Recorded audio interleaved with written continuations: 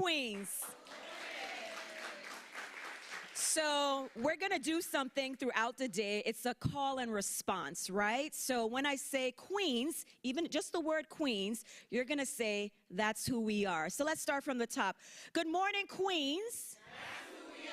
I just love it. I absolutely love it. So my name is Shayla Solomon, and I am so thrilled to stand before you today for what is going to serve as a phenomenal, insightful experience today. Now, I say phenomenal because you know what? You are all phenomenal women. And I'm a little biased sometimes because I think there's so much strength and power in a woman. We were able to hear some remarks from our governor, but today it's all about us, okay? So do me a favor. There are going to be three things that I'm going to ask, and I'm going to tell you exactly how today is going to flow. But for those of you join in, we say thank you so much for joining the live stream. And if you're in the room, be sure to text a friend. Don't call them because your phone should be on vibrate right now, right? But just text them and let them know that they can enjoy all that we are going to have in store for them today. Now, when I got the call to be a part of this event, you know, we were supposed to have this earlier this year, and because of COVID, we wanted to ensure the safety of everyone. But almost like every week I was like, is it time yet? Is it time yet? Is it time yet? And then I got the call and I was super excited because I saw the list of women that were going to be speakers today. And I just knew that it was going to be something special. So this platform this morning is designed by the Department of Health and the Department of Human Services. When it comes to some of my favorite people, you can count on the commissioners of those departments. I'm talking about dynamic leaders and women who really set the tone, right? When it comes to leading by example. So today serves to provide mental, physical, financial, and overall wellness resources for women of the Virgin Islands because we just love you so much and because you're just so outstanding. So today you can expect to be fully immersed in sessions on leadership, financial literacy, mentorship, self-care, and mental health solutions, because we know how important it is to breathe and focus on the mental health. And all of these topics today are going to be centered and focused on women. So I just have a few things, not a lot, that I'm gonna need from you. So the first thing we're gonna do, you're gonna turn to the queen next to you. Queens? Okay, so the front table, we're paying attention. Let's try again, let's try again. Let's try again. Queens? Okay, so you're going to turn to the queen next to you and say, I'm so happy to be in your presence. Now, the second thing you're going to do, and I really need you to do this, okay? Please make sure your phone is on vibrate. Like, take a minute. You can check. It's okay. Make sure your phone is on vibrate. The person whose phone rings today will have to come up and sing a song in front of everyone, okay? So make sure that your phone is on vibrate. Now, the third thing that I need you to do is to take a deep breath. So I know, you know, we were going to start a little bit sooner, but we want to make sure that everyone is in place, and it's okay. It is okay. Don't look at the time. Think about the experience and how rewarding today is going to be. So everything that you have waiting for you, the meetings, the emails, the texts, the phone calls, clear your mind from them for just a moment. Well, actually till 5 o'clock. And then after that, you can get right into that. And one more time, just for practice purposes, because I know that women pay attention. Queens? Yes, fantastic. So at this time, I'm going to ask for you to stand. We're going to have an opening prayer. You know that if we are going to have any event, we need to make sure that we start it the right way, right? So I am indeed honored to welcome to the podium, and I just love this lady. I absolutely love her. You know, there are people who give off energy. There are people who, when you're around them, you just feel good vibes, right? And it is indeed my pleasure to call for the invocation, the very Reverend Sandy Wilson, Dean of All Saints Cathedral.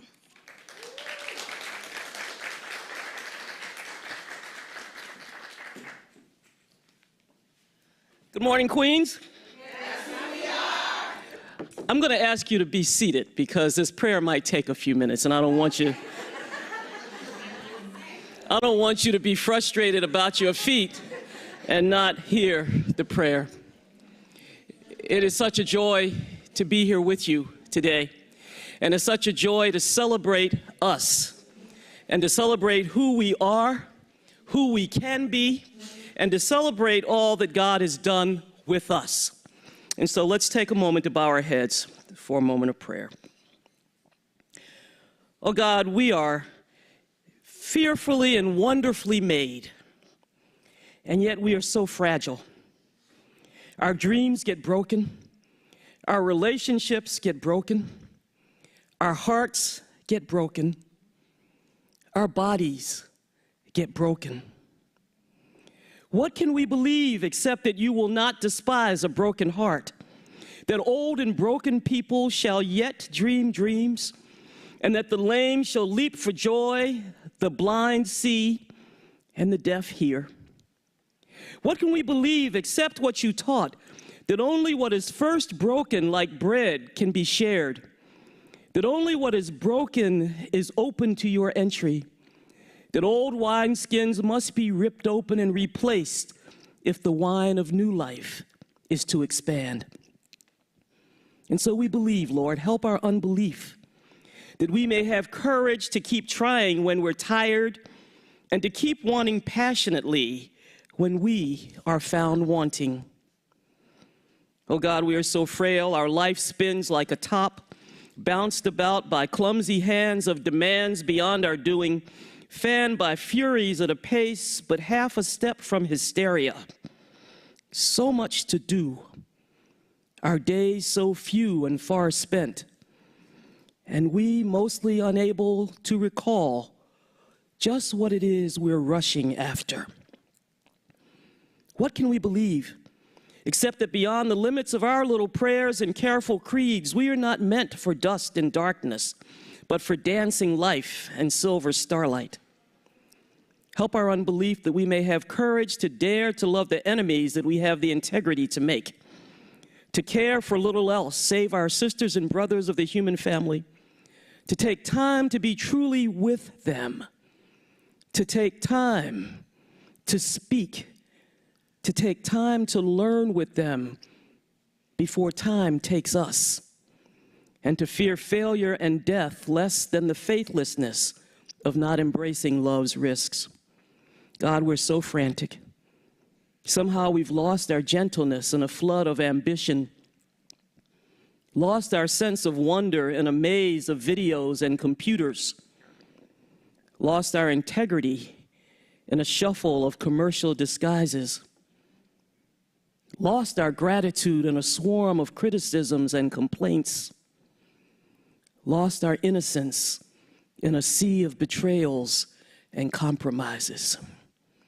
What can we believe except that what the touch of your mercy will ease the anguish of our memory, that the tug of your spirit will empower us to help carry now the burdens that we have loaded on the lives of others, that the examples of you will inspire us to find again our humanity.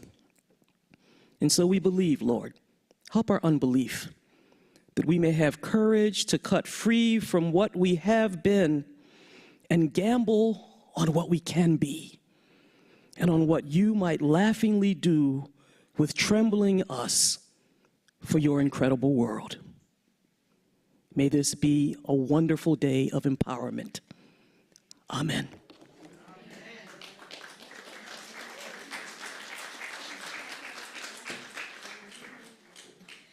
So I don't know about you, but I felt that from the top of my head to the soles of my feet, right? Thank you so much. Thank you. Ladies, we are just setting the tone for today. We are just getting started. Queens? That's who we are. So I'm always excited when I get to see this lovely lady, right? Because, you know, and at some point today you're going to be introduced to why I'm wearing certain colors, but this woman, I just consider her to be her presence. Every time I see her, there's always something that I gain from it because it's just positivity and energy. She is beautiful on the inside and out. and she serves as our First Lady of the Virgin Islands. Queens, but don't say it. Queens, please allow me to introduce for opening remarks the First Lady of the U.S. Virgin Islands, Mrs. Yolanda Bryan. And she looks so beautiful in her pink. She looks so beautiful in this color. I absolutely love it. First of all, I'm way too tall. Yes, let's push this on back. Queens, woo! Yes. Good morning, Shayla. Thank you so much for that wonderful introduction. Greetings, Honorable Finance Commissioner Bosedi Bruce. Commissioners, oh my gosh, you guys are amazing. Thank you so much for having. First, I want to say special, these women, I always approach them, and with whatever I need, I've seen, it's like magic, it happens. So let me say special thank you to Health Commissioner Justa Encarnacion Tita and Human Services Commissioner Kimberly Kazi Gomez, thank you, and all those who are part in this amazing summit. And greetings to our amazing clergy. That was wonderful. I am prayed on. I felt that. Thank you. To all of today's presenters, panelists, attendees, online viewers, it is an honor and a privilege to be in the presence of so many remarkable, exceptional, phenomenal women for the She Empowerment Summit. As we prepare to spend the day in reflection and having deeper conversations about leadership, protecting our children, and securing our financial future, I would like to take a moment to look inward and to share with you my thoughts of what the acronym SHE, Strength, Healing, and Equity, means to me. In the first word, strength, our Kids Count data reveals that more than half of the territory's households are run by single mothers. Heart disease, stroke, cancer, and diabetes are among the most fatal diseases for women. Studies also show that in most cases, these diseases were manageable. And ladies, let's keep it real. There remains a stigma on mental health in our community, so we know that many women suffer with anxiety, with depression, postpartum depression, menopause, and mental illnesses, yes, menopause, for real, in silence, and various mental illnesses in general in silence. What these statistics show to me is that as women, we often place ourselves last. And I'm going to repeat that. We often place ourselves last. And I can attest to that. I've placed myself last for many reasons, including being a mother of a child diagnosed with diabetes at the age of 12 and the primary caretaker. We take care of our partners, our children, and our jobs first before we even take care of ourselves. So today, I encourage each and every one of you to put your health at the top of your to-do list. Take some time for yourself. Go get that mammogram. It's Breast Cancer Awareness Month, and that's the only reason why I'm wearing pink today. For real. Otherwise, it would be crimson and cream.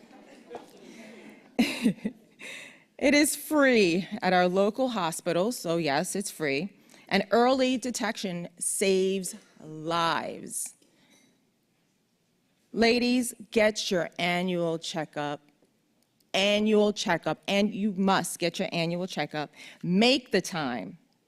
And ladies, before those moments get way too heavy, find that special someone, that someplace, or that's something that you can lean on or take advantage of the resources offered by the Department of Health, Human Services, and all the various nonprofit organizations, and they do exist within our community. So light those candles, light that incense, buy yourself flowers, go to the spa, go to your church. Do whatever makes you feel good as a reminder of self-love, self-worth, and self-importance, because guess what? Each and every one of us, we're important. Your physical, emotional, and mental health matter. Take time to take care of yourself so that you can be strong enough to nurture everyone around you. Let's dive into the healing part. Although we've returned to normal, we still do feel the lingering effects of COVID, of this pandemic. It was 2 very long, hard years. Do you remember what that was like? I know you do. We couldn't shake hands. We couldn't hug each other. We couldn't visit our mothers. There was so much we couldn't do. We were 6 feet apart, going anywhere. Mothers, grandmothers, and caretakers spent countless days at home with their children because schools were not open. They couldn't be open. Ladies, we managed COVID while working, maintaining a household, monitoring schooling in home. Aren't we super? We're super dynamic, and all that while doing so many other things like cleaning the house and cooking and just doing everything in general to make sure that everybody in our households were taken care of. How many, well, you know what? Let's pat ourselves on the back. I mean, I really need to, and we need to applaud ourselves for doing that, because I really don't think we take the time to really fully appreciate what we do. I know I have to remind myself all the time of what I've done. I put myself last to the point where I just, coming into Government House, and I'm ab-libbing now, and I know Joanne is like, oh my God, let me clutch my pearls right now. I was like, and we're gonna be real here, because I understand that what is said here stays here, right? I don't know. And there too. But that's a quote, unquote. But I really, it was a mystery to me. I was like, there is no manual. It's a role without a rule book. It's like you're coming into this space and, there's no, First Lady. I'm First Lady by virtue, and I'm minimizing it, but, I'm First Lady by virtue of being married to the governor. There is no budget, ladies. Mm-mm. There is no salary. Mm-mm. I had, my husband made a promise to live in Government House on St. Croix, and it was like when we first walked in, there was like a furniture mausoleum. Beautiful, very happy, very grateful, and we made a home. I did that, and I did that. Thank you, thank you, thank you. And I like myself, you, all of you, throughout your own right in your household, you do the same thing. You do the same thing every single day. So you pat yourselves in the back and give yourselves a round of applause. Because you did that. But, the COVID, the pandemic really took a toll, didn't it? How many of us took the time, though, to reset and recharge? How many? Right? So take your first steps towards healing and self-care today. I know I had to really, reflect, and, I started journaling, and gardening really helped me through the pandemic, and I got this insight to, meditation and prayer, and I had to. I was just like, oh my gosh, I just need to, anything that soothes me. I'm the one that goes near the water, because the water, something about the water that is very, very soothing to me. So the beach is my happy place. So you are needed, you are important, and you're valuable. Whether you choose to be still, meditate, pray, go to the beach, read, exercise, just do whatever it takes to begin your personal journey towards healing. And you can start it today. You can start it right now. Now, as for equity, ladies, this is our time that we're stepping up and into the highest levels of government. We are building businesses and impacting our community in positive ways. Sitting in the halls of the Supreme Court of the United States is the first Hispanic Latina woman, Justice Sonia Sotomayor, and the first Black woman justice, Ketanji Brown Jackson. Look what God has done. Look where we are.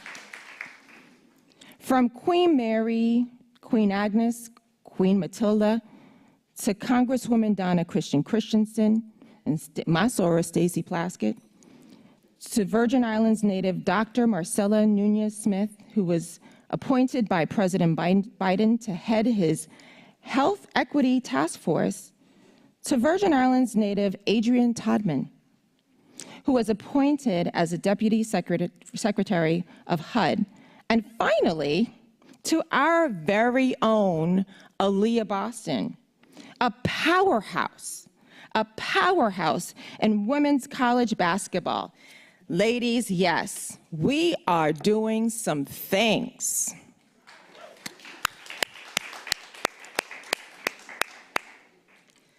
So I'd like to end with this. Remember to put yourselves first. Begin your personal journey towards healing and create opportunities. Advocate for yourselves, like I just advocated this morning for some things. And always remember, you are dynamic, you're phenomenal, you're amazing, you're powerful in your own right. Own it every single day. Own it. Thank you. Enjoy the summit. God bless yourselves. God bless you and your families.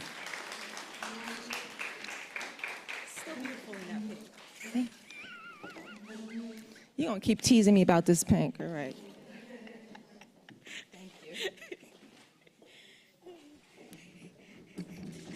I feel like I'm on a step stool, right? Like everyone else doesn't need it, but I do.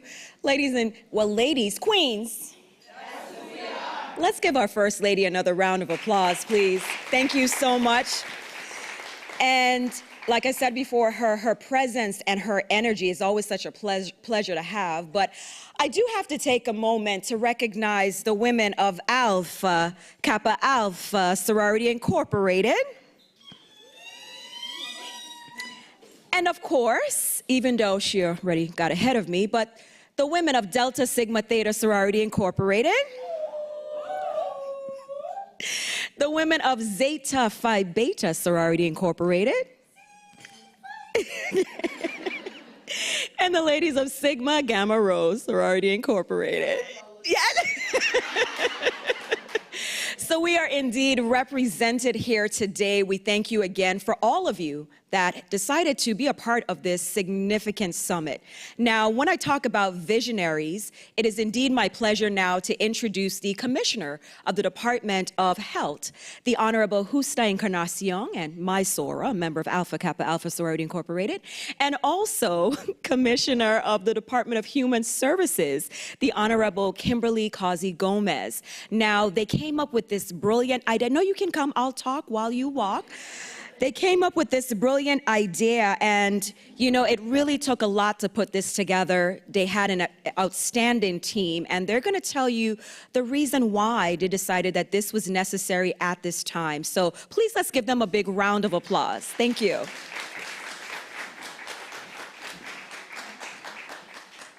Good morning, everyone. First Lady Yolanda Bryan, it's always a pleasure. I think you're more of a friend. I know you're the First Lady and we honor you, but you've become more of a friend to each and every one of us. So pleasure to always have you here with us. And of course, my colleagues, Commissioner Bruce, and I see we do have Shakima, our administrator from St. John, is also here with us somewhere. Wave, Shakima. She left? Okay. Oh, she's in the back right now. Okay, good. So just wanted, and please, of course, my assistant commissioner is here, Dr. Nicole Cragwell-Sims. You just saw her stand up because we know her as Nicole the Great. And well, really and truly, the question is, why did we do this? The question should have been, why not?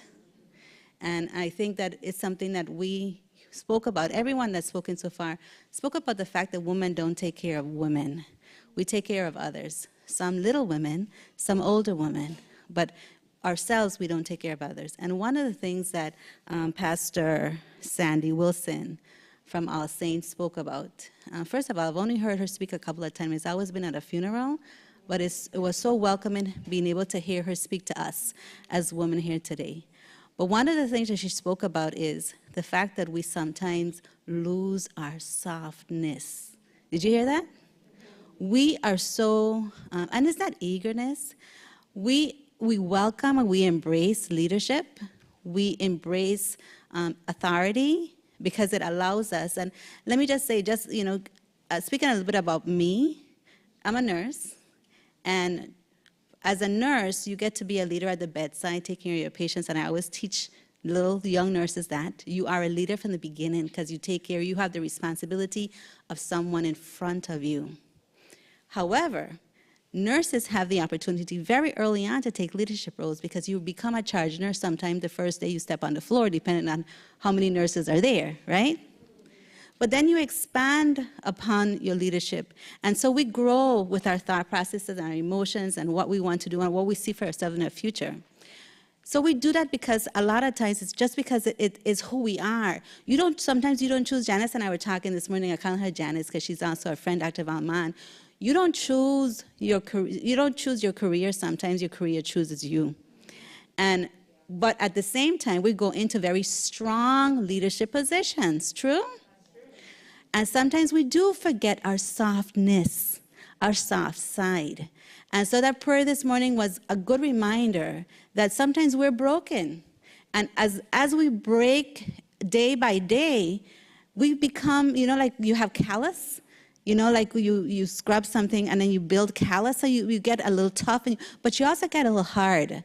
So it's really good reminders at times that we need to feel that softness, show that softness, and not always be tough. And I just want to say that that's some of the things that I'd like. I know we're going to hear about that on and on today. We have a fabulous group of people here. And people, I think that the good thing is that we have our own Virgin Islanders that came back to speak to us. So putting a SHE conference together, hi, Dr. Ellis. We have a SHE conference coming together, right? I haven't seen her in a few weeks, by the way. But we have we put a SHE conference together. Strength, health or healing through equity, right? And so we did that, I think, well, the governor, it was a simple conversation, by the way, just to let you know. It was just a simple conversation. Kimberly was there, Commissioner Kazi Gomez was there, and Dr. Nicole Cragwell-Sims was there, and we had having this conversation. Why don't you just and that was about 2 years ago? Put this SHE conference together. Put this conference together. We decided it was going to be a SHE conference, but he said, put the conference together. It took some time, but we also found strength in one of our own. And I know that she's really in the back room, but I want to, from the beginning, give her kudos, and that's Marquita Webster. Marquita has been a godsend. And that's one of the things as well, because we are just so busy. I'm talking a lot, come. We are just so busy as women, and you know what we do, right, Nicole? We're extremely busy. And you guys think that the pandemic was busy? We're busy 24/7. Yeah, this is, okay, so we needed help. And Shanna O'Reilly, my chief of staff, who is a precious stone for all of us, said, you know something, I think I find somebody that is going to help us. And so Marquita came to us, so she's our little angel in disguise here today. If you see her running around, she's running around in pink because she has that energy flowing through. And so I'm gonna let Commissioner Kazi, I'm gonna let you talk a little bit. But before, one of the individuals that you didn't speak about, First Lady, and I really wanted to make sure we gave homage to her, and that's Kamala Harris, who is our vice president. She's also a member of Alpha Kappa Alpha Incorporated, so wanted to make sure that we brought that to your attention before I turned it over to Commissioner Kazi Gomez.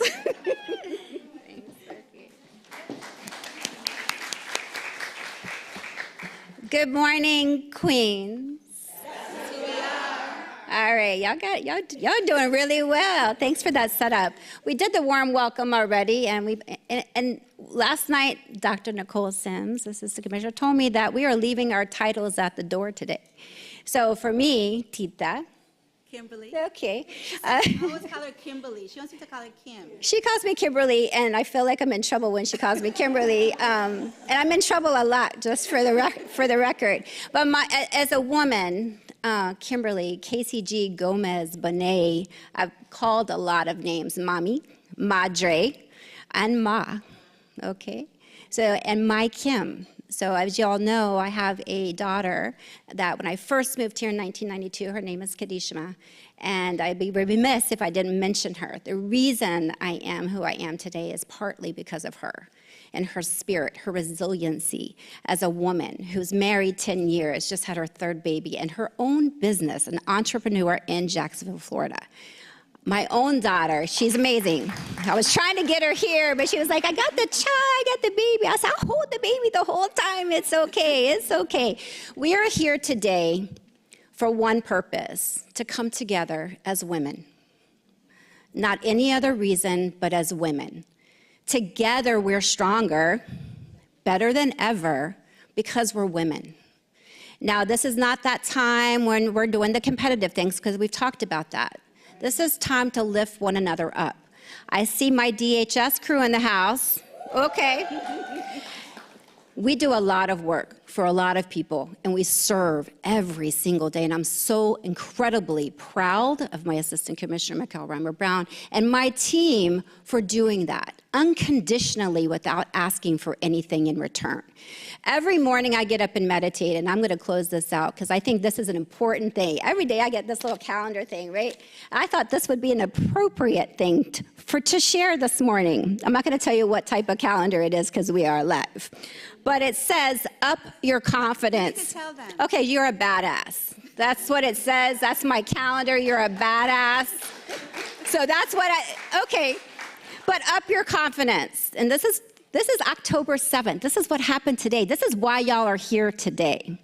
Remember, you are already large, Queen. You are a spiritual being running around Earth in a physical body. Your desires were given to you when you showed up in human form, and those desires are basically universal intelligence seeking expression through you. You are here to do whatever it is you're feeling not so confident about doing. Your desires are your universal marching orders, and there is no wrong outcome.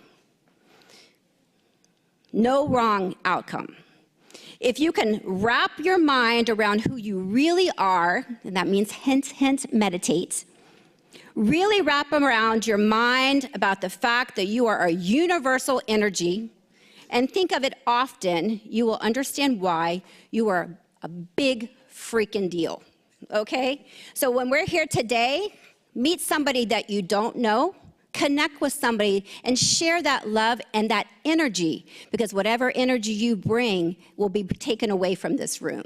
So God bless all of you. I'm so thankful. And I got goosebumps every single time somebody comes up here, and I'm so thankful to be here. So God bless all of you. Let's go. Thank you, Kimberly. Before I go, I know Hadia is saying she didn't recognize us. I wanted to make sure that we... Yeah. We said we could be comfortable here today, right? Okay, so I really wanted to take that because we really work hard in the Department of Health, and I wanted to take the time to recognize my staff that's here today. So Department of Health, there you go. Thank you. Thank you. Queens? Can I get it just from the back side of the room? Queens? And the middle now, Queens? And in the front, Queens? Listen, the energy in this room, can you feel it? I can feel it. I hope you can too. Again, this is just the beginning, and I know you are indeed ready for the panel discussion to begin. So I am truly honored to welcome our first host for this very important segment when it comes to finances and building a reserve. So ladies, please allow me to welcome for her segment, the Honorable Commissioner of Finance, Ms. Bosede Bruce.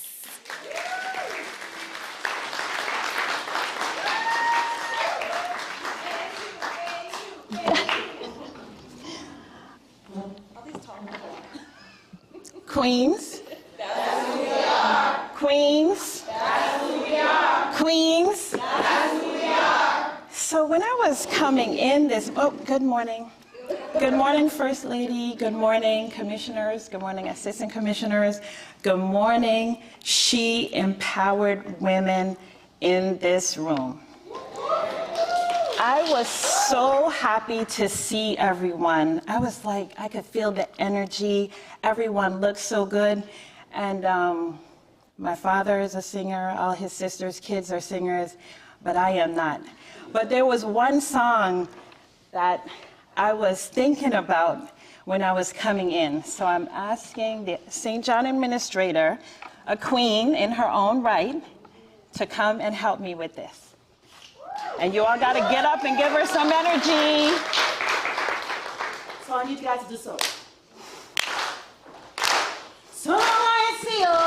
You call you are looking so fine and lovely. In a long time you wouldn't looking so lovely. So I see you wearing your clothes, just wearing your clothes, 'cause you deserve everything. This what I give you. Oh, say, oh, oh, oh, oh. I better been but a year off.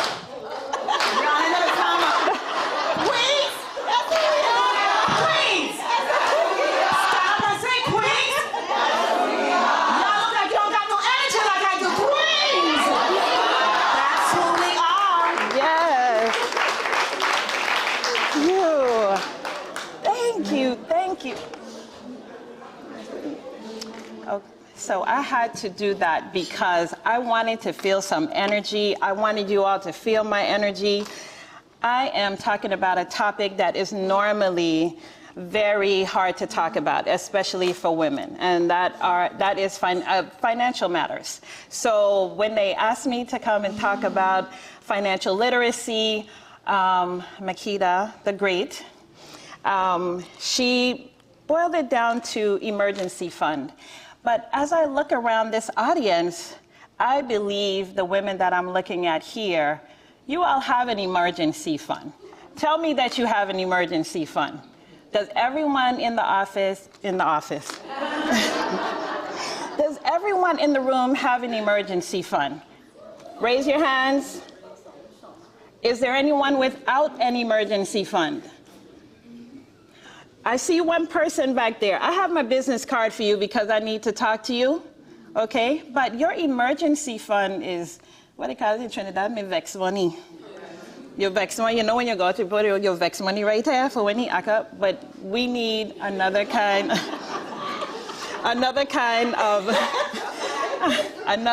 vex money. So there are 8 functional areas of personal finance: earning, saving, consuming, investing, borrowing, insuring, comprehending risk, and your go-to information sources. Now, for us women, we are in one of the highest vulnerability groups for financial fragility, because what we know the most about is borrowing. We know about borrowing. We borrow more probably than we should, but what we don't know is how to calculate the risk of borrowing. So like when you, like our cell phones, you go in now to AT&T and they're gonna tell you like you have to put your phone on a plan. Here's what I want you to do the next time you have to do that and the next time you're doing something else, because time plus money equals more money. So you go in and you say, oh, for 36 months, it's gonna be $39 or something like that. At the end of it, you're gonna pay $1,800 for $1,100 phone. So all of you in here told me that you have an emergency fund. Can you come up with $2,000 if an unexpected need arose within the next month? Can you all do that? Is there anyone in the room that cannot do that? Okay, well, let me start. I'm gonna come bring you. I saw another hand in the back too. We need to get you there, and it's very easy to get there. When you think about what you do on a daily basis, if you go down the road, you go into your office and you buy dumb bread and cheese and bush tea or something every day, that's $4 or $5. And $4 or $5 a day for your work week, that's $25 a week. And $25 times 50, hopefully you're taking your 2 weeks vacation because we need to take care of ourselves. But think about how much money that is, you know? So one of the things when I was doing this research to talk to you all about this is I found that some women don't have bank accounts. Is there anyone in here that does not have a bank account? That is so good to see, because I have a whole page on why you should get one. How many of you don't have a credit card? Oh, there's a few of you. That's good and bad.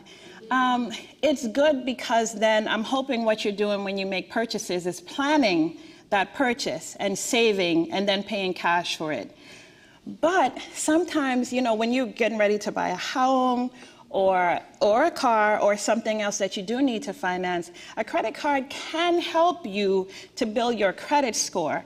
And so it's not that I'm pushing for you to use your credit card as your emergency fund, but your credit card, if you make smart purchases with your card, it increases your credit. So when you go to the doctor and you swipe for your copay, then the credit card company and your credit card report says, this person has medical insurance. So they're a little more stable. So then your credit score goes up a few notches. You know, you go and you buy your prescription glasses. Even if there's a Gucci frame and a Fendi frame and everything else, you are purchasing, you're making responsible purchases, your credit score starts to go up. So if you don't have a credit card, then, you know, we can talk about that, because I don't want it abused, and I don't want you to rely solely on a credit card for your emergency fund. But sometimes you do need to get those points. So swipe your card and then make your payment. So I do want you all to know that this presentation was supposed to be very interactive, but the media group restricted me to here, to stay up front here. But I want to know from the back of the room, Queens? Yes, we are. Okay, y'all are engaged. How many of you have insurance, any type of insurance? This is a good group. How many of you have no insurance at all? This is really good. You know, I designed this for, I'm telling you, you know what I've found during my time doing my public service here is that we Virgin Islanders, We are a small community. We break many molds. We are so small. We are a group that we outperform on all of the averages, because what my research showed was that there are like 30% of the population, and it's more in the States, but 30% of the population here doesn't have health insurance. So, but it seems like that group isn't represented here.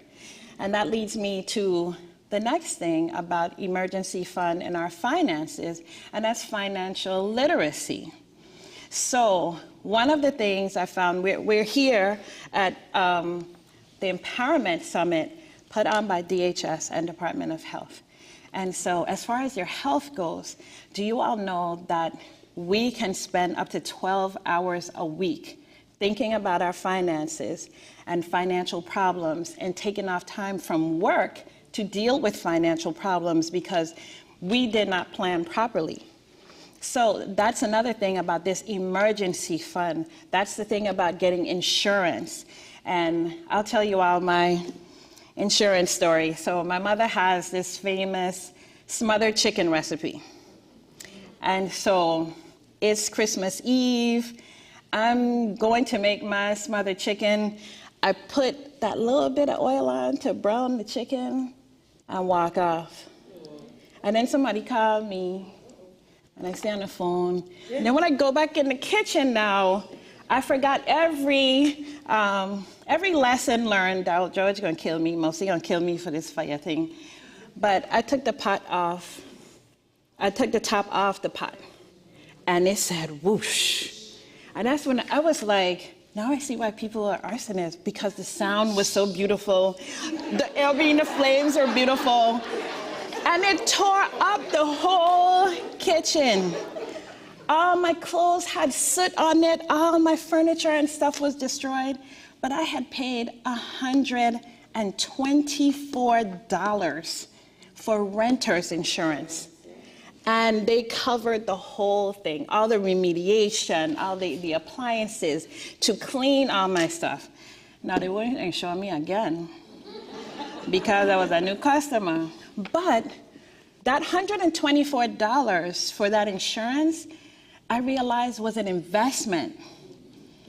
And so invest in yourselves. When you're purchasing insurance, don't try to limit yourself with, I only want to pay this much. Think about what's going to happen on the back end. If you get your premium low and you pay for a 50% value of your car, that uninsured motorist slams into you, the company is going to give you 50% of the value of your car. So take care of yourself so that you don't have to be stressed out about how am I getting another car now? They're only going to pay off 50%. So that's one of the ways to invest in yourself. But when we have that financial fragility, we spend so much time thinking about it. And what happens, nurses and doctors, when we don't get enough sleep? Then we don't eat right, then we're cranky at work. You know, we're supposed to be leading the household, right? That's what everybody up here told us before. We're leading the household, we're leading the community. But we're stressed out about some financial matter, so now we can't focus on our job. We're not healthy. Now we wake up and we indulge and we eat the wrong thing, and so it's all connected. So the thing is, too, we think about the debt payments, we have those sleepless nights, and so all in all, it's all connected. And where we need to take care of ourselves financially is just to build our personal wealth. That's a whole nother subject. But right now, I'll tell you all that if you look online, savings accounts online are paying like 2.25%. That sounds low, but the brick and mortar banks are paying about 1%. And so you can do that from home. One of the things I did for building my reserve was there's an app called Digit, and there are other apps that do this as well, but Digit, what it does is it's connected to my bank account, and based on how much money I have in that account, it starts to pull out money automatically. So I set a goal for I say, y'all know I got this good government car, but I'm gonna have to buy my own car as soon as I come out of office.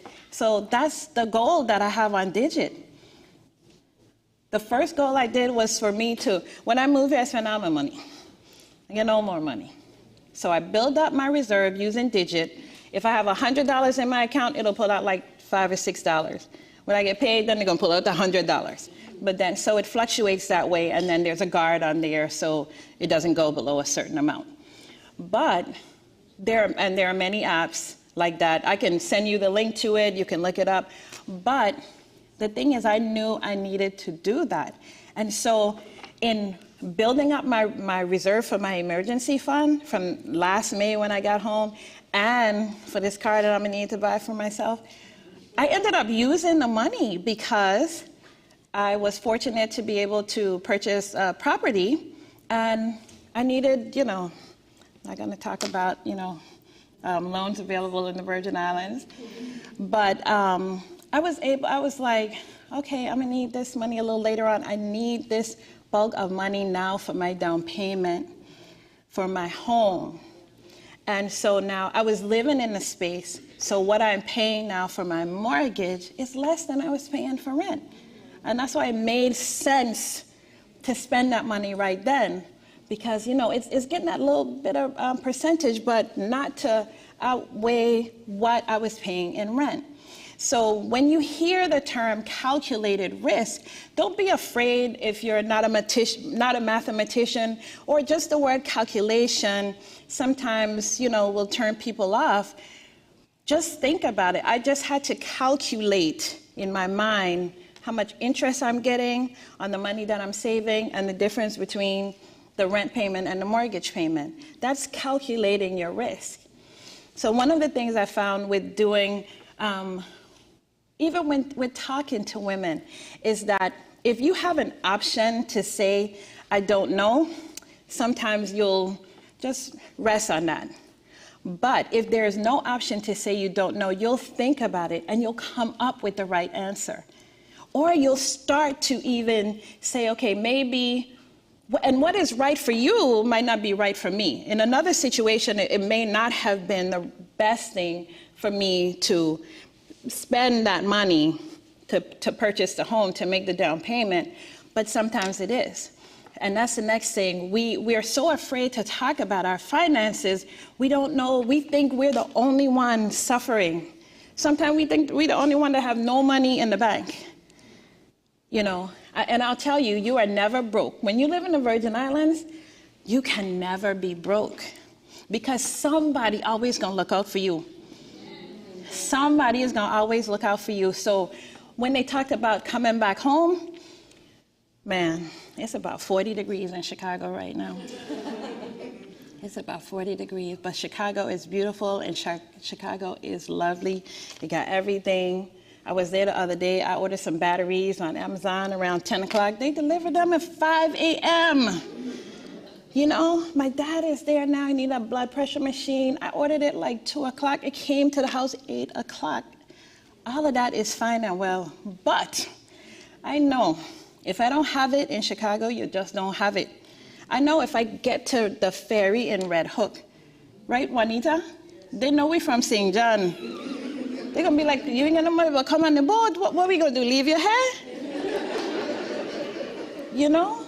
And that's what being home is about. So even, that's another thing that why we outperform all of these averages when it comes to financial literacy and financial fragility, is that we are here and we are in a community that we take care of each other.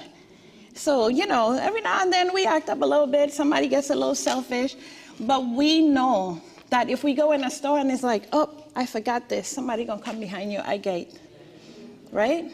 And even if not, I call Juanita because she's from St. John too. If I'm at the ferry boat and Juanita is there and I know I don't have a ticket, Juanita, give me a ticket, no? She'd be like, yeah, I'm gonna get, it wouldn't even be a question. If I say you got extra tickets, come, let's go. You know what I mean? So that's the thing that's special about our community. So I had a bunch of stuff that was gonna bring me out in the crowd, but I'm going to try to ask some of the questions again from here. I asked about bank accounts, but do you all have investment accounts? So here's the thing about investing, where you don't have to be, a financial guru. Look at the stuff that you have. The iPhone that I have. Have you considered buying Apple stock?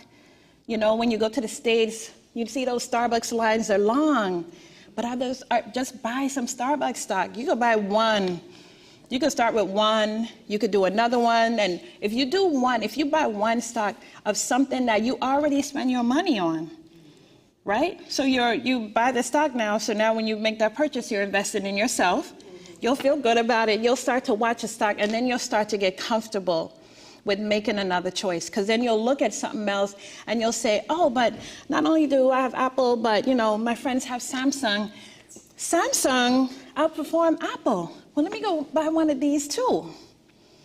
So just start to think about stuff in that way. You don't have to go out there and spend $100,000. Just start small. And when you start to build, it'll be like when you see the end in sight, you start going for it, right? But the thing is that we, again, are so afraid to talk about finances. We don't talk about our salaries with each other because, maybe she make more than me. So what? I told a woman what my salary was one time. She was like, we got to get you to over a certain amount. I was like, wow, that was like, I was shocked at her response to me. And I don't even remember what led up to us having that conversation. But as soon as I opened up with her, she helped me with my resume. She was like, you got to get professional photos, headshots taken.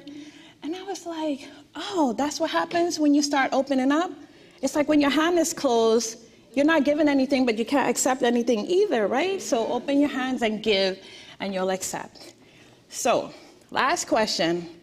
How many of you have never tried to figure out how much to save for retirement?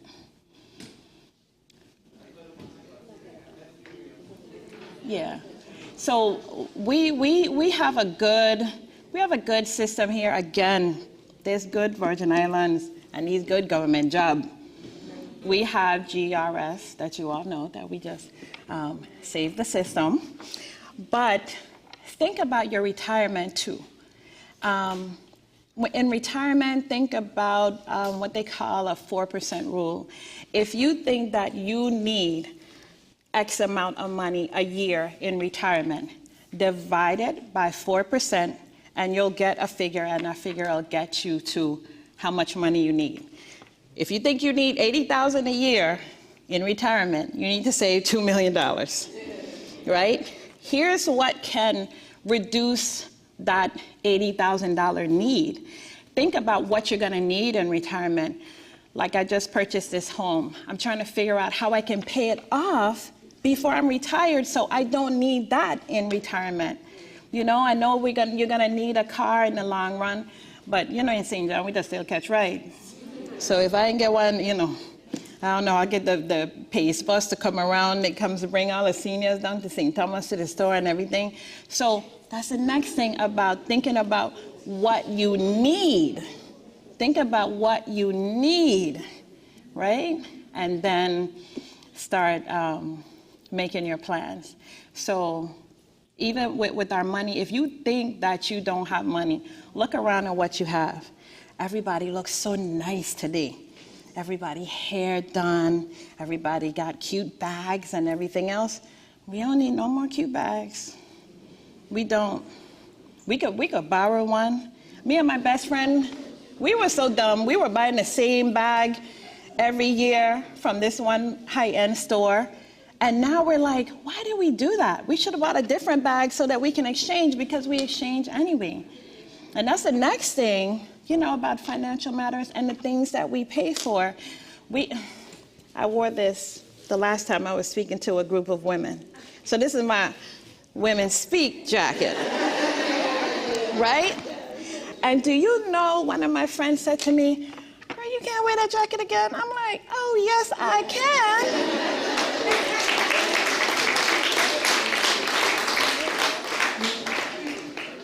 But what I also know is I could call Hadia, and I could borrow that jacket. I can call Nicole. I can borrow your pink jacket, First Lady. Yes. I can call Dr. Sims and borrow her jacket, but we don't really do that because we want our girlfriends to think that we got it. Well, we know. Girl, I feel like when I see you, you look like me. So you want the same things I want, you have the same things I have, but you're worried about the same things I'm worried about. And you broke, like you can never be broke in the Virgin Islands. But sometimes we have lows, you know, our life is a cycle. So sometimes we have those lows. And what we do, we stay quiet and we sip and we stay put. And so when you're in savings mode, keep yourself still. Stay put. Stop spending our money. Listen, go on the trip. Go on the trip. Don't bring all that shit, don't bring all that stuff back. You know?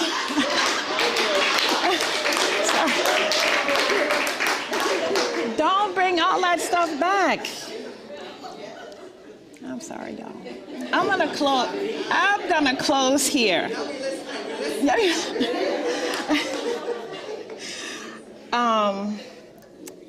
And let me tell you all about Makita the Great again. Right? Makita called me, the day she called me, I was on this iPad on a meeting that I needed to interact with. I was on my phone on another meeting that I really just needed to listen to, and then on my work phone, and then she called my personal phone. And I was like, Webster, I was like, well, this is somebody local, let me answer the phone. She answered it, she told me, but I was like, yes, but I gotta go, I'm busy right now. And click, hung up on her. And then it took me like 2 days to call her back, and then when I did, then we connected, she told me about this, and I'm like, oh, absolutely. I have to come up with something to talk to you all about. But then she made it easy, like we do for each other. So Queens. That's who we are. Queens. That's who we are. One more time, Queens. That's who we are. I want everybody to build up their emergency fund. I have my business cards with me. I can be a resource for you. These are some of the apps that we talked about, and I was supposed to send her more, but I was so busy, right? But you can email me, you can text me, you can call me, because we all need to get there. Because if you suffering, then I'm suffering too. Because when I see you and I see the pain in your face, you know, I'm gonna feel it, right? So what I don't want you to, you can suffer about the things that come naturally, that we have to go through in life, right? But our finances, we can do something about it. We can do something about it, Queens. So that's what we are here for. Thank you all so much.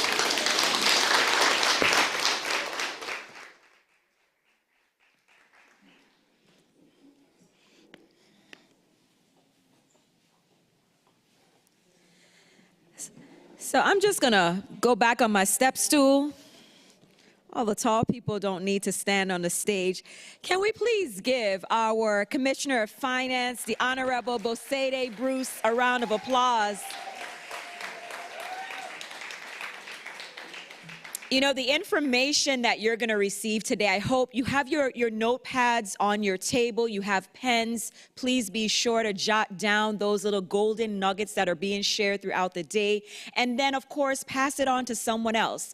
Make sure that you don't just keep the information for yourself. When you go back to your homes, your offices, you interact with other women, and even our men as well, we can share this valuable information. So we are going to transition quickly.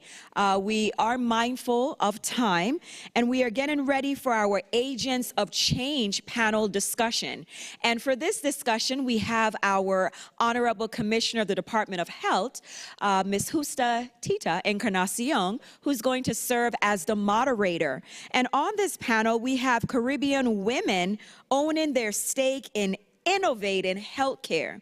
We have Brianna Hillman, public health educator, Dr. Gina Gonzalez Johnson, family medicine physician, Michelle Spencer, associate director of Bloomberg American Health Initiative, and Dr. Ty Hunt Caesar. Now I know Dr. Hunt might need to, if she was standing here. You know, the short people, I am just looking for some extra, thank you. Can all the short people, if you are under 5'5", yes. Okay, she was ready. Okay. Anybody under 5'5"? You're under 5? Okay. Yes, if you are under 5'5", this is our moment to just stand. I appreciate you so much.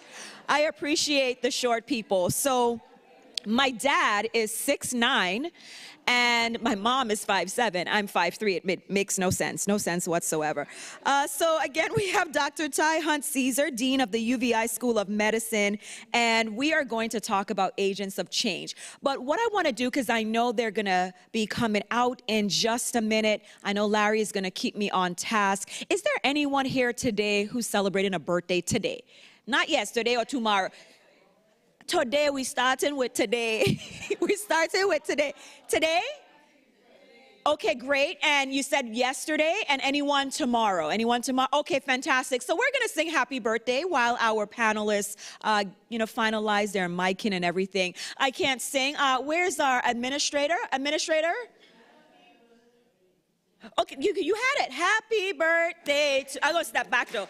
Happy birthday to ya. A little faster, man. Happy birthday. There we go. Happy birthday to ya. Happy birthday to ya. Happy birthday. Okay, that's it. That's all I got. That's all I got. But happy birthday again on your birthday. Thank you for being here, and we do wish you a wonderful birthday if it's upcoming, and if it passed, happy belated. So I don't think we're almost, but I have something for you. I have lots of fillers that I can share while we wait. So I came across this little, let's call it a quote, all right? And it says, when you love yourself, you glow from the inside. You attract people who love, respect, and appreciate your energy. Everything starts with you and how you feel about yourself. Start feeling worthy, valuable, and deserving of receiving the best life has to offer. Be magnetic. You see how the timing worked out with that perfectly? Okay, great. So we are indeed set, and I am going to allow our moderator, our Commissioner of Health, to take over this panel discussion. But Queens, that's who we are. Can we give these phenomenal women on this stage a big round of applause for their time and for the information that they're going to share? Thank you so much, Queens. Thank you. Queens, That's who we are. listen, I went outside just now when there's a gentleman outside, and I went to the table and I said, Queens, and he was like,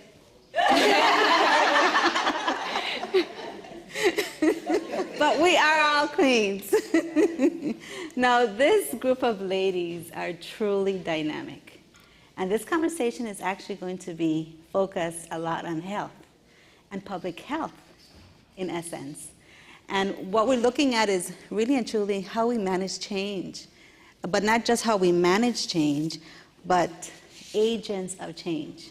Because each and every one of us have an opportunity to really and truly create dynamic changes within our segment of the population that we live in. So it's my pleasure to actually be here with each and every one of you. So let me tell the audience a little bit about each of you, and then we'll begin our conversation, okay? So sitting right next to me is Brianna Hillman, Dr. Hillman. Master's? Yeah, my master's. Yeah. I want to think she's a doctor because I'm around all these epidemiologists who are, right, Dr. Ellis? That's the second time I call her name. She is one of the leading people that worked with us in terms of COVID. So, and not just that, but she is truly a heartfelt part of our team. So you're going to hear me call my team out ever so often, so they're accustomed to that too, okay? So bear with me. Ms. Hillman was born in Boston, Massachusetts, moved to Atlanta, Georgia at the age of 2, and the U.S. Virgin Islands at the age of 8. She spent the rest of her childhood years growing up in the USVI. Brianna earned a Bachelor's of Science of Anthropology and Human Biology, I like that term, from Emory University in Atlanta, Georgia. After graduating, she worked in the USVI for 2 years as a surgical technician. She then went to earn her Master's in Public Health from Tulane University of Public Health and Tropical Medicine in New Orleans. As part of her master's program, she lived in Belize for 2 years as a volunteer in the Peace Corps. Interesting, right? This experience expanded her perspective on how culture affects health behaviors, talking about health equity. Some of her accomplishments include responding to public health crisis, establishing the USVI Department of Health Community Health Hero Training Program. We're going to talk a little bit about that. Coordinating health fairs in international context to provide screening services and health education. Facilitating monthly trainings on maternal child health topics to strengthen the Belize Cayo, that's how you pronounce it? Cayo District Community Health Work Program. We're going to touch on that a little bit because, like I said, it reminds me of your mommy. I said I wouldn't say that, right? Okay, and so along with her, we have Dr. Gonzalez. Johnson, sorry, I can't forget the Johnson. And so Dr. Gonzalez actually is also a Virgin Islander, and I think that we have to be so proud that we have the Virgin Islanders here. And I have to tell you, I'm going to ask you to tell us a little bit about who you are, and start really and truly from your childhood, and then I want you to end with your childhood. Just give us a little 3-minute segment of who you are. Okay. I'm Dr. Gina Gonzalez Johnson. I'm a family doctor of 20 years. I was born and raised in St. Croix. My parents are originally from Puerto Rico, and I grew up on a farm, on my grandfather's farm in Sign Hill, and that's where I got my foundation for nutrition. We had organically raised animals. We had produce, and I remember as a young girl just going and picking a lot of what we were going to eat that night. I remember being excited when a cow was killed because I knew we would be able to go out to eat. So that meant that I had a mom that cooked every single day. So that was the foundation. And then I was a dancer. I ran track in high school, and I ran track in college, and I ran track for the U.S. Virgin Islands and was an Olympic hopeful. So I went to the Barcelona Olympics as a pre-Olympian. And so fitness was also at my core. And so in college, I was introduced to osteopathic medicine, which is the other medical degree that you can have, an MD degree or a DO degree. But I knew that it fit in line with what I felt as, in my core, that how we need to take care of patients. So I chose to be a DO, a doctor of osteopathic medicine. And I loved that I'm a primary care physician that can actually educate my patients on prevention. And so prevention is at the core of what we need to spend time with our patients, because we want to prevent chronic diseases. And so the same thing that the commissioner was talking about, investing in yourself, you have to invest in your health. You have to invest in what you're putting into your body. So I'm going to stop you there. Yeah. Because what I want you to do now is I want you to go full circle. There's something special that you do today that reminds us of what you told us that you did previously. So talk about that just a little bit. So I am actually one of the team doctors for the U.S. national soccer women's team. And I was introduced I was introduced to holistic care when I was a young athlete by Dr. Marlon Williams, a chiropractor in St. Croix, and he was on the team with me as a young girl. And my 3 children are athletes, and they're on the national soccer team as well, 2 of them. And so I ran into Dr. Williams' son, and I said, I ran track with Dr. Williams, and he's like, that's my father. And so it came full circle because I had mentors in my life that introduced me to holistic care, to knowing the importance of feeding your body real food, to moving your body, to de-stressing, to taking care of the whole person. And so now, 30 years later, I get to do that for young athletes. I get to do it for my community. I get to do it for everyone that will listen, because we can hear all the good advice, but if we're not taking action, then you don't get results. And I think that this is something that you're going to hear as all of these fabulous women speak, and it's about giving back. And so that's one of the things that I appreciate of each and every one of you. We're going to go next to Michelle Spencer. Michelle, it was really interesting speaking with you yesterday. I know we're going to be having some more conversations. And your connection with Bloomberg, your connection with the USVI. Tell us about you. Sure. So thank you, Queen, and thank you for the honor of being in this space with all of you, Queens. I am Michelle. I was born in Barbados. I lived there for many years, and then I moved to New York City, was raised there, did all of my schooling in the US. I work now at Johns Hopkins Bloomberg School of Public Health, where I am a faculty member in the Department of Health Policy and Management, but I oversee a program that Michael Bloomberg gifted to the school in the sum of millions of dollars to really think about how we talk about health in the US, specifically relating to violence, addiction and overdose, obesity in the food system, adolescent health, and environmental challenges. And these are huge issues that we know have impacted life expectancy in the US. And we know that pre-COVID, those numbers, we saw that there was a decline, and even greater so of a decline after COVID based on equity and disparities, particularly in communities of color, in indigenous communities, and communities that are under-resourced.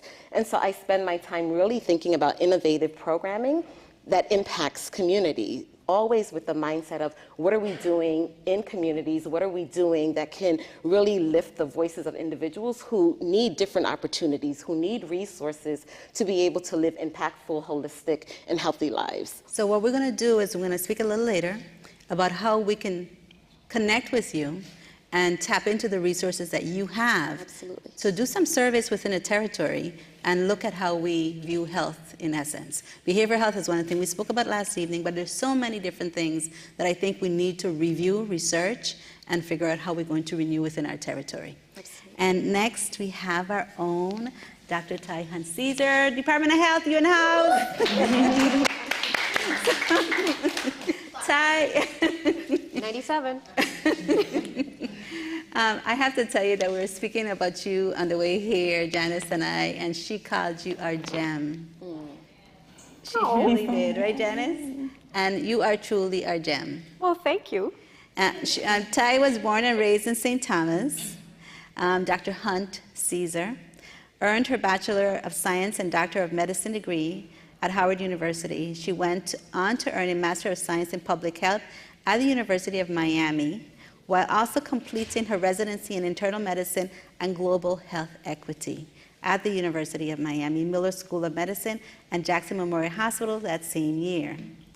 From 2009 to 2011, Hunt-Caesar, Ty, pursued an infectious disease fellowship at the University of Miami. And that's how Ty and I became connected, because she was the medical director of the Department of Health. She flew out of health for a little bit, but we were able to pull her back the minute we heard a pandemic was coming our way. So that's one of the reasons, only one of the reasons why you are our gem, is just who you are in essence. But not only is she our public health leader, she also is she's been appointed as the founding dean of the University of the Virgin Islands, Donald S. Sussman School of Medicine. And I think that is recognizable. True? So true. Awesome. So I'm going to actually start with you. Yes, ma'am. Being a change agent, one of the things that you brought when you came to the Department of Health, you came in the mix of a pandemic, yes. But you're also very, ferocious in saying, we need to change the way we look at public health. Absolutely. Right? Yes. And one of the terms that you always use is, what about community engagement, community outreach workers, community supporters? Tell us a little bit about what you do and how you feel as though you're the gem that you are. I'm not going to call you a gem, even though you don't. I know you're humble. The gem that you are, how do you utilize your skills to make changes within a territory for healthcare? Well, thank you so much. It's Queens. Thank you for the privilege and the honor of sitting next to these wonderful, I like to call all of my colleagues and who are women sheroes. You are all my sheroes. But I think as it relates to community health and public health, at the core of public health, and I although I'm super specialized sometimes in infections, I generally just look at myself as a public health provider. And I always go back to the core themes of public health. And one of the core themes of public health, like we've talked about, is prevention, of course. But I don't think that public health is achievable without going to the community. And a lot of what we did for the pandemic, which came out of a lot of think tanks and from Assistant Commissioner Nicole the Great Sims, grassroots efforts.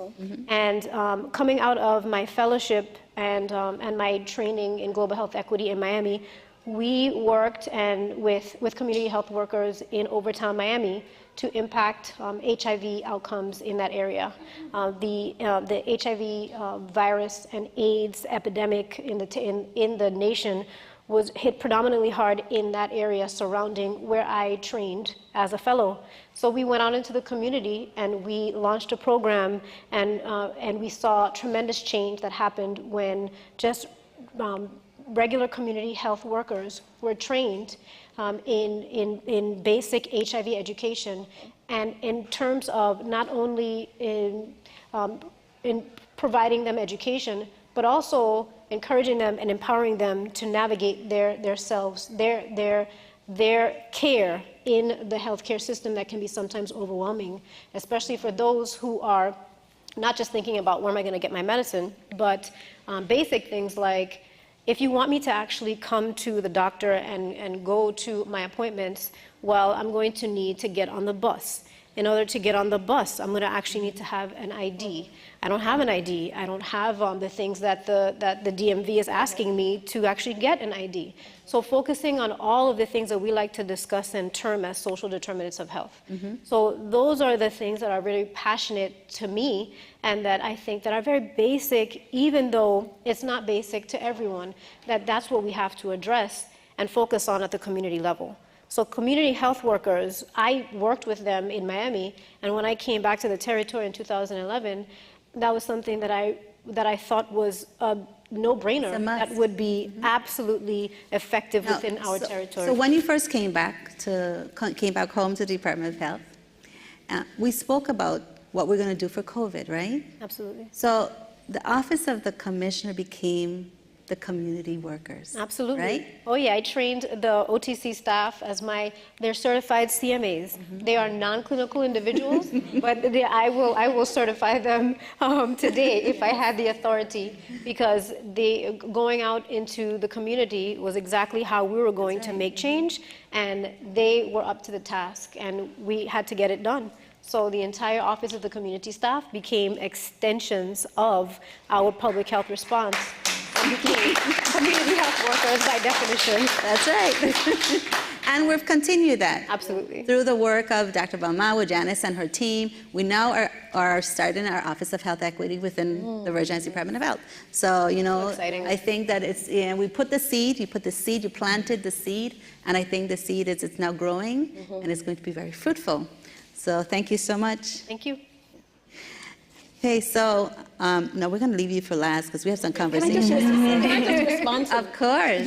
On the way here, I shared with Dr. Gina, just by checking my email this morning, we just got a paper accepted to the Journal of Community Health and Primary Care on community health workers and the importance of community health workers in addressing health in community. Well, congratulations.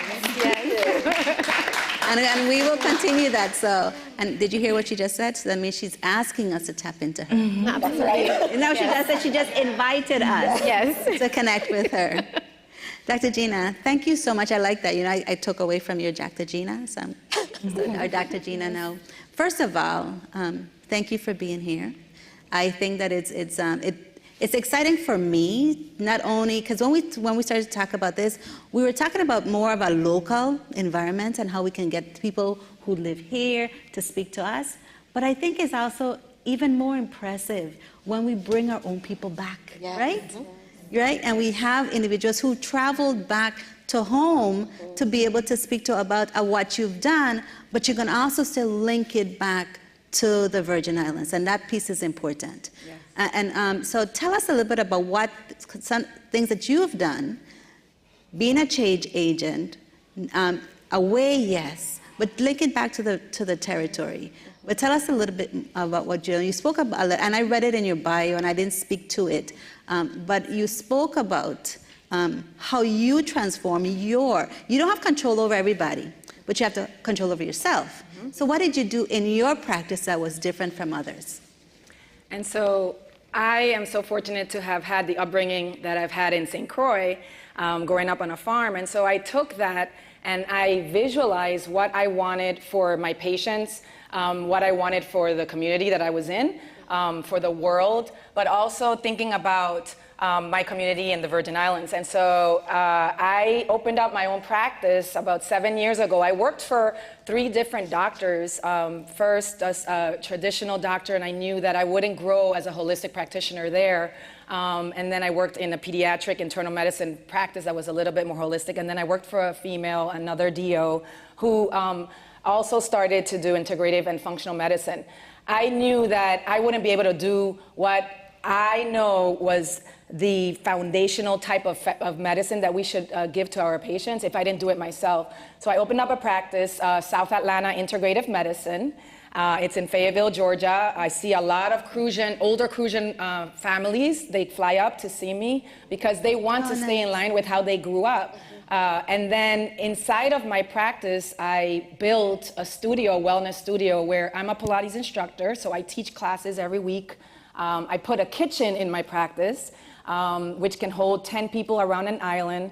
And I hire vegan chefs from all over the world to come and give classes. I do a lot of different events, nutritional events. I put in a massage therapy office in there as well. So my brother, Jorge Gonzalez Jr., is a master massage therapist and does advanced massage. And he flies up to see my patients because there is such a humongous desire to stay healthy and well. So, but there's also that connection that you're forming as well, especially if you have the old Virgin Islanders coming to see you and you have your brother, a Virgin Islander, yes, treating them. So wonderful. Yes, and so I believe that this is how medicine should be practiced. We should always stay true to the physiology of how the body works and what it needs, and it needs real food. It needs to be moved. It needs to be to have rest and repair, and we need to manage stress, and we need to be in community with other human beings. But we're living bodies that need living foods. And I have an urban garden in my studio. I have an aeroponic growing system where I can go and cut lettuce and herbs and take it into the back and cook food. And so they make fun of me because I can eat any man under the table. They're like, how can you eat all that food? I'm like, because I'm burning it, my body's using it. So I try to teach that, and I have given back to the community in St. Croix. I've worked with Project Promise for career awareness and just teach kids who they can become. And I give back to athletes through instruction. I've coached my children's track teams. So, I'm just trying to stay alive. I eat to live and live to eat. And one of the things that each of you, I know you lean from your forefathers as well. You've spoken about that. Ty haven't spoken about her father. Her father is one of my favorite people in this world as well. And so we all learn from who we see. And I think that's pretty important as well. And this person knows that, her mom is very special to the Department of Health as well. So talk a little bit about your mom. I want you to do that. But I also want you to, because you work right now with focusing on U.S. public health preparedness and resiliency. Yeah. And this, after coming out of COVID, trust me, and Category 5 hurricanes in the territory, and now we're back into hurricane season. We are very resilient individuals. But I'm happy, I was proud to hear that that's what you're doing for a living. But I want you to link into what your mom, who she is, and you obviously have gained some strength from her. So tell us a little bit of that and what you do in your life. Yeah, so I grew up in the hospital. I grew up in the hospital. I grew up with people in the healthcare system taking care of me. I feel at home in the hospital. So it was very interesting when I thought about what I wanted to do growing up. I was resistant to the healthcare field because I saw how the work-life balance was, and I knew I wanted we have, as kids, I'm gonna have my husband and my kids, and, I wanted a specific work-life balance. So I resisted it, even though I took high-level science classes. It was when I went to Emory, which was actually where my mom did her residency, so I had it was home away from home. Atlanta was definitely home away from home. And it was when I was at Emory and, I took my basic science classes, I was like, oh, maybe I should give this a try. Maybe I keep resisting it, but it's calling to me. It's in your blood. Yeah, it's calling to me. So, let me follow it. And so that's kind of how my mom played a role in where I am at today, just also her, deep love for her community and giving back to this community. She set her mind that she was coming back home to serve this population, and she wasted no time. She didn't linger in the States, After she finished, she sent me down before her, actually, so I could start school. My godmother took care of me for a couple of months, and she came right home. And so that's also something that I share, that I learned from her and that I share with her. But you worked in the Department of Health. Yes. So you're also linked to who we are. Yes. So what did you do when you worked in the Department of Health prior to? Yeah, so prior to moving in 2018, and this was right after Peace Corps, I joined the Department of Health as a public health educator for Zika. That was the other major thing we were dealing with at the time. And then eventually became the Zika program coordinator / epidemiologist for the Department of Health. I also was able to respond to Hurricanes Irma, Maria. I was one of the first people there at Department of Health with my blow-up bed and my covers. Working in the EOC. Memories. Working in the Emergency Operations Center. How many of you have those memories? Yes. Or should I say nightmares, right? Yeah, so I mean, I did decide to leave. There was, I was being called to grow and do something more. And so I did leave, but I'm definitely still connected. I still view everybody that I worked with as my coworkers, right? Mm-hmm. I refer to the team all the time. I'm actually still in a group chat with them. We brainstorm. They're like a brain think tank. One of the other things, while my job was Zika, I tried to we actually had 2 events that were successful training events, but it's a Community Health Heroes program. And it was kind of an extension of Zika education. We were doing a lot of Zika 101s. And just, to come back a minute about how effective training people in the community with information to share with their neighbors and to lift up their neighbors, it's so effective.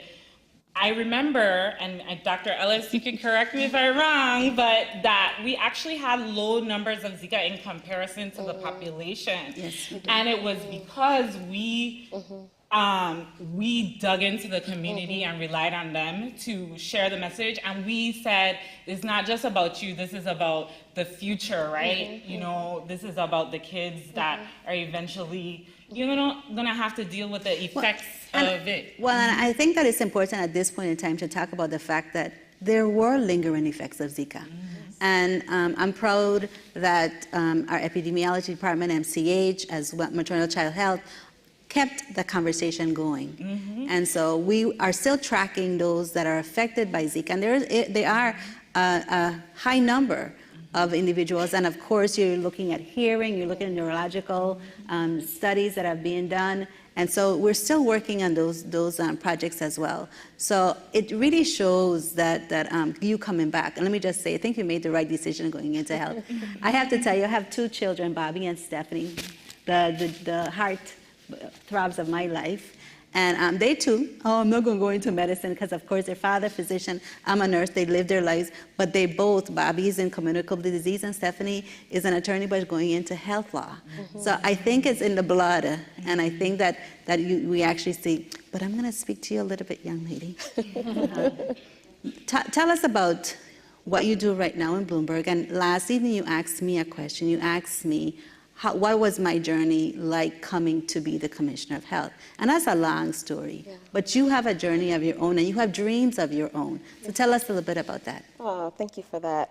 I feel like, where do I begin? So I mentioned I was born in Barbados, and my desire is to go back home, to take all of what I've learned here in the U.S. and be able to impact health in Barbados. Barbados' self-care system is really, the issues are non-communicable diseases, it's HIV, and it's tobacco. And so knowing that and understanding that, using the tools that I've learned here is critically important to me. The work that I do at the School of Public Health is really focused on what are the policy levers that we can use to really impact health and think about the equitable issues and how do we close disparities, gaps in health in particular communities. So I'm always focused on what are the things that we are doing, but what are the policy levers that we should be thinking about and communicating about. My question last night was very much focused on the fact that I'm not from an academic setting or institution. I always say I was raised in government. I worked at the Baltimore City Health Department for many years as the chief of staff, and then at the state level overseeing the Prevention and Health Promotion Administration for the state of Maryland, where core public health programs are housed. And for me, it's seeing that and understanding that, and then taking all of those things that I've learned and going back to spaces, right? Thinking about what can we do across the Caribbean diaspora to really improve health, and how do we do that when we've given an opportunity, when we have resources, and we know how to use those resources to leverage health in communities that have been impacted and disenfranchised for so many years. How do we begin to do that and not take that knowledge that we have and keep it amongst ourselves, but really become change agents in spaces? And who best to do that but the people who know? And so that's why I'm really so proud to have a group of Caribbean women sitting here with me today, talking about what you've done in the future. And I want to take a moment, though, to go back to something that Commissioner Bruce said, and we also started to speak about social determinants of health. Finance can be a social determinant of health.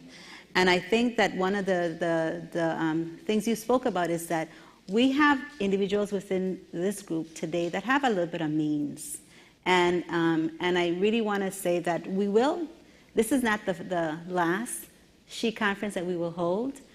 We now need to determine where we're going to hold that next SHE conference and who our participants are going to be, so we can continue to share the information that we shared here today with the individuals who need some counseling, some financial resources as well.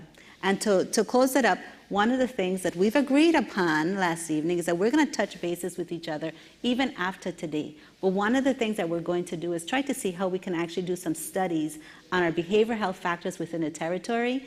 And because in other words, if you don't have the data, you don't get the funding, right? We're starting to build, we know in the territory, we know exactly where we are in terms of behavioral health. We know where our strengths are, we know where we need to improve, but we need to continue to pull the data together. So we have someone who's going to help us pull the data together. I think that each and every one of you are wonderful gems in your own way.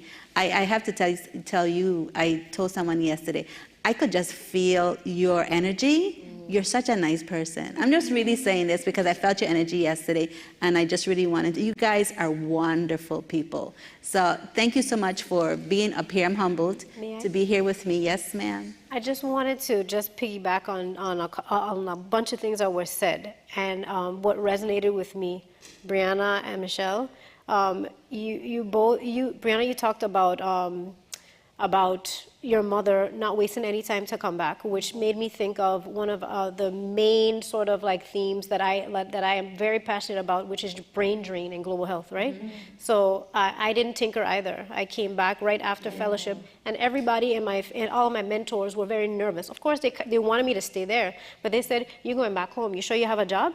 And I'm like, I didn't even think about it. I just came home, and I'm like, of course I have a job. You know, like they need doctors, not even knowing that, like, I don't know if they were going to hire an infectious disease specialist. And it just, you know, God made it happen that there was a vacancy for that, and I was here, right? And then there was a pandemic. Well, lots of years later, right? Absolutely. But that is something that I always tell all of my friends who are away, that your island needs you, and we need to start to figure out how we can empower our women, especially who are away, who leave and say, you know, it's just too much. I can't live here. It's too hard for me to live on the island. Or they tell me that when they're away, like it's too much. I have this, I have husband, I have children, I have all of this stuff, and we can't bring them home. But that is something that is a major public health, global health theme, that people leave the territory, they get all of their wisdom, and then it is not, the territory is not rewarded. And you already answered your question when you were asking, how can you address all the questions that you're talking about? You already answered it by saying, I definitely want to go back to Barbados. Yes. So by you just moving back to Barbados, it's going to be paramount and enormous already by you just moving back and actually working and applying all the knowledge that you've ever learned. Excellent. So I just really hope that for some reason, or for some with incentives, with working with policy and in just improving the overall state of the territory, that we can actually get our people back home so that we can all reap the benefits. And not just to bring our people back home, but when we come back home, I left for many years and came back home, but when we come back home, we have to think about things from a preventive standpoint. And one of the only ways to do that is to collaborate. So communication is important. So it has to be health, it has to be government, it has to be nonprofit, it has to be private, it has to be us working together as a team to be able to do that. So I really and truly want to thank each and every one of you. So on that note, Queens, that's who we are. That's who we are. Thank you all so much. Thank you.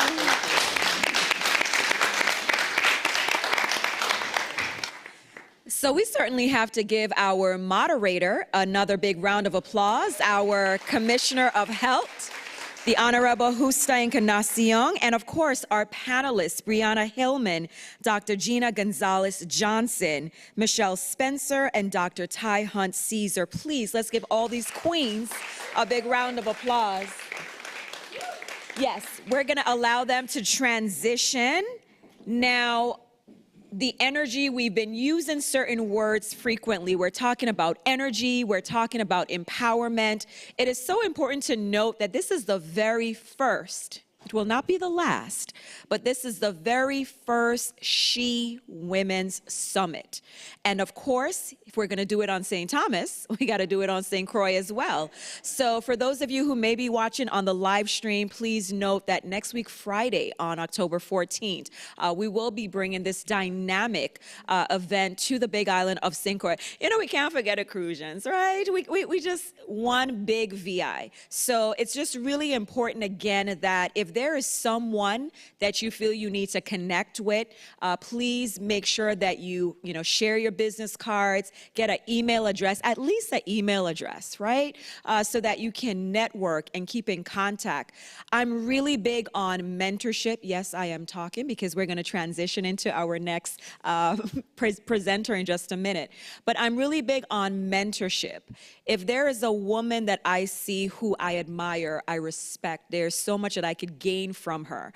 You know, I'm in a particular area of my life where I may need some guidance, because Dr. Nicole Cregwell-Sims, she knows she's my mentor right now as I'm going through a particular academic process in my life. So find someone that you can look up to. Find someone that can be that shoulder, that guidance, that source of empowerment. We have to be our sister's keeper. Now we're going to transition into another segment, and we're going to talk about optimal health. And it is indeed our pleasure to bring up for a She Talk, right? Why not have a She Talk? We have Dr. Hillary Woodson. And just a heads up, while we allow Dr. Woodson to make her way forward, we're going to have a working lunch. So we have boxed lunches. We're going to make sure that we are able to keep today moving and the momentum moving. We don't want you to miss a beat in terms of any of our panel presentations. So let me just... Someone will let me know if I need to stop talking. So Dr. Hillary Woodson will be making her way up in just a bit. Now, I'm going to talk to my wonderful queens in the back. Is the audio okay in the back? Are you hearing everything? Yes? Thumbs up? Fantastic. Okay, so let's just do this, right? We're going to pretend like we're back in elementary school. If you can hear me in the back, clap 3 times. Wonderful. If you can hear me in the middle, clap 2 times. And if you can hear me in the front, clap once. Okay, and then we're going to do another activity, which one you've been familiar with already. In the back, queens. No, that's not. I know it's almost lunchtime. What time is it? 11:37. We shouldn't be hungry yet. From your gut. All right, so all the way in the back, queens. A little bit better. I'll give you a 7 for that one. We're going to try again. A 7. You want to try again, queens? That's a 9. That's a 9. And what about the middle? The middle have a lot of the deltas in the middle. Let's see what it could do. Queens? Oh, okay. You wanted to show me something. That's fine. Okay. And our ladies in the front, queens? Yes, I love the energy. I absolutely love it. So we cannot thank you enough for being here. I know you are just waiting for the rest of the day, but let me just give you a little bit of insight. We're going to talk about mental health. We're going to talk about empowerment. We're going to talk about healing our souls. We already covered so many great topics, but there's a lot more in store for you. And when I look at the list of women that we have brought together today, I mean, it is truly, truly phenomenal. That's my other word of the day. So we have topics like the audacity of abundance. We have topics like lifting the weight of the world. So stick and stay. I'm going to just take a peek in the back just to make sure that we can transition into Dr. Woodson. And of course, like I indicated, we're going to have a working lunch so that we can continue to keep our amazing She Women Summit moving smoothly. Yes. Okay, so give us a minute. We will be right back. Use this opportunity if you want quickly to get some water, step out for the restroom. Just give us 2 minutes, and then we're going to get right into just 2 minutes. No, not 5. 2 minutes. We're going to get right into our next panel discussion. Thank you.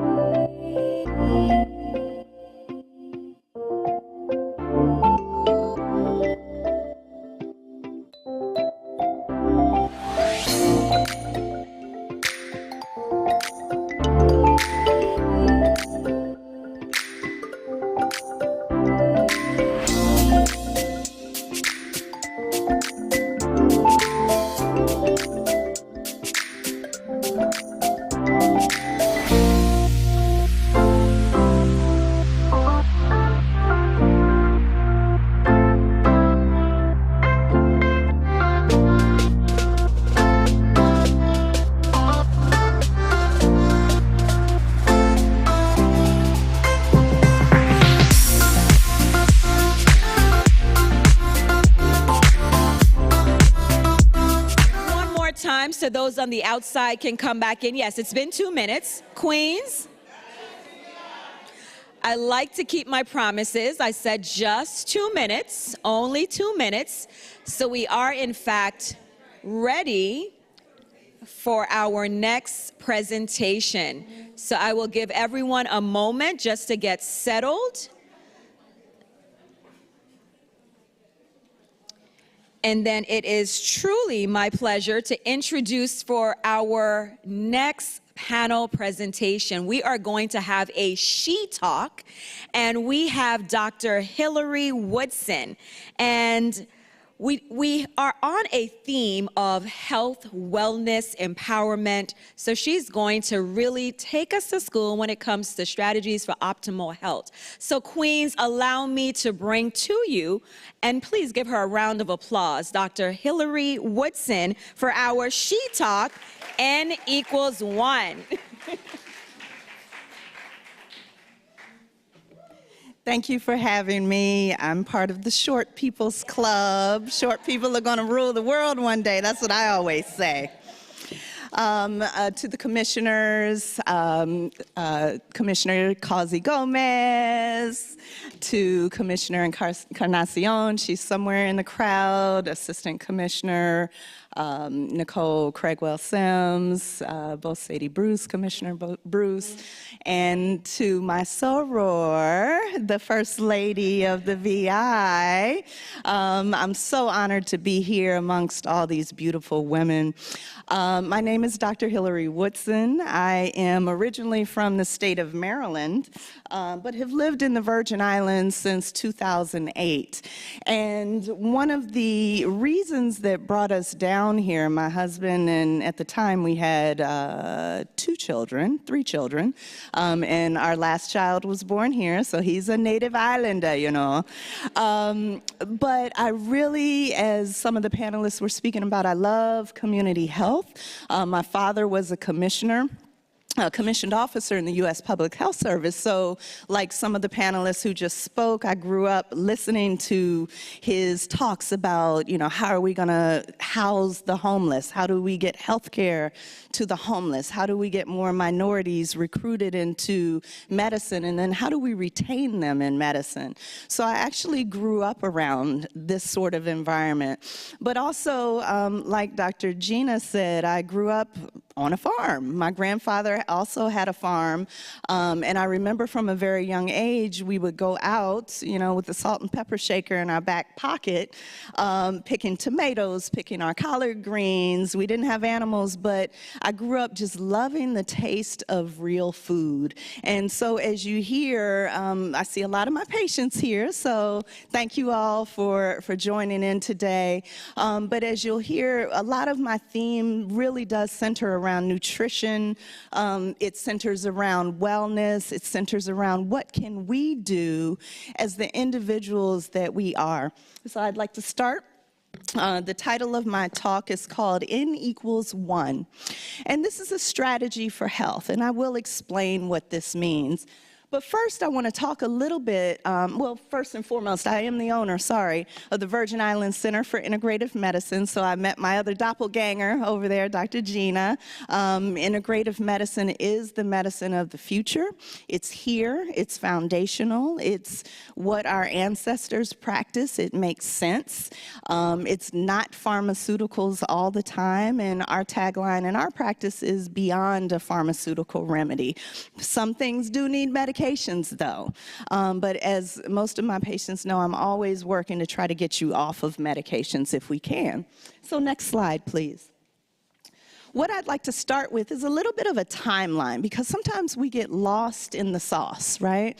We get lost in our days, our weeks, our grind, our wheel of going to work, taking care of children, taking care of our husbands, taking care of our boyfriends, taking care of our significant others, taking care of our communities, our church groups, our sororities, you know, and where in there is you? So with the timeline of medicine, 1500 BC, this was the oldest, the Ebers Papyrus was discovered in Egypt. This is the oldest written medical document that's actually been discovered. We don't know how long it took them, the healers of that time, to write this document, but it is documented in hieroglyphics. They talk a lot about some of the same illnesses that we still use today, and even some of the same treatments. We're going to fast forward 1,200 years, 300 BC. We have the Huangdi Neijing, which the English translation is called the Yellow Emperor's Inner Classic. This was the first known written record of Chinese medicine. So now we're kind of moving across the world.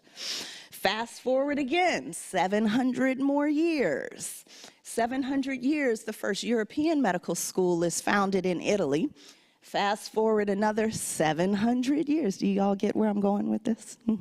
700 years, the College of Philadelphia, which was the first U.S. medical school, was founded.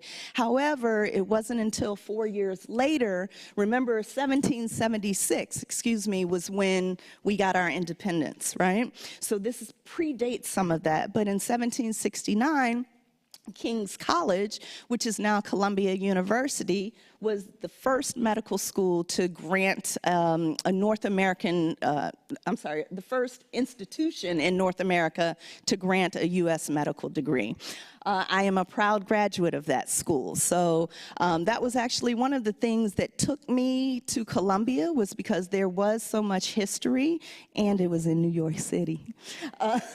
So in 1997, I launched from Columbia University College of Physicians and Surgeons with my MD degree and launched into the world. So I just kind of like to put things in perspective because this humbles me. A lot of times we tend to forget about what is it that makes me who I am? Who came before me? How am I climbing onto their shoulders? So next slide, please. So I'd like to, as we talked about, we talked about timeline. We have 200 years, 1,300 years, 500 years, 75 years. I've been a medical doctor for only 25 years. But 25 years is a long time for change, right? I want all of us, I don't think there are any 25-year-olds in here. Anybody else? Oh, we got 1, 2, 3. Okay, I'm sorry. Okay, well, y'all can't think back that far. You all look so mature. But for some of us old, seasoned folks, I want us to think back 25 years and just think about, where we were 25 years ago in 1997.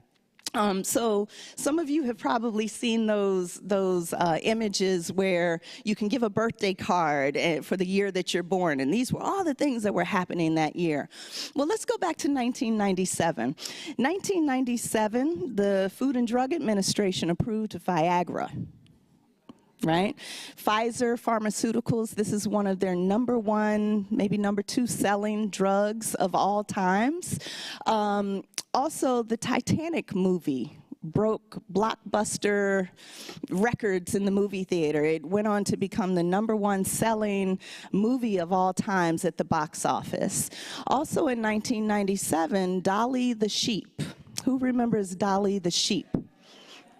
Dolly the sheep was the first genetically engineered sheep, right? And I remember, for me, I was in medical school, so all this time, I'm like, what do you mean they're genetically engineering a sheep? Like, we're kind of learning about it, but not really. Like, it didn't really click until we really started talking about the Human Genome Project.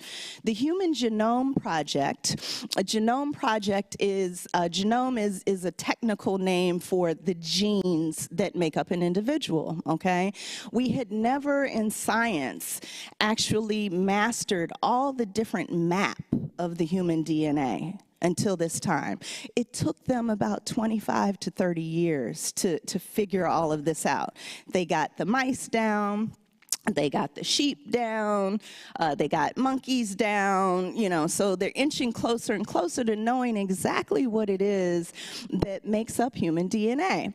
And so in 2003, I need my glasses to see this one, but let me come down for a sec. So the Human Genome Project, as you can see, it started in October 1990, and it was completed in April of 2003. And it was the first sequence of the human genome providing fundamental information. Thank you so much, King. Let's hear it for the King. And my crew at the table. Thank you for sending my glasses. Okay. So what the Human Genome Project did, it helped accelerate the study of human biology and basically started to improve the practice of health and medicine. So fast forwarding to 2015 or so, I think is the quote from President Obama, we're going from 2003 to 2015, 12 years of more and more discovery. Nothing happens in medicine quickly. Nothing happens in science quickly. Nothing happens in our bodies quickly, right? So President Obama introduced, I believe during his second term, the Precision Medicine Initiative. And in this, he says, doctors have always recognized that every patient is unique. And doctors have always tried to tailor their treatments as best they can to individuals. You can match a blood transfusion to a blood type. That was an important discovery. But what if matching a cancer cure to our genetic code was just as easy, just as standard? What if figuring out the right dose of medicine was as simple as taking our temperature? So I want you all to read up on this if it interests you, but I think it's a very important thing to remember that a lot of what we feel in the integrative medicine field is foundational and ancestral and historic. We're just trying to match it now with what science is doing. Science is finally catching up, quote unquote. Next slide. So one thing I want us to think about is we talk about this concept of N equals 1. Old ways do not open new doors. They do not open new doors. We got to start to change the way that we think about ourselves, about our communities, about the food that we're putting in our body, about the spirits that we're attracting into our spaces, about the environments that we work in. Are they comforting and soothing? Are they caustic and cold and moldy?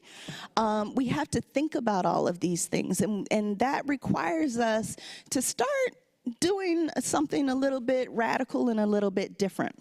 So I want everybody to grab their little pad on the table here and your pen. I have a little quick exercise, and we're going to do a Jeopardy moment of 30 seconds. Okay, next slide, please. I want everybody to put these 9 dots onto your piece of paper, just like they're written, okay? And this is called the 9-dot puzzle. I know the folks in the back can't really read some of the small print, so I don't like to read slides, but I will for you guys, you gals, you queens. So the 9 dots puzzle, the goal of this puzzle is to link all 9 dots only using 4 lines or less, and you cannot lift your pen, okay? So I'm going to start my 30-second timer and go. 30 seconds. 4 lines or less, you have to connect all the dots and do not lift your pen. If you've seen this puzzle before, don't give it away.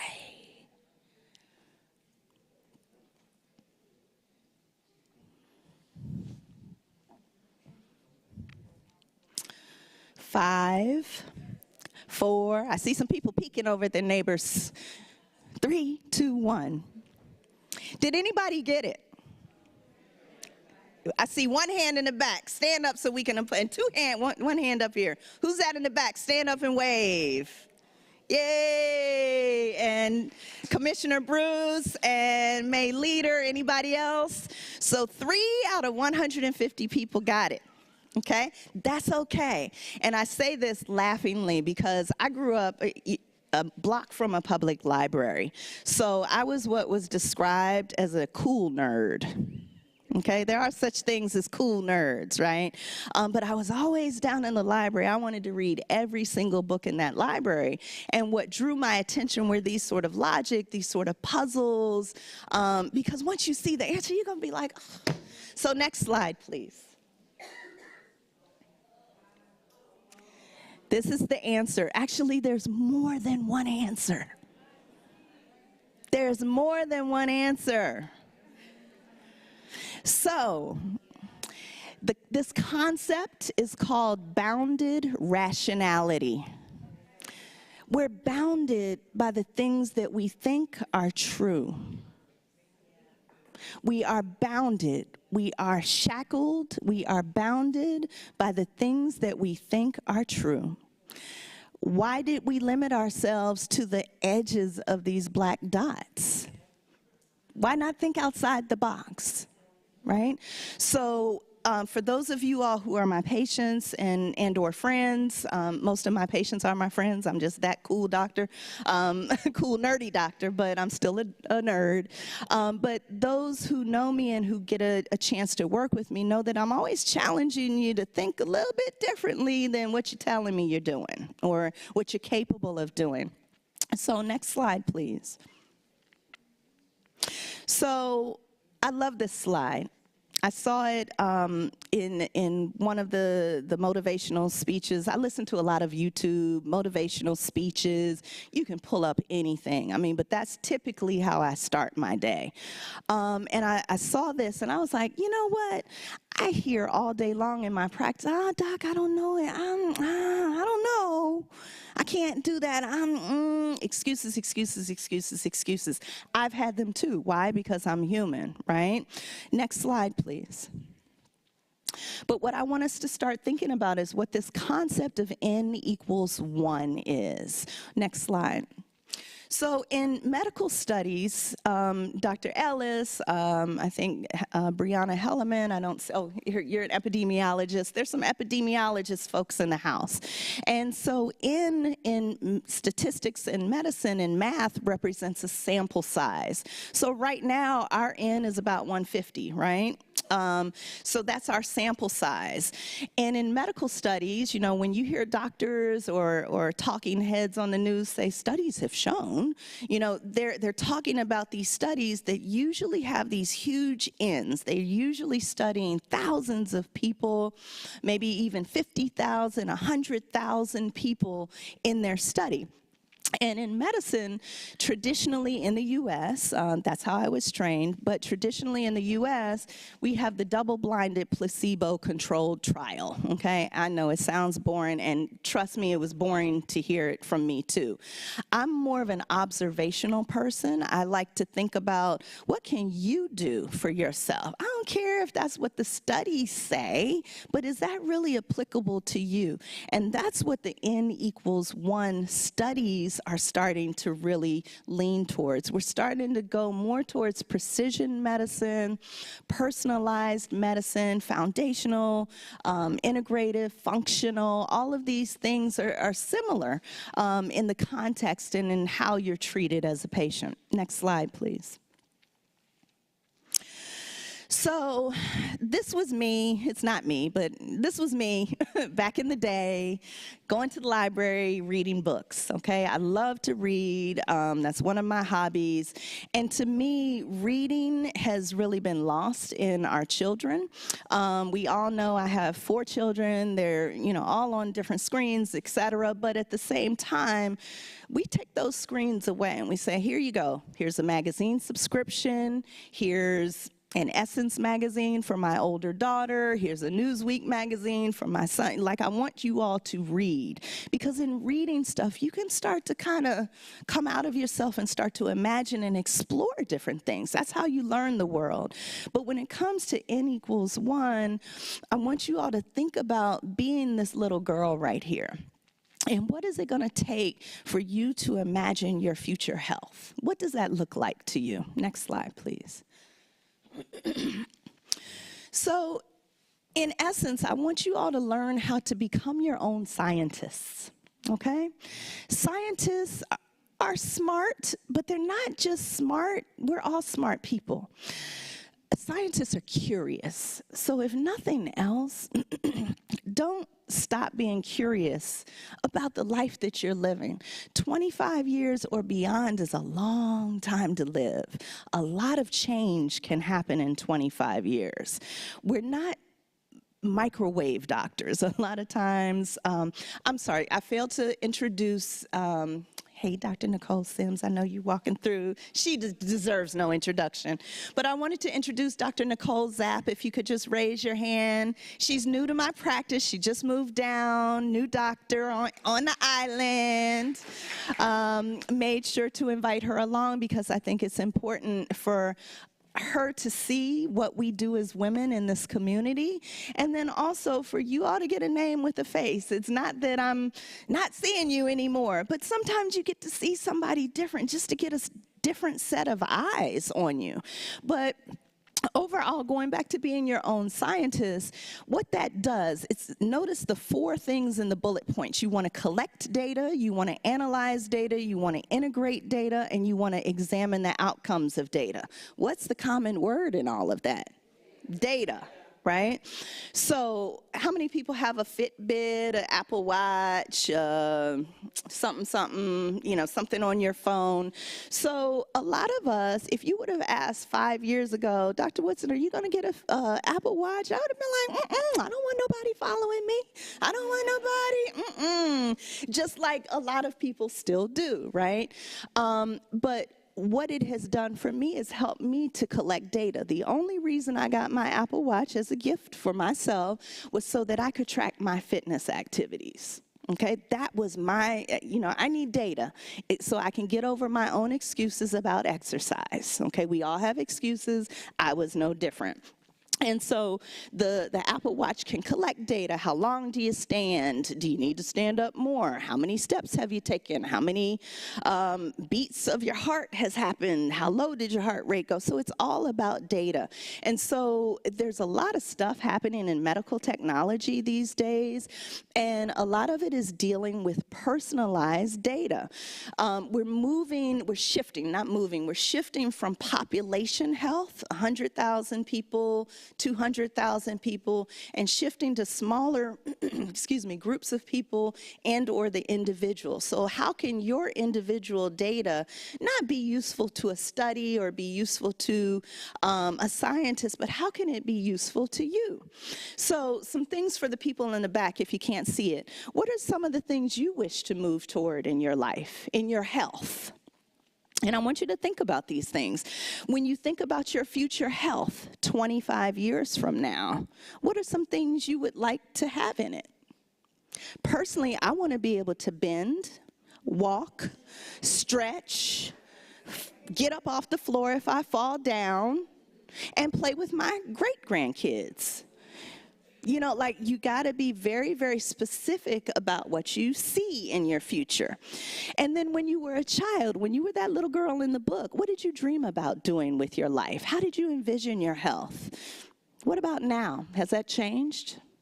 Did everything else get in the way of what you saw for yourself and your future as that little bitty girl? If you were to be successful in your health and be the healthiest you, what does that look like? You know, and a lot of times I ask patients that when they start giving me the excuses and I can't do it, I just don't, you know, they can't see it. Well, okay, forget about can't. What does that look like if you can? Like, let's start imagining, because we all know that our children live in their imagination, right? Now they're living in the imagination world of their phones, of their screens, of Roblox, of what else is out there these days with the little kids, PS5s. They live in their screens, right? But what happens when you start living in your own health? Next slide, please.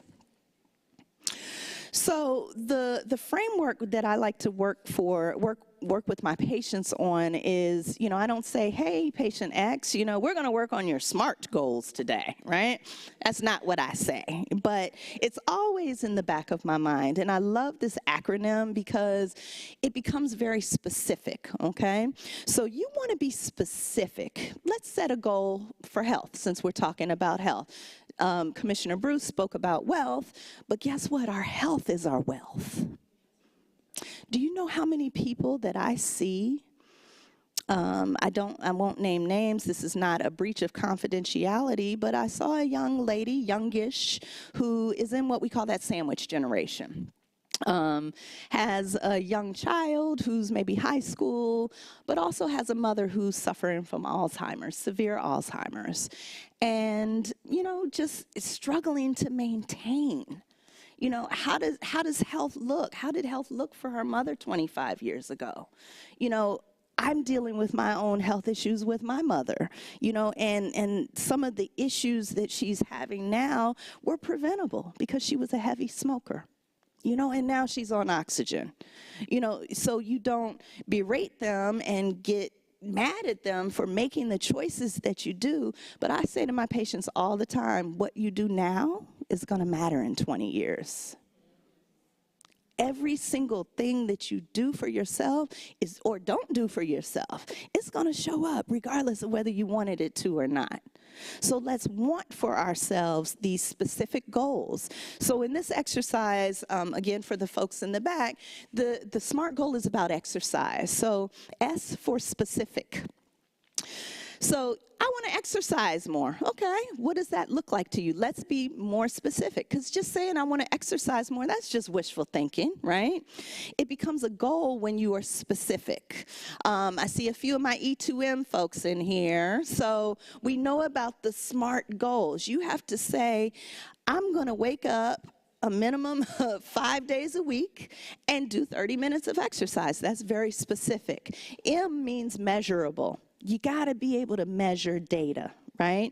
We step on the scale 15 times a day, right? But what else are we measuring? Are we measuring our portion sizes? Are we measuring how many minutes per week did we exercise? Okay. Are we measuring, you know, the government and the VI just had the water challenge. Are you measuring your water? Okay. A is action-based. Thoughts without action are just that. Oh, I'm going to get in shape. Oh, I'm going to exercise. Oh, I'm going to eat better. Yeah, great thoughts, but now we need to kind of push ourselves to action. R, let's be realistic. I'm not going to exercise for 3 hours a day, okay? So you got to know your personal limitations.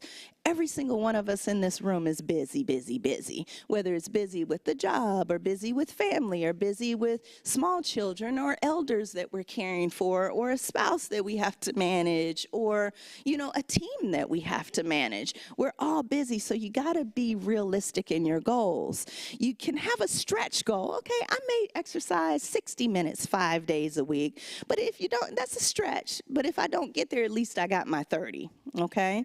And then finally, T is time-based.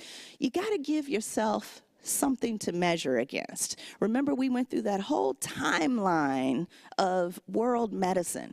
If the scientists in the Human Genome Project would have said, we can't figure this out, oh well, they would have given up on everything, and we wouldn't be where we are today with all of the discoveries that we're having in medicine. So you, in setting your own goals, you have to be time-based. If there's no time limit on reaching your short and long-term goals, your motivation to act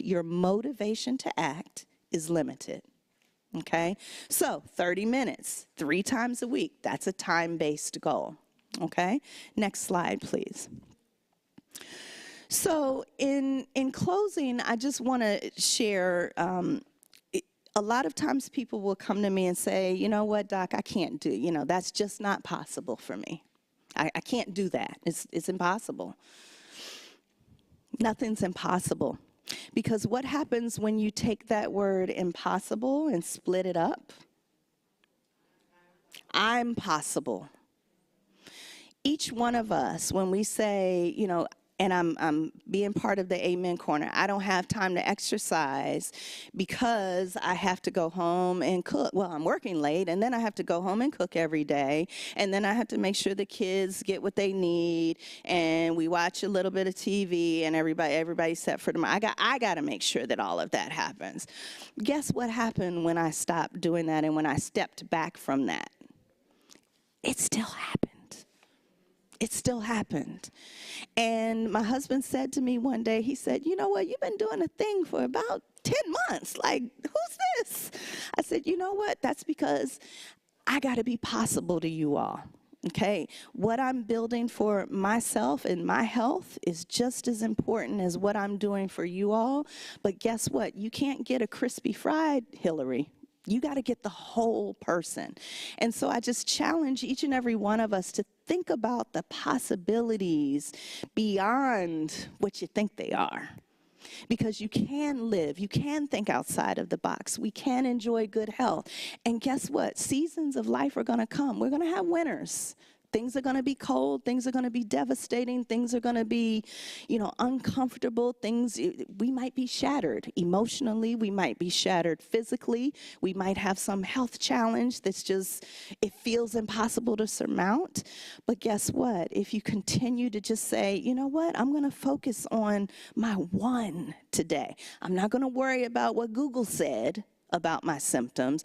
I'm going to turn within. I'm going to meditate. Meditation is nothing more than just shutting down that bloop, bloop, bloop, bloop, bloop, bloop, bloop, bloop, closing your eyes for 30 seconds, 60 seconds. That's a meditation. You can meditate at the stoplight, If they say, oh, okay, I got to go now. But, take your moments, steal your moments, because guess what? Time is just that, it's time. We're never going to get more than 24 hours in a day. And in closing, I just read a study that said primary care doctors, again, studies have shown primary care doctors need 29.7 hours in the day to service their patients. 29.7 hours. I don't have 29.7 hours. Now, if we had a team of people, and in the study they had a team of about 7 different functions within the office, okay, that time that you need to service your patients goes down to about 9.6 hours per day. I always tell my staff, I like to be walking out with my bag on my arm at 5 p.m. But guess what? When you're in a place of service, you do it out of love. But there also has to be that time that you say, you know what? I love the gym. I love going to the parties and all that. But sometimes you need that time alone to just carve it out for yourself. Or your kids may be pulling at you, mommy, mommy, mommy, honey, honey, honey. Well, draw that line in the sand and become possible to yourself. Thank you. Thank you. Queens, let's give Dr. Woodson another round of applause for that valuable presentation. So this is what we're going to do, because I know that you're going to do this so quickly. We're going to do this so orderly. So we're going to grab our box lunches. However, before you get to leave from your table, you have a quick activity. With your table, you have to come up with a name for your table. Like if we had teams, right? You're coming up with like a table name, but you must include the word Queens in it. So like my table might be Queens of Resilience, for example, right? So come up with a name. As soon as you come up with a name, you can go to get your box lunch. I'm gonna give you a few seconds, and while you think of a name collectively, I will kill some time, and you guys already have your names? You ready? Okay, what's your name? Go right ahead. Go right ahead. Okay. Anyone else has their name? Okay, a representative stand, and then you can let me know. Oh, Commissioner, you should have already, these 2 tables should have already been outside. I'm sorry.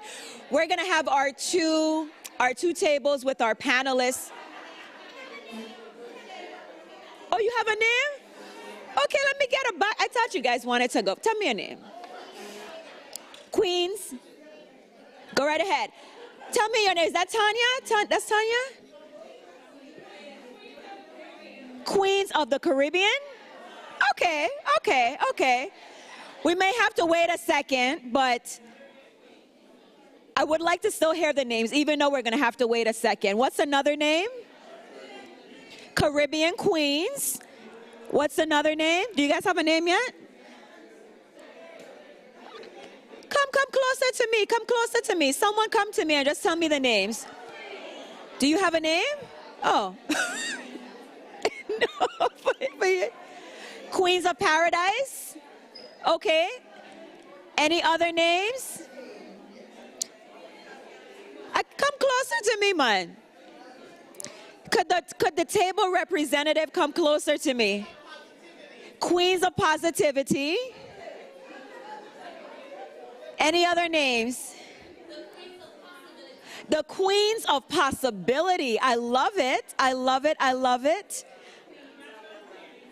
Queens of Elegance. Oh, we're getting fancy over here. Queens of elegance.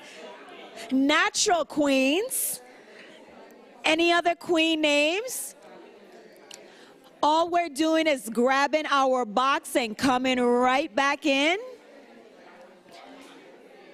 We are immediately going into our next panel presentation. It's going to be a working lunch.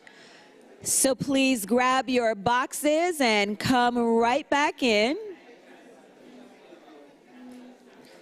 Those were some awesome names.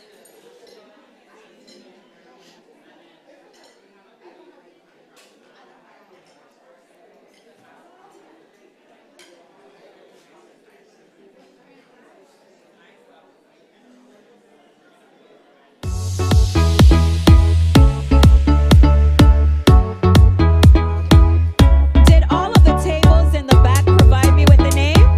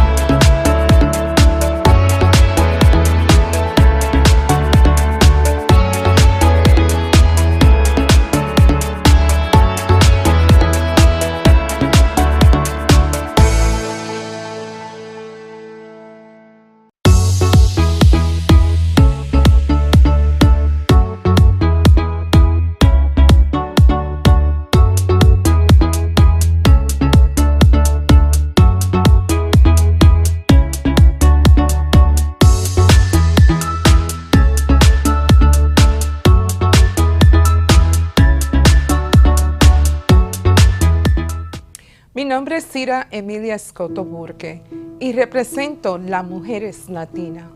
Si una palabra me describiría a mí, sería resiliencia. ¿Por qué le digo? Una sobreviviente de abuso sexual, de violencia doméstica, una madre soltera, una mujer que en verdad ha podido triunfar contra todos los obstáculos que se han presentado delante de mí. Y la razón por cuál es mi fe. Mi fe en mí, en Dios más poderoso, sabiendo que con Él todo es posible. Mi experiencia como una mujer latina no ha sido tradicional. Criada en el estado de Nueva York y después me emigré aquí a las Islas Vírgenes, totalmente una cultura distinta a la que yo estaba acostumbrada. Hija de padres inmigrantes, los cuales llegaron de la República Dominicana, totalmente mi experiencia ha sido distinta. Con todo esto le quiero dejar saber que cuando uno tiene un logro y un propósito en su vida, nunca es tarde. Me gradué de la Universidad de las Islas Vírgenes a los 33 años. Perdí a mi esposo a los 26 años. Me quedé batallando con mis 2 hijos, me volví, me casé. Mi esposo segundo cometió suicidio y se quitó la vida. Y aún con el poder de Dios estoy aquí, graduada de la Universidad de las Islas Vírgenes como maestra elemental. Mi segunda carrera también, doctora de psicología especializada en niños. Y la primera latina aquí en las Islas Vírgenes de tener su propio show en televisión, de tener también show en el radio y todavía aquí dándole gracias y sirviendo a mi comunidad. Disfruten la conferencia. Toditas las mujeres tenemos un mensaje. No pierda tu fe y no pierda tu propósito aquí en esta tierra. Disfruten. Amadamente, Cira.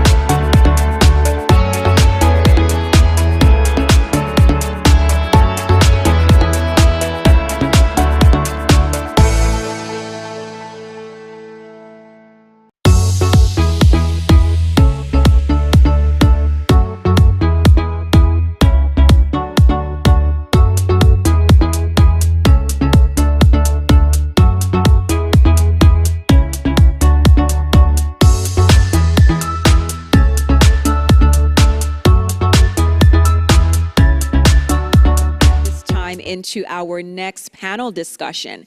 Now, each of these ladies I just admire so much. I mean, there's something unique that I can always think about when it pertains to them. And not to just say it again, because by now you understand clearly that I am a member of Alpha Kappa Alpha Sorority Incorporated, but Melanie Turnbull Esquire is also a member of that fine organization, so I'm so glad to see her on this stage. But today we also have, and I guess we brought her down from Tortola, but we'll find out where she is right now. Kimberly Ritter, I had the opportunity of being on a panel with her for Women Worldwide Wednesdays. The Division of Music and Educational Programs put that on, so it was such a pleasure to be on that panel with her. And then, like I stated before, I am taking ownership of Dr. Nicole Sims. That's my mentor. I think she's the coolest, the realest person around, and she has such a warm and genuine spirit. So I know that you're in for a treat with this panel. Dr. Nicole Sims is the Assistant Commissioner of the Department of Health. She's going to serve as our moderator. So this panel is called Lean on Me, and it's going to be an explorative conversation on how women can empower, mentor, and provide positive mental health support to help shape respectable young men. So we're in for a treat. Thank you again, ladies, for joining us, and we're gonna have you take it away. Thank you so much. Queens? That's who we are. Queens? That's who we are. Queens? That's who we are. I let out the limited voices because you're chewing and swallowing, and a lot of us from health want to stay here and not have to rush you anywhere or do anything on you. So thank you for being here. Ladies, good afternoon. Good afternoon. How are you both feeling? Well.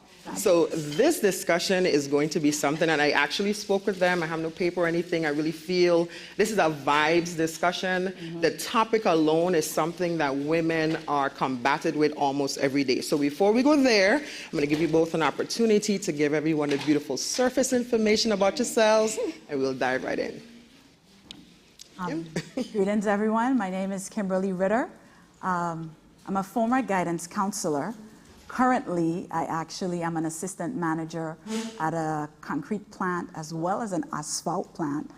I am also a life coach, a certified temperament life coach.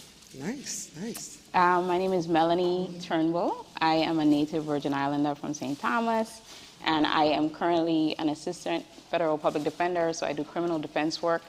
So this was a topic of great interest to me. I hope to bring the perspective of a mother. I have a young son, and also the perspective of seeing young men who were not empowered and mentored in a positive way, and therefore are sitting in my office because they've committed a criminal offense. And I guess that the thread that I see running through the people that I see in my office every day as young men from the Virgin Islands, and so I hope to bring that to this discussion. I think you already have, just those few words. All right, so that was your surface. Let's peel back that layer. Here we go. Young men, raising them, single parenthood. The world, a lot of people share the opinion that women can't do that. You have a breast and vagina. How do you know how to rear or raise young men? Kim? That's a strange question to me because I don't have a son, but here I am. Working as a guidance counselor, like Melanie, she saw a lot of young men in her, she sees a lot of young men in her office. I saw a lot of young men in my office because of what they're doing in the classrooms. And the doctor that spoke before we came on, she says, nothing is impossible, it's possible. So while it is difficult for a woman to raise a son, sometimes that's just what we have to do. So what you do is you have to put the things in place to raise your son to the best of your ability. Now, go on. Yeah, please. Just off the bat, a lot of times we, women, people, period, we don't know why we do what we do or how we do what, we just do it. A lot of it is just already on the inside of us, it's innate. And the first thing that I want to talk about is the Willie Lynch project, which was basically a slave owner who knew how to break the black man. He was so good, he was doing such a good job in Jamaica that they brought him to the States to help them break the man. So what they would do is take a black man, put him in front, tie him to 2 wild horses, put him in front of the black woman, and break him down in front of her. So what initially happened to our black women? They just automatically protect their sons. We baby our sons. And as I got older and finding myself, I read the Bible. And I was reading in Exodus about Moses, and it just had a decree, kill all black boys. And what did she do? She protected her son as well by letting him go. Mm-hmm. We protect our son and keep them cradled under us. Mm-hmm. We don't know why we do it, we just do it. And so, for us to do a better job at raising our sons, we have to pay attention to why we do the things that we do, seek and search for the truth, and change what has been placed in us from a long time that was just passed down to us. That's true. And you know how I can tell that they're agreeing with you? You know the Caribbean, mm-hmm. I can hear it as I'm looking at you speak. So, Melanie, you are a mom. And, yes, you know, Kim, really and truly, when we say mom is vast. You know, I don't have any children, but I was a teacher, a counselor as well. And I feel like the second you step into those arenas, you kind of hover as that figure. So tell us a little bit about what it's even like, that connection. You know, the saying that we love our sons and raise our daughters connects to what you just said. So what's your opinion on that? So yeah, I agree with a lot of what Kimberly said, but I do want to give hope. There was new research that came out that showed that single mothers raising boys, they were almost on the same level as dual parent homes. And I think a lot of that goes into how you're raising children. I think for the most part, children need time, they need attention, and they need love. And it sounds very simple, but when you think about your day-to-day, you have very limited time and attention to give to anything, to even give to yourself, much less having to give to your child. And I think if there was one thing that I had to say for raising sons, it would be to love your children and instill confidence in them. The minute our boys leave our house, they're told that they're not good enough, right? So it's like insurance, it's like taking out insurance. How can I fortify this child in a way that when he leaves, he has enough reserve to fuel through, right? Because the world is telling black boys, you're bad, you're dumb, you're this, you're that. And I think as mothers, we really have to love our children and accept our children exactly for who and what they are. I think we want our children to be a certain thing. Why can't they be more obedient? Or why can't they be more like this person or that child? But we really need to focus on how do I love this child, my child, and instill him with the confidence to face the world. Like, that's my biggest, goal. So I don't have this goal for an obedient child. Like, compliance is not the highest form of virtue for me for a child. It's not like, oh, I just want my child to be obedient.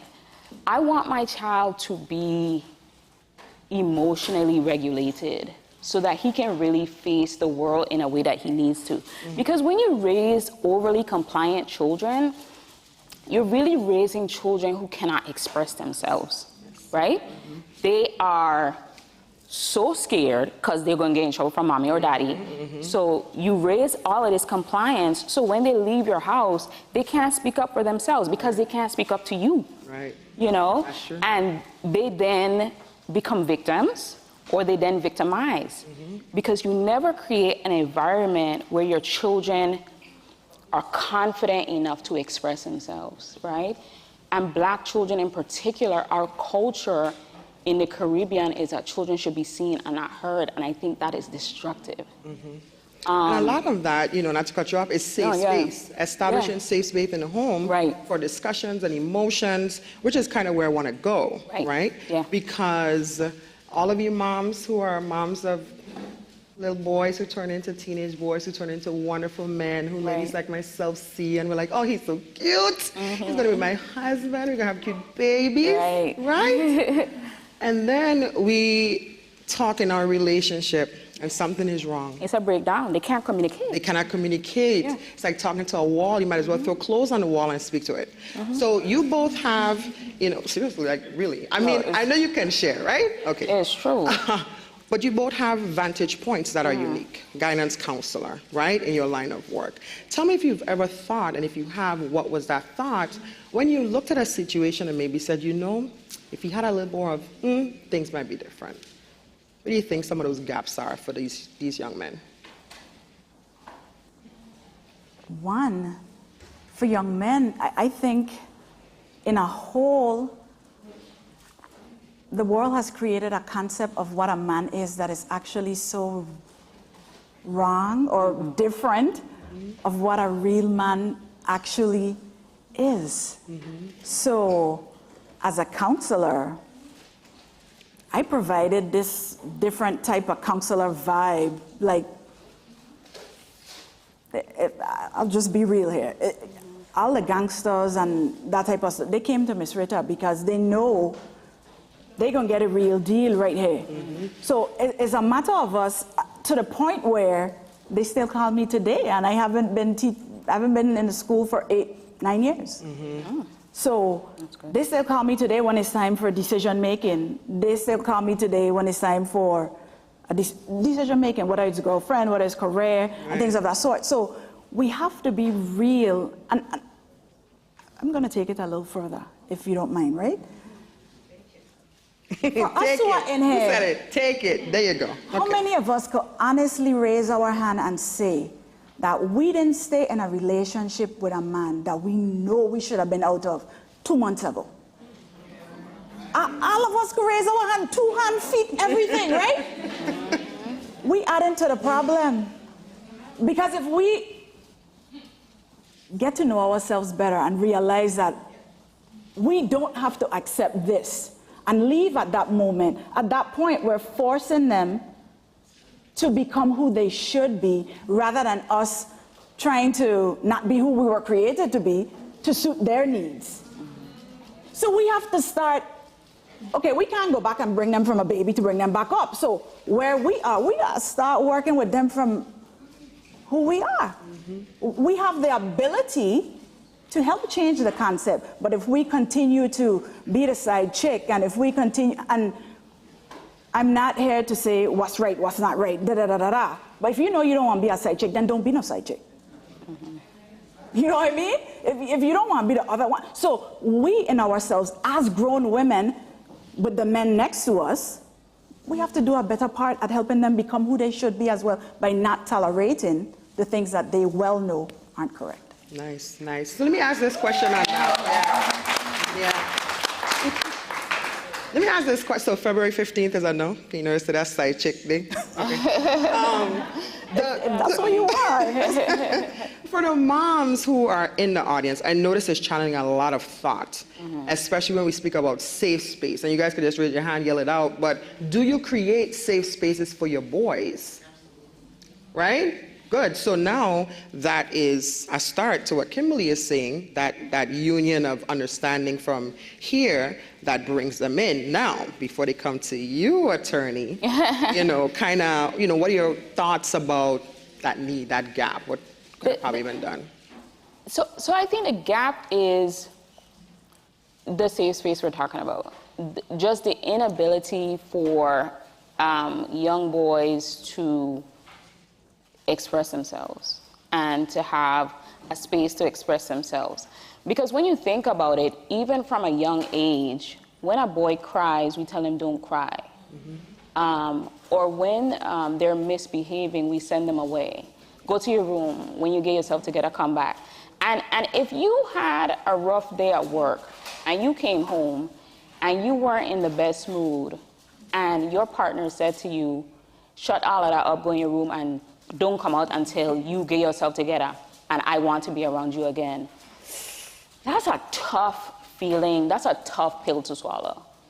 And I think we lose the humanity of children. We're so consumed with trying to raise them right, make sure they're a good person, this, that, and the other, that we forget that they have thoughts and feelings too. And so when a child is told that they cannot cry, or when a child is sent away when they're not at their best, it sends a message that you are not loved fully and wholly. You are only loved when you please me, right? And you are only loved when I can stomach to be around you. And we don't mean to do it. You know, there is no mother in this room that means to do it.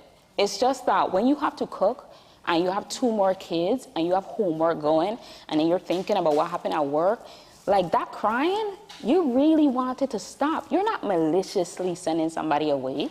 You're not maliciously telling somebody to stop crying. But I think that's where we need to like pause, you know? Pause, take a breath, and think about what is the best thing you can do for your child in that moment. I read something that was super interesting before I came here. We stopped showing boys affection at what age? It's 6. It's 6. We never stopped showing our girls affection. We never stopped loving on our girls and hugging them. And we stopped showing boys affection at 6. Yeah. That is terrifying. That's powerful in itself. That is terrifying. Yeah. That boys, the love and the hug and the this and the that, on average stops at 6, and then we wonder, why are they like this? You know, we want tough men, but a side effect for tough men is aggression, hot temper, going from 0 to 60, lack of communication. Like, so we have to really re-examine the things that we want out of men, because I think that influences the way we raise our boys. Instead of toughness, we really should be looking for assertion. You know what I'm saying? I love that. I love that. No, really, because what you're really speaking about now is the behaviors. Yeah. And from, you know, that young. So what's interesting is changing the narrative. Yeah. I have a friend who drops his daughter to school every day. And he's like, you know, there's a narrative that fathers just don't. Fathers aren't there. It's always a mom to mom. But he's saying, no, it's about 50% of the dads dropping their children. So narrative change and shifts. We're at the Women's Summit. Queens? Yes, we are. Let's talk about the role we can play. Now, I talked about throwing clothes on the wall. I'm not going to lie. I'm a psychologist and I get frustrated, right? And I've studied. Sometimes you want that emotion from your partner. You want someone to kind of come on your level and nurture you, etc. For the women who are here, and we're just kind of giving, you know, what we think about how we feel, etc., the behaviors that we can do to support. We're not their moms. We're supposed to be their partners, right? We're supposed to be there to support, to push, the nice little hand on the back, etc. What are your feelings about how that can happen? This is adult life now. We weren't there when mommy did what she did, but we're here now with you. What are your thoughts on that? Kim? You have to know exactly who you're dating. That's the first thing. And the thing is, you don't even really know people, but you have to know exactly where you are. I read something on mosquitoes a few years back, and you know that annoying song that mosquitoes make in your ear? They're just really looking for another mosquito that has the right frequency for them to mate. Mosquitoes do that. We have to try to first find the person on the same frequency as yours. I myself am sitting here. I dated down for years, right? And until I started to get to know myself on the inside properly, in the perspective that's right for me, through God, that's what works for me. Now I could sit here and tell you, I was recently dating somebody, and I'm getting to where you asked me to go. I was recently dating somebody and taking my time. My cousin Brianna here told me I was taking too long, as a matter of fact. Right? But that was the best thing that I ever did, because after a while I was able to say, you know, the communication really isn't working for me. It's not where I need to be. And of course, he threw his tantrum and whatever else and got really nasty toward like a side that I had never seen. But I realized because I looked to the inside for the validation from myself and not from the partner, this was the first time that I was able to walk off in peace with a good heart. Like, I love you, and if you need to talk about something, you could call me and we could talk about it, but that's just where it is. Did I feel bad? Yeah. Was I crushed? Yeah.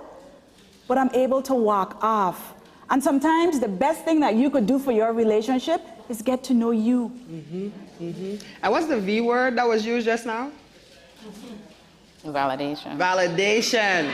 Y'all still in that lunchbox? Yeah, they're not listening. You're not paying attention? They're not paying attention. They're not paying attention. Right, they were like, that too, Commissioner Bruce, thank you. Yes, the B word. Oh, I got it. I should have been a little more clear. So, Melanie, what are your thoughts on it? Okay, so we're at the stage where they're raised and you're in partnership with them. Yes. So I think on a whole, relationships are very difficult, right? I think even when the mosquitoes have found the frequency and they're like aligned, I think it's still, I think it's still difficult. But I think that relationships require a lot of grace because we're dealing with humans and we are infallible. We're not infallible, and so I think just constantly bringing grace and understanding and benefit of the doubt, I think that's something that people lose because we're so self-absorbed that anything that happens, we think is a slight to us. And it's really, it had nothing to do with you. Like, the person isn't even thinking about, you know, like, the person is not, they're not even thinking about you. Like, they really were just like watching a game and forgot. Like, but you're so consumed because I told him 15 times and he didn't do it. So I know he did remember. And it's, you know, sometimes it's just bringing grace to your relationship and giving people a benefit of the doubt and looking at people for exactly where they are. I think we're in this healing phase in society. So I completely agree with Kimberly. I don't think that we can really be in relationship with people unless we're in full relationship with ourselves. And we are willing to face ourselves. This is something that my sisters I was talking about. You need to be alone with yourself. You need to know how to be alone with yourself. And so I think as women, we're so busy. Like, since we're nurturers by nature, and I do think that we are nurturers by nature, I think we're always taking care of so many people. And I think to be better in relationship, I heard First Lady Bryan before I came here talking about self-care and really taking care of yourself. So I think you can have really a dynamic relationship once you kind of put yourself first. And that's something that we do terribly. We put ourselves last, and we, you know, are the hero and saving the day. And, you know, I really had to face the fact that a lot of my helpfulness was really controlling. Like, I was just trying to manage people, and I was trying to be controlling. And I labeled it as, I'm just helpful. I'm the person, I will take care of it. I'm the person that will run this and run that, and I'll plan the trips. But really underneath that is pride and control. You are controlling. Like, you need to let go, you know? And so just kind of facing yourself kind of helps you in relationship with people, I think. And you know, what you're saying is true, because a lot of women, a lot of women do that, where they control the room, they lay the clothes out, they're like, no, I don't like that, wear this with this, da-da-da-da-da-da-da. And then the second you're not able to do it, and he's like, well, what do I wear? You're like, what do you mean, you can't find your own clothes? But, I'm sorry, wait, what? You gave me the tools to ask you every day. Come on, but now you don't have time. So, you know, like Kimberly is saying, you have a role to play, right? Now, broken, the term broken comes in so many, it's wide, it's a smorgasbord, right? When we talk about broken homes, and Kimberly, you said something back where there was literally a training to break our men, right? Broken men, because I don't have 2 hours, I'm gonna just go straight, leads to, right? Broken homes in a lot of ways. And very early on, not to put gender roles on things, but there was a nice dance that happened in terms of everyone working, everyone providing, doing what needed to be done. And then what started to happen, our jails started to fill up, right? And so did the homes, though. There were a lot more children being born, but they weren't two parents. So when you hear broken, what does that kind of stir up for you in terms of how you're thinking about this topic? Well, that's so wide. I know. Just give us one. I wish we had 2 hours, but we don't. I know. That's so wide. Okay, I'll go all the way back to one of my students, gangster. I mean, straight up, would come and tell me who chain he took off over the gangster. One day, me and him just talking, and he said, you know, Miss Rita, he had this one main girlfriend. He said, you know, I really love her, you know, but she don't realize that she hurt my feelings first, you know. She don't realize that I have feelings too. Why can't go telling her that? Why you can't tell me if you need her to know? But Miss Rita, only you I could tell. So for me, broken is where you can't share your emotions with the people that you need to share them with. Right, right. It comes from so many different angles. Well, one of the things Melanie said, we stopped loving the boys at 6 without even knowing. How about it being generational? How about, you know, you have this thing where men have to be strong, and so you can't be weak. Right. So we tell. So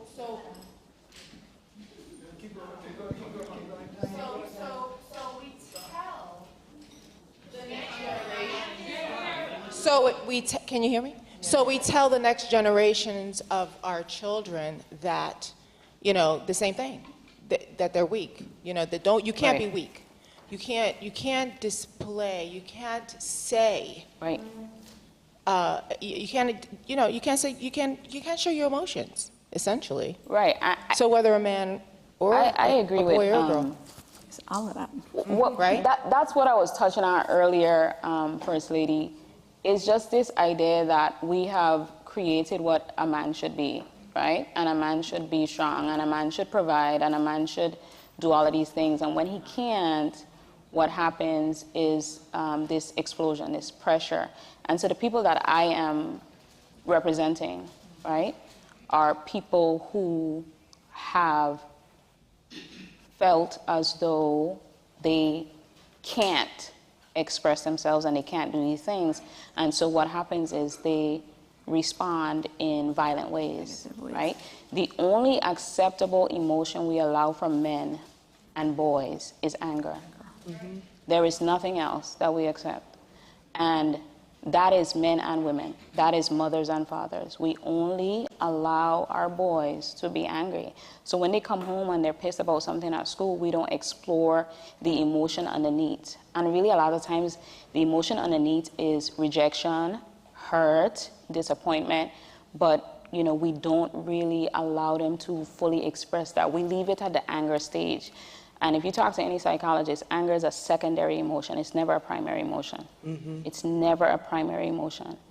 But because society has created a construct of black men, and I'm talking about black men because it's mostly black men in this community that we're addressing, we don't do enough to break down that construct. That is not what a man is. Angry and, you know, must just give you money to do your hair and nails. Like that is not it. It is so much more. I think we need to be intentional about raising compassionate, empathetic, assertive, loving boys. Because it is all a construct. It is not real. The nonsense that they are facing at school and the messages that they're being sold, it is not real. And it is destructive, and it leads them to my office. and I represent them, but it leads to my office. Yeah. One of the things I kind of want to do, dovetailing back to the First Lady's comment, is even the mere definitions. Because a lot of times as women, when we support one another, we encourage each other to cry. There's this, go ahead, sis, get it out, sis, you know, cry if you need to, blah, blah, blah. And we then tell her, you're strong for doing that. That's strength for breaking down and being vulnerable. So when we're literally doing these things, just like the non-emotion, we even split mere definition of terms. So I'm gonna let you say your comment, and then I want you, Melody, to give us literal things that you do with your son along the lines of what we're discussing. Go ahead, Kimberly. That's exciting. You can go ahead, add your comment, and then I'll go to Melody. Okay, what I was going to say, that's why I started with the Willie Lynch Project, and we do things not knowing. Parenting does not come with a handbook. So you have to be willing to open your mind. And one thing we don't really do in the Caribbean is ask for help. Don't wait till it gets too late to ask for help in raising your son. And it doesn't matter if you don't like me, or you don't like Melanie, or you don't like the counselor at school.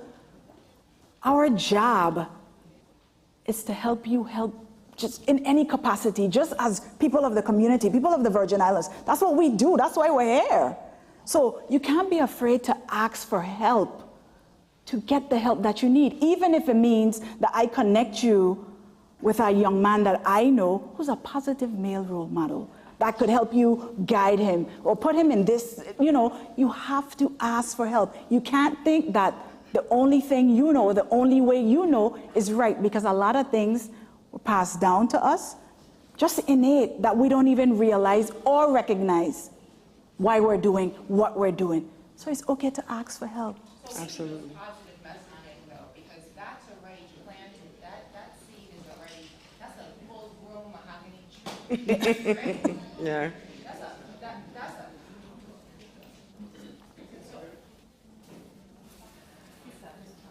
So that's a full-grown mahogany tree, right? Emotions are not, they can be logical or illogical, right? So you're saying that these are the things that we need to do, correct? Absolutely. But, we are, I don't want to say so far gone, but how do we change? How do we begin to change that mentality when, our boys and girls and men and women are ready? We afraid to ask for help. We don't ask for the help. It's a sign of weakness, and we've been taught this from our great-grandmother. My grandmother, I could be starving. I go over to my friend's house, I better not ask for food. Ever. Right? Yeah. Ever. Don't you dare. My belly, because it was, you were ashamed. I guess you were ashamed, right? So those were the days. And so similarly, when you're told to do other things, or when you're told to let your father, don't be weak, don't, get up, that hardens you, hardens the community. So where does that be? So the question is really, where does that begin? How do you plant that seed so that you can begin to change just a little bit? Therapy. I talked a little bit about mental illness, getting that therapy. Well, even the mere thought of like saying, I need to go and see a counselor, just to talk it out. Well, you're crazy. You crazy? You know what I'm saying? So how do we create, where does that message come from? Where does it start? It starts from my favorite place, and that's with children. And that's what the conversation is starting about. And it also has to be a collaboration. Like, we are working now with the Department of Education, the Department of Human Services to make that change. And I think that, but it has to be a community-driven approach. It cannot just be where we have a conversation in a She Summit, but it actually has to be something we spoke about before. You don't just speak it, you do it. So, Melanie, tell us a little bit about some of those tangible things that you do with your son. Okay, I do want to answer the question a little bit that First Lady Bryan posed, and which is kind of like, how does it change? I think it changes when we have the courage to take the first step, right? There always has to be like somebody that breaks the cycle and that says, okay, I'm going to stop here, and then moving forward, it'll be different. So it kind of really starts with the courage to educate yourself and change. I think if it's one resource that I would suggest people read is the book What Happened to You. It is from Oprah Winfrey, joined with this doctor to write this book. It's about the neuropsychology of individuals. And instead of us looking at the things people do and saying, what's wrong with them?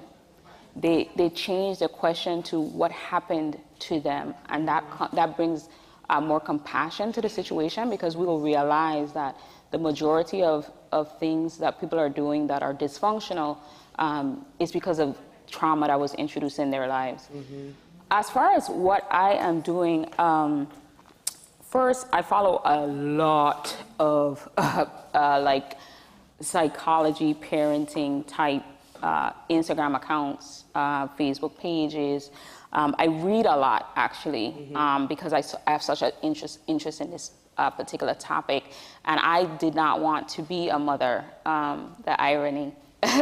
I'm talking so much about mothering and parenting. You know, parenthood was really not on my path. I wanted to be the rich auntie that flew to Africa and brought back kente cloths. Like, that was like my dream.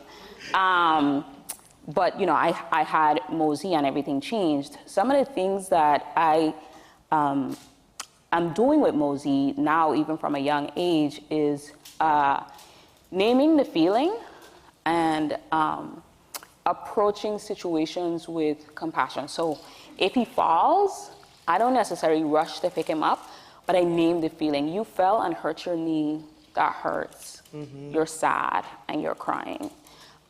Instead of get up and brush it off, you know? Mm-hmm. Also, when Mosey, because, you know, toddlers are very irrational individuals, and they cannot navigate their emotions. I think we try to adultify children too fast, right? That's true. Children are children, and in the Caribbean, children are adults at like 6. I'm like, but they're like a child. Like, we are one culture that makes children adults like immediately, like at birth. Like, you want your child to be sleeping at 2 months through the night. Like, why is she up? Like, it's madness. So one of the things I do is just try to remember his age and the fact that he actually cannot process. So when I cut the bread in a triangle and not a square, there's going to be a 10-minute tantrum. And so understanding that because he's 2, I need to engage with him in a loving way. Do you need a hug? And almost instantly, if you give a toddler a hug, they're done. Mm-hmm. You know, and so just kind of keeping up developmentally with the emotional regulation of your child of that age, and staying kind of attuned to your child and your child's needs will go a long way, because raising children is very difficult, but we are responsible with giving them the skills and the tools to navigate life, and it is a vitally important task. But we can't do that from an empty cup, because then what happens is we take our stress and our frustration out on them. And so I think the biggest thing I would say that I do with Mosey, or I could do for Mosey, is putting myself first. Like, if Mama, you gonna sleep? Mama, you gonna sleep? Yeah. I'm asleep. I don't know. Put a mask on first. I don't know what to tell you. And I have a partner who is, I mean, he is a wonderful father. He is really great. Something that Kimberly said about asking for help. Also, ask for help with your partner. There are a lot of married single mothers. Mm-hmm. Mm-hmm. Like, truth. Like, y'all are really like really out here married single mothers, because refusing to just say, you know what, I can't. There was a time, it was like a couple months in, and I was going to work, and I was just in a habit of like doing everything for Mosey, but I had started back working. I said, oh no, this is not gonna work. You will bathe and clothe, I will feed and put in car. Because if you're not thinking, they're not like, oh yeah, I just don't want to help and I'm not gonna help. Like, guys just, they're not like, you have to spell it out. Yeah. I need you to.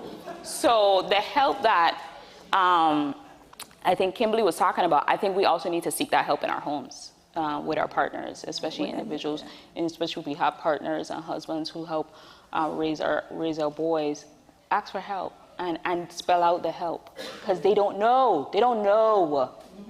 They don't know, or they don't want to know, because their life is cushy. So who gonna act like they know that you're drowning, right? And so yeah, just love yourself. Powerful. And you know, one of the things that you mentioned as a psychologist, that naming emotion and attaching emotion to different things comes full circle. Like I have clients who, not to take them in a childish state, but you're like, hey, let's identify this. Right. And it becomes something that they probably learned at 2. So I feel in my soul a burning question or two. We have like 1 minute. But I feel a burning question or two, and I feel like that should be laid upon our ears. So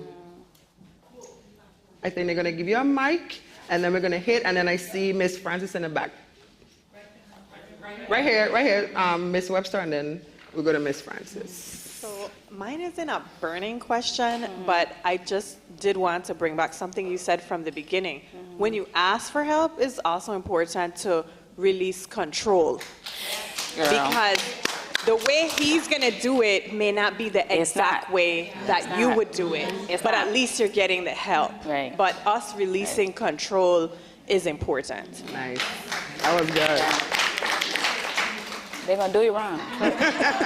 It gonna be wrong. You know, we hitting all the good points when the few males we have are like, yeah. Okay, and good afternoon, all my queens. I love this. I just wanted to first and foremost say thank you very much for this session, because I feel like it has been very, very enriching. And the other thing that I wanted to say is, in light of, I apologize, I just blanked on your name, but thank you. Yes, that's what I really wanted to touch on in terms of us and our culture, because I know while we're in this space and we're in this lovely environment and in this tone, we are all uniformly and unanimously saying how much the culture of negativity needs to change. But of course, you know, we go on Facebook, we go on this, we go on that platform, and everybody then jumps to the cultural response, which is always something very berating, very derogatory, very criticizing, it's just so heavy in me. If we really want this culture to change, that we really make a concerted effort to be positive when we speak. Before we respond, take a pause for the cause and think through everything that we have learned today, and really determine within ourselves that we are going to start to navigate that change, each and every one of us, because there's almost about 200 or more persons in here. Can you imagine the exponential change that is going to create if each one of us takes this charge seriously? Let's change our culture. Yes.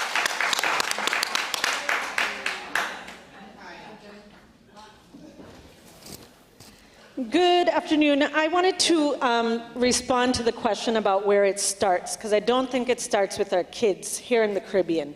It has to start with all the women in this room. And I think I was at DHS before I came to the role I'm in now. And I think those in this room that experienced me, I came home after 21 years, living in Chicago, came home after a divorce. So speaking of broken, I felt broken. Mom of 2 boys, single mom, raised in a Christian home. It was not a title I ever thought I would have. So there was a lot of shame that came with that. And coming back home to the Caribbean, I can't lie. What I got from a lot of wonderful aunties was, okay, well, we will pray that he will come back. I was like, no, please don't. No. Pray for me to do what I need to do. And these women can tell you, I shed tears in meetings, but not because it's like inappropriate tears, but we need to create spaces to say, my life is shattered in this moment. So before I can talk about finance, before I can talk about all the kids that we need to tend to and the Meals on Wheels, I just need a moment to say, as a woman with other women, Whew, somebody help me breathe right now. So I think it starts in this room, being able, Brene Brown, all of us should find anything from Brene on vulnerability, because in the Caribbean, we don't value that. We do, not just for men, for women, we don't say it is strength. Tears are only in small circles strength. But in large circles, it's like, okay, okay. And it's like, okay, you're making me uncomfortable right now. So, you know, and sometimes we use prayer as well as a way of shutting people down. And I love God. And God says, I hold your tears in a bottle. So if God holds my tears in a bottle, how dare I prevent anyone else from being able to share their tears and bring their humanity to church, to work, to every place. So I think that the commitment needs to move from this room to say, okay, I commit to learning how to be vulnerable and to create space for vulnerability here in this room, but also in my workplace, even if it starts with a small circle. Then I can teach my children about it. Thank you. Yes, yes. Okay, so I know that we have to wrap. Sarah Burke, topics for shows. Wink, wink, because we don't have 2 hours today. All right. Ladies, before we leave, if you can, because I know this is a tremendous topic, leave everyone with a nugget from each of you. Okay. I recently heard a quote. It said, it gave a new definition for the word beginning. Beginning is the end of hopelessness. You guys took time out to come here today. What we usually do when we go to conferences, we go, we listen, we take notes, we go home and we put them down. The lady that just spoke, I'm on the same page with her. It starts with us. It starts with us trying to do something different. Melanie's way of raising her son, you fall down, get up and dust off and keep going. That's how I was raised right here in St. Thomas. But Melanie did something different. And to do something different, it doesn't mean that you're perfect. Just take one step. And when you make a mistake, correct your mistakes and keep going. Nice. And if all of us do that, we'll be creating a better community for ourselves, of men and for ourselves. Nice. Melanie? Well, first of all, before I leave, I do want to say thank you to the organizers that invited me. I'm always very shocked to be invited to speak anywhere because I'm always extremely nervous, as I was today. We can't tell. I still am like extremely nervous. It's actually Kimberly who wrote me into this, and Kimberly, she's like dynamic and fantastic. Marquita called me and said, "Oh, Kimberly Ritter." I was like, Kimberly Ritter want me to do something? I'll do it. Like, I didn't even hear what it was. I didn't even know what we were talking about. So I just wanted to put that out there. Thank you. This is like absolutely beautiful, and this is really high level, especially here in St. Thomas. So like, I mean, you're phenomenal. This is like exceptional. Definitely. Something that I want to leave with individuals today as it pertains to the topic, and it also pertains kind of to yourself, like the message is like really to your child or to your son and to yourself, is to love yourself so deeply and so wholly and so intently, like with full purpose.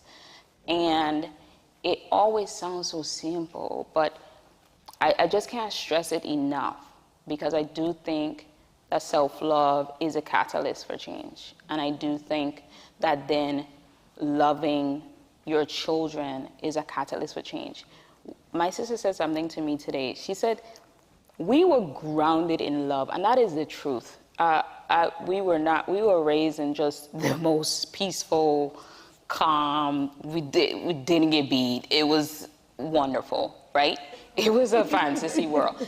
Wakanda, you said? No. I know, and I kind of want to bring that like vibe or experience to people, to really love your children wholly. I was told every single day of my life, up until I graduated, that I was loved.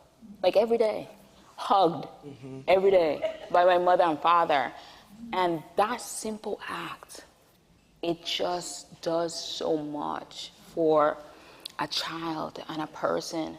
Like, Ain't nobody could tell me anything. My father told me he loved me like 2 minutes ago. You know, like, so really loving yourself and loving your children so deeply, so deeply. And it's hard for us because we do not love ourselves that way. And we do not know that kind of love. But we can create that kind of love. We can have it. We can have it. We can claim it. We can create it.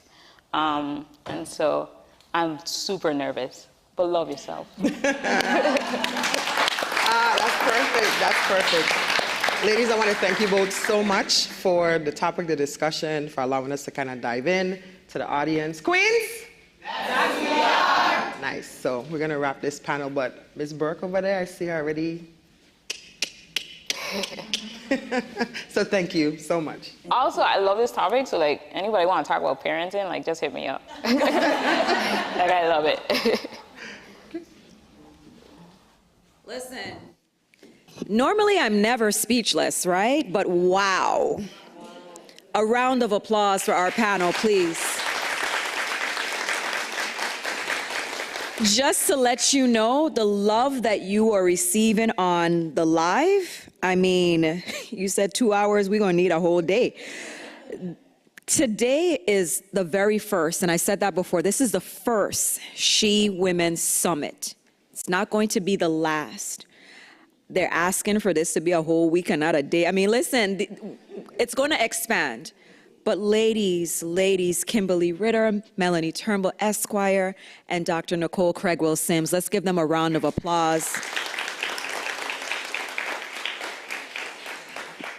I think we felt every single thing that they said. Yes, while they transition, we felt every single thing that they said. And for those of you in the room, I know that you are the change makers. You are the change agents. You are going to take what you received today and spread the information, spread the knowledge within your families, your organizations that you're a part of, and your homes. So we know that today is meaningful. It is indeed significant because we are going to go out there, and they're talking about an epidemic, a pandemic. Well, this is what we're going to do now. It's going to be the She Women's Summit just out there. We're going to be like a pandemic in a good way, right, Kamish?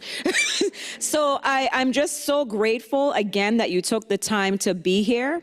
We're going to take a little minute to allow you to stand, and I want to make sure, I'm just going to have her join me at the podium because I really hate mispronouncing names. If there's one thing I always try to do is to pronounce a name correctly. Tia Marie? Yeah, look at that. Look at me. Give me a pat on my back. Okay, I just love it. So I'm going to let her just take over right now. You're going to get a chance to stand. We're going to do a little warm up. We do have another panel. Well, actually, we're going to have a She Talk next. And then, of course, we do have another panel in store for you. But for those of you that are indeed watching on the live stream, we cannot thank you enough for really just commenting. And, I see so many great positive feedback, and just drop some hearts in the live stream. If you're watching and you're loving everything that you have received today, just drop some hearts in the live stream so that all of our presenters, our panelists, everyone that worked tirelessly to make this possible can know that it wasn't in vain. And Queens, we're going to do a little activity, so let's try this again. Queens, for those in the back, Queens. That's who we are. My middle section, Queens. That's who we are. Hey, the middle heavy. The middle is, listen, oh my. And right here in the front, Queens. That's who we are. Excellent, it is all yours. Hello, good afternoon, ladies. I'm Tamri. Thank you for having me, firstly. I am here, born and raised. I just came to do a little exercise with you guys. A little backstory. My passion is dancing, and because I love to dance, I'm making it into a lifestyle, a routine, just to make sure that I keep fit and healthy. I think you ladies would be very in agreement with me on the same path, just make it fun at the same time, right? So we're gonna get up out of our chairs. It's gonna be a little quick little something.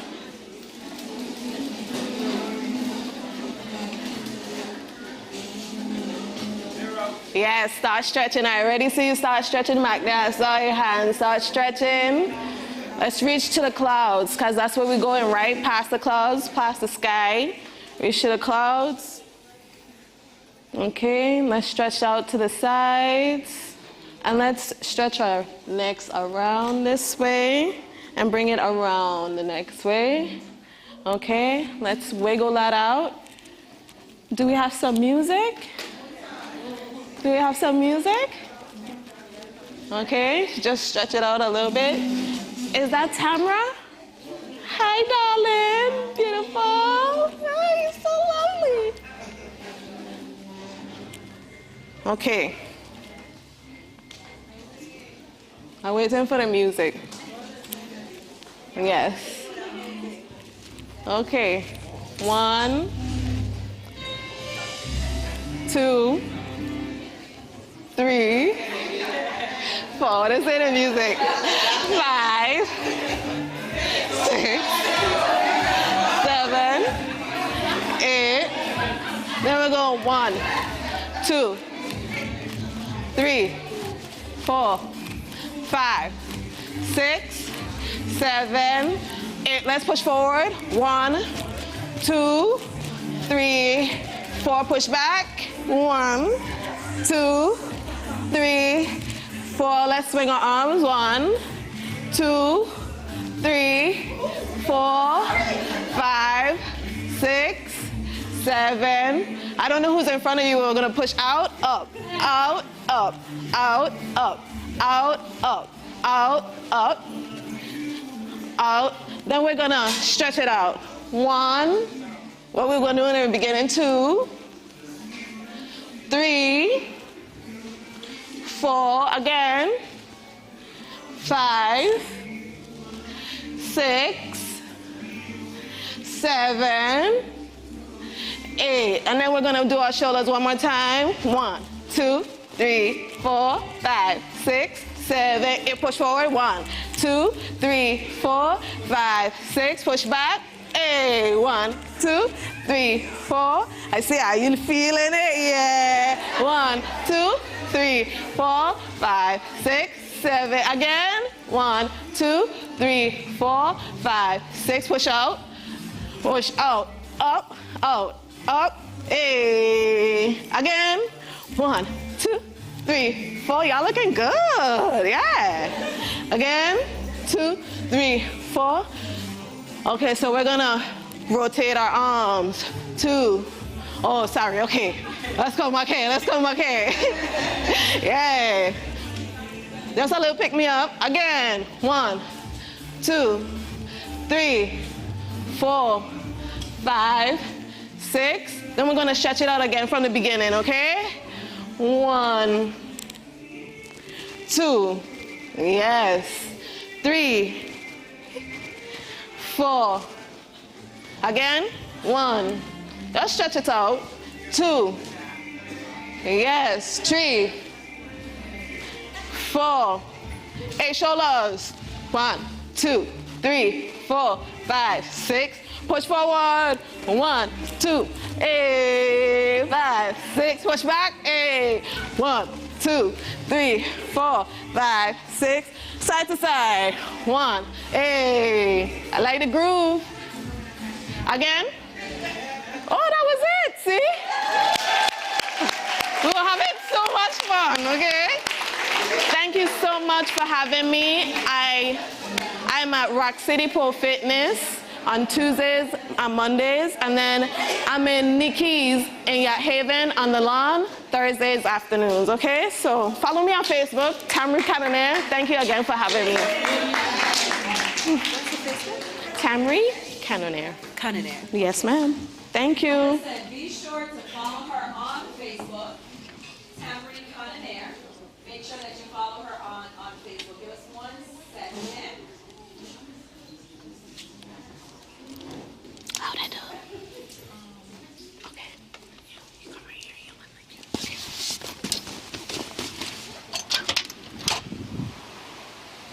Thank you, thank you, thank you, thank you, thank you. Just about there. Thank you so much, Larry. Okay, great. Listen, let's give her a round of applause. Give yourselves a round of applause. I know you guys needed that. I know you needed that little stretch. Again, being here today just speaks volumes. So do me a favor and just turn to any queen next to you and say, Queen, there are no limits to what we as women can accomplish.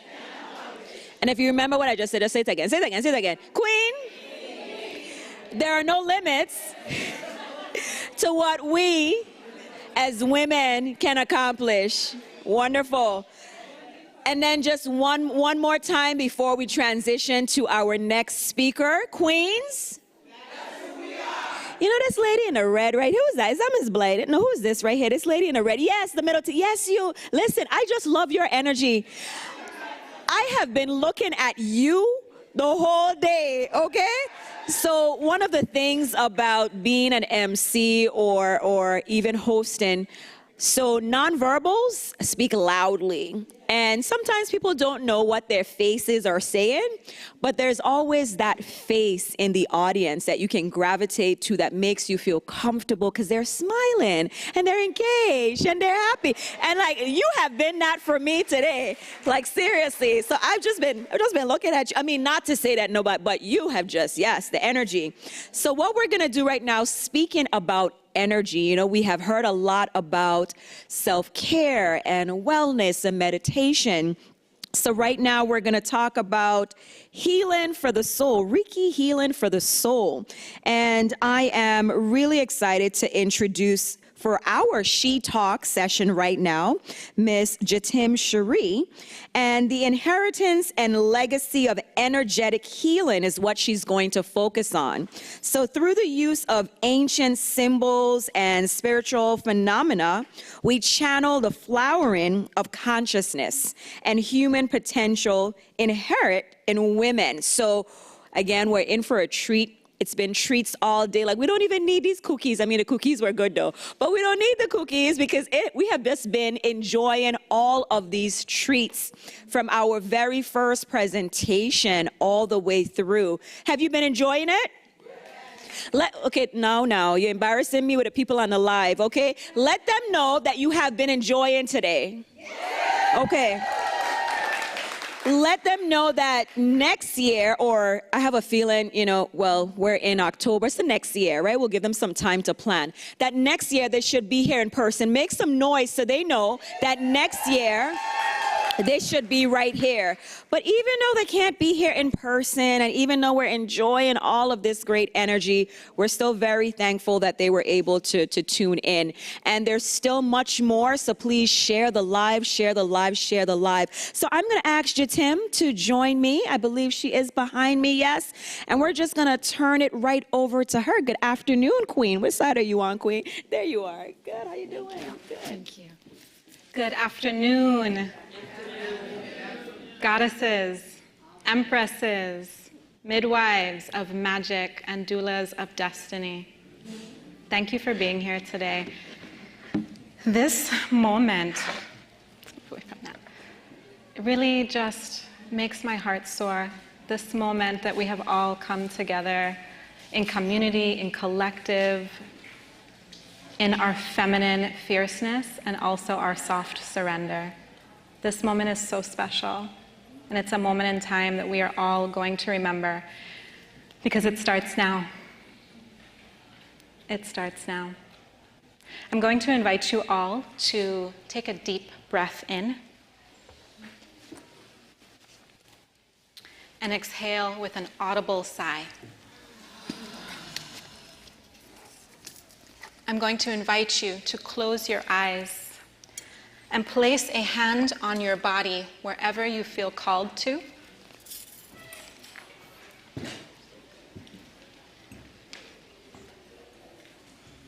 I want you to feel into your body. Your body has this innate intelligence, this intuitive inspiration that is always here for you, always speaking to you, always whispering, sometimes yelling. But it is always present. And I want you to listen. I want you to listen intently. And I want you to activate and awaken the instructions that come forth from your body. This is feminine magic, and we are coming home to this now.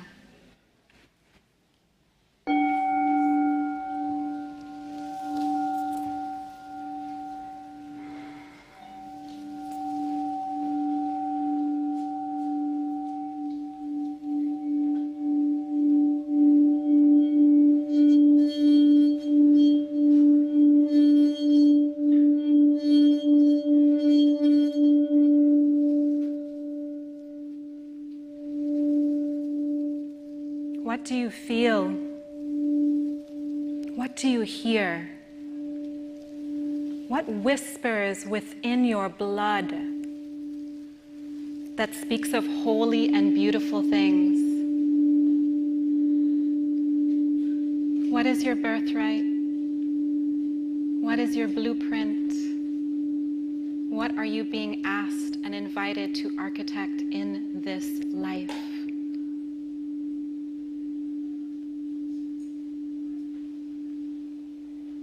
These are all the self-inquiries that we can sit with every day just by listening.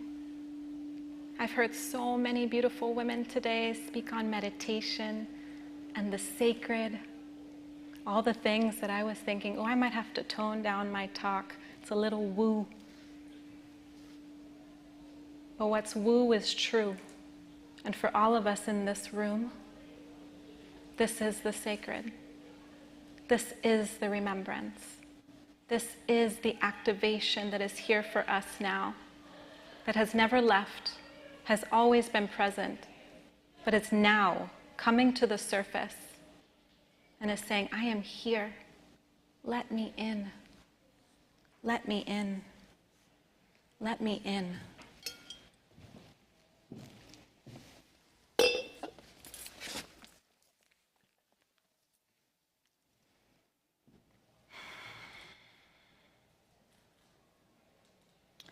Your frequency and vibration is limitless. It has no beginning and no end. Can you feel that? Not just my words, but can you feel that in your body? That you are limitless, that you are quantum, infinite, no glass ceiling, nothing holding you back. Knowing that the earth and the waters and the spirit registers and amplifies everything that you think, do, and say. Earth is your body, air is your breath, water is your blood, and fire is your spirit. The earth grounds you into the energies of feeling present in your body, rooted and stable and able to do any and everything. The earth is our ancestors, the ancestors within. The air calls your true voice home to speak in clarity, honesty, authenticity, with the communication and authority of your goddess self. The voice of the sacred within is your air.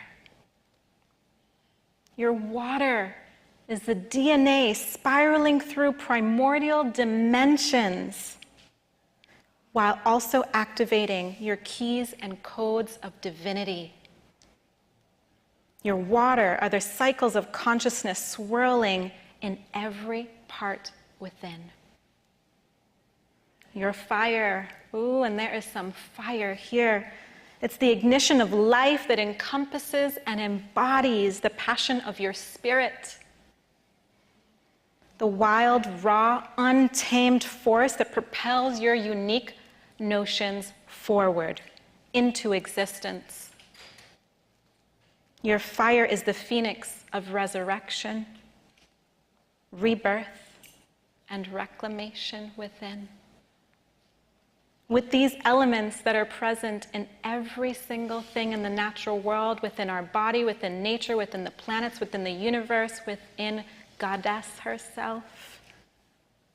We are innately called home to ourselves to be whole, holy, and complete. I call myself home to myself. I call myself home. This is what we do when we work within the energy of our existence. We call ourselves home. We call ourselves home. We call ourselves home. All parts of ourself. Each of us has these memories, these energetic remembrances known as genetic memories, lineage teachings, activations stored within our blood and our bones. It is our ancestry and our energy. And we are now at the time of awakening, remembering, reclaiming our capacity to heal ourselves. And in doing so, we heal others through our connection with Source, through our connection with God, through our connection with universal energy. Whatever word you have for it, it is you. It is your core. It is the golden center of your kaleidoscope essence that is God, and it is energy. This energy is our impassioned capability to be of service to the sacred. This is our role, this is our oath, this is our vow when we come into a human experience, to be in service to the sacred. This is energy healing. This is living. This is loving. This is leading. This is our legacy and our lineage. And this is what we are here for now. Service to the sacred is innately, and let me say this again, service to the sacred is innately feminine. It is inherently divine, and when you deny the feminine, you deny the very nature of life. And so we will not do that any longer. We are at the moment of time when denial is no longer an option. An acceptance of our truth, our powers, our skills, our talents, our memories, our dreams are our blueprint for magnificence. And we are here to architect this reality here and now through our energy. And everything is vibration. Sounds, emotions, physicality, spirituality, experiences, joy, love, defeat, trauma, healing, all carries and holds vibration. What is the truest vibration of you here and now? What is your truest vibration tomorrow? What is your truest vibration next year or in your next life? What vibration and frequency do you want to offer to this world, to this community? What is your legacy and your energetic teachings that you are passing on to your next ancestors, the ones that will come after you? Beyond the external narratives and the frequencies, what would it feel like to be in the purest natural state? In your truest energetic expression, in all ways, in all spaces and places within you, on all levels and layers of your being. What would it feel like to be in union, in harmony, in balance, in bliss, and in orgasmic existence? Because what are we doing here if we are not experiencing an orgasmic existence? This is our birthright, and it's made of energy. Energy is a living and loving prayer. It is a meditation. It's a magical meditation. It's an invocation of inspiration, and it has the potential for the biggest impact through time and space, through the seen and the unseen realms. We have been very conditioned throughout all of our lives, our parents' lives, our grandparents' lives, to know and to think that if we cannot see it, we should not believe it. And we have come now to an age where science is only now catching up to the magic that has been known for millennia, since the dawn of time.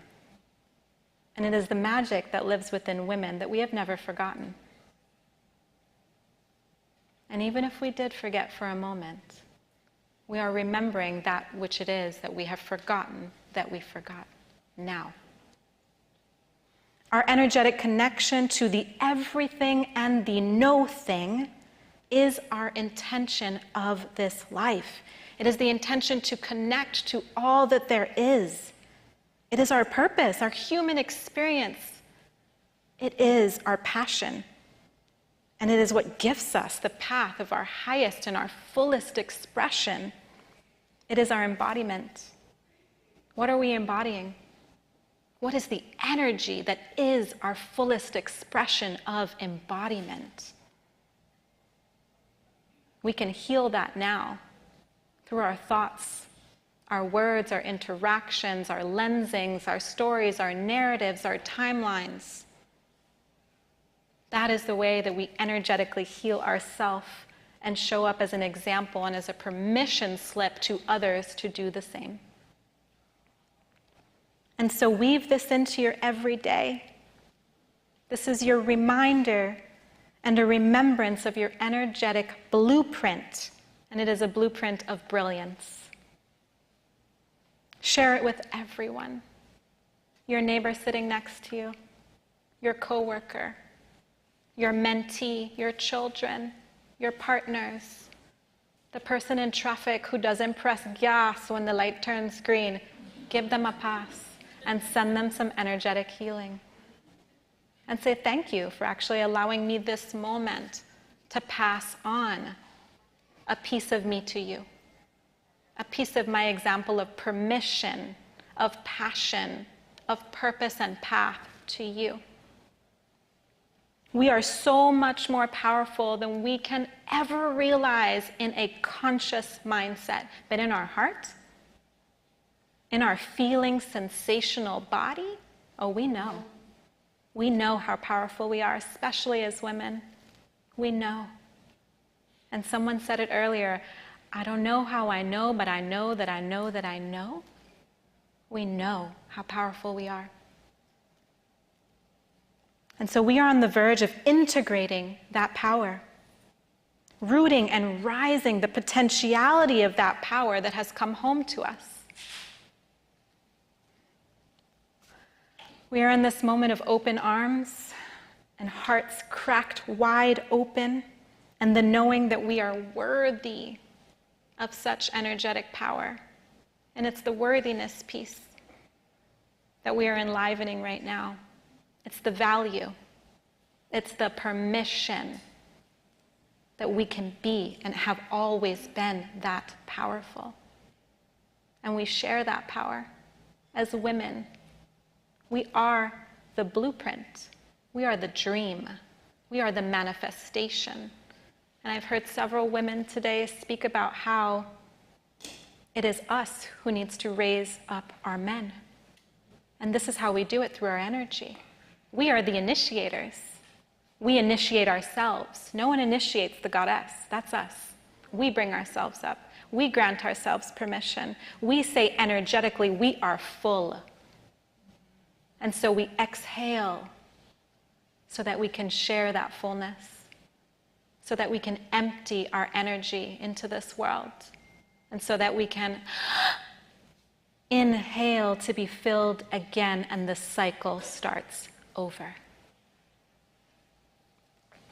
Energy therapy, energy healing, vibrational medicine, psychic healing, spiritual medicine, spiritual healing are all branches of medicinal magic. This medicinal magic is channeled through energetic openings in our body, our auras, our chakras, our fields, vibes, frequencies, resonance. This is our medicinal magic, and we carry it with us. Not in our handbag, not in our backpack, not in the boot of our car, but within us. We are the portal. And we use these portals not only to effect positive results, but unimaginable, infinite, and quantum realities because we deem it so, because we deem it possible, because we said so. We believed it, we achieved it, and there it is. Energetic healing is a multidimensional principle that as a whole opens gateways, vortexes, enhances experiences. It is an opening, it is not a closure. And so when you feel yourself contracting, exhale. So that you can be filled again with your inhale, the cyclical nature of life, of our energy, of women, of the birthers and the creatrixes and the anointers, the initiators, of the energy of this life that makes us be and become.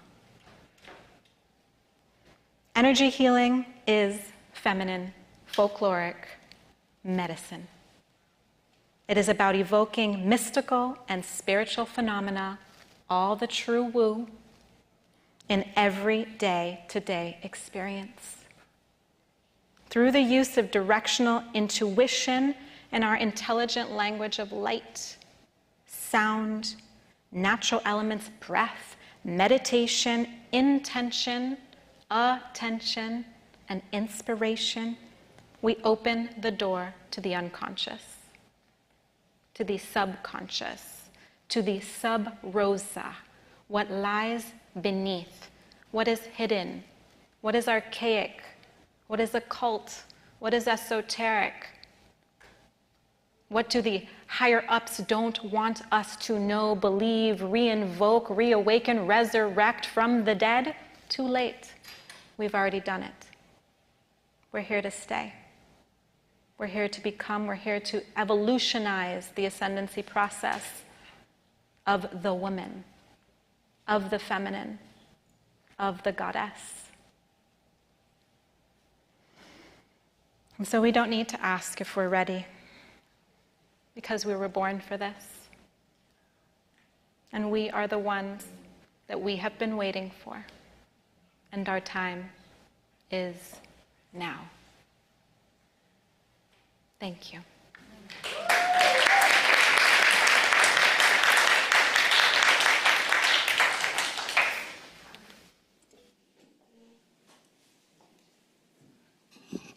She took us somewhere, didn't she? Listen, I felt the weight of everything that I came with here today lifted. So the good thing about today is that we step outside the box in a few areas, with a few topics, with a few things that we focused on, because we wanted to make sure that you got a different experience. There are several conferences here and there, meetings, events for women. However, with this being the first of its kind, we have certainly raised the bar to a level. Can we agree? We have raised the bar to a certain level? Set the bar, yes, we set the bar, and we're gonna raise it the next time we have it. You're correct. See, this is why we have kings in the room, right? Let's give the kings in the room a round of applause. It's always good to have them. We are going to transition into our next panel, and I know they're going to be ready in just a minute. But what I would like to do, and we're going to do this quickly, right? I just need 2 women from the back, 2 women from the middle, 2 women from the front. I ain't going to tell you what we're doing yet. Just come. Fast, fast, fast. 2 from the back. It's nothing that's going to hurt you. I promise. 2 from the back, 2 from the middle, 2 from the front. Quick. Fast, fast, fast, fast, fast. Come right here so everyone can see you. Yes. I should have 6. That's 6, right? 2, 2, 2. Okay, so we're a little short. In numbers, not height. Okay. Yes. What do we have now? We have 4. I just need 2 more. Can I count? 1, 2. Yep. 2 more. This is going to be quick. It's going to be simple. This is just to help us transition into our next panel. And look at the rain. Blessings, showers of blessings. So all I need for you to do, and you can just tell me and I will relay it, right? If you could describe today's summit in one word, what word would you use to describe today's summit? So tell me your name, and then if you could use just one word to describe today, what word would you use? Okay, come closer. Good afternoon, sisters, women, goddess, queens. I'm Benita, and this was much needed.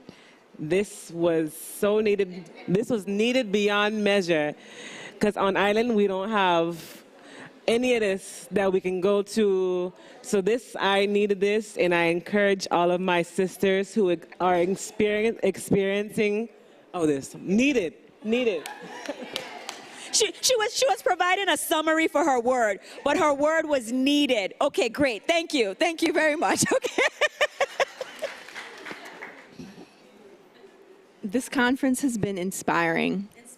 See, inspiring, needed, inspiring. But you didn't tell us your name. Tell us your name before your word. My name is Andrea.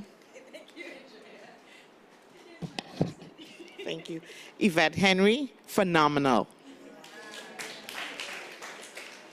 Iman Bazar, uplifting. Althea Henry, enlightening. Koya Richards, and I have to say a new experience. All of the words that I definitely agree with. Larry, did I mess up this microphone? No, I think, there we go. All of those words I certainly agree with. And we can't say it enough. Everything that you gain from today, please, please, please pass it on to someone else. Every single thing that touched you, every single thing that you wrote down, every single thing that you really felt was important, please pass it on.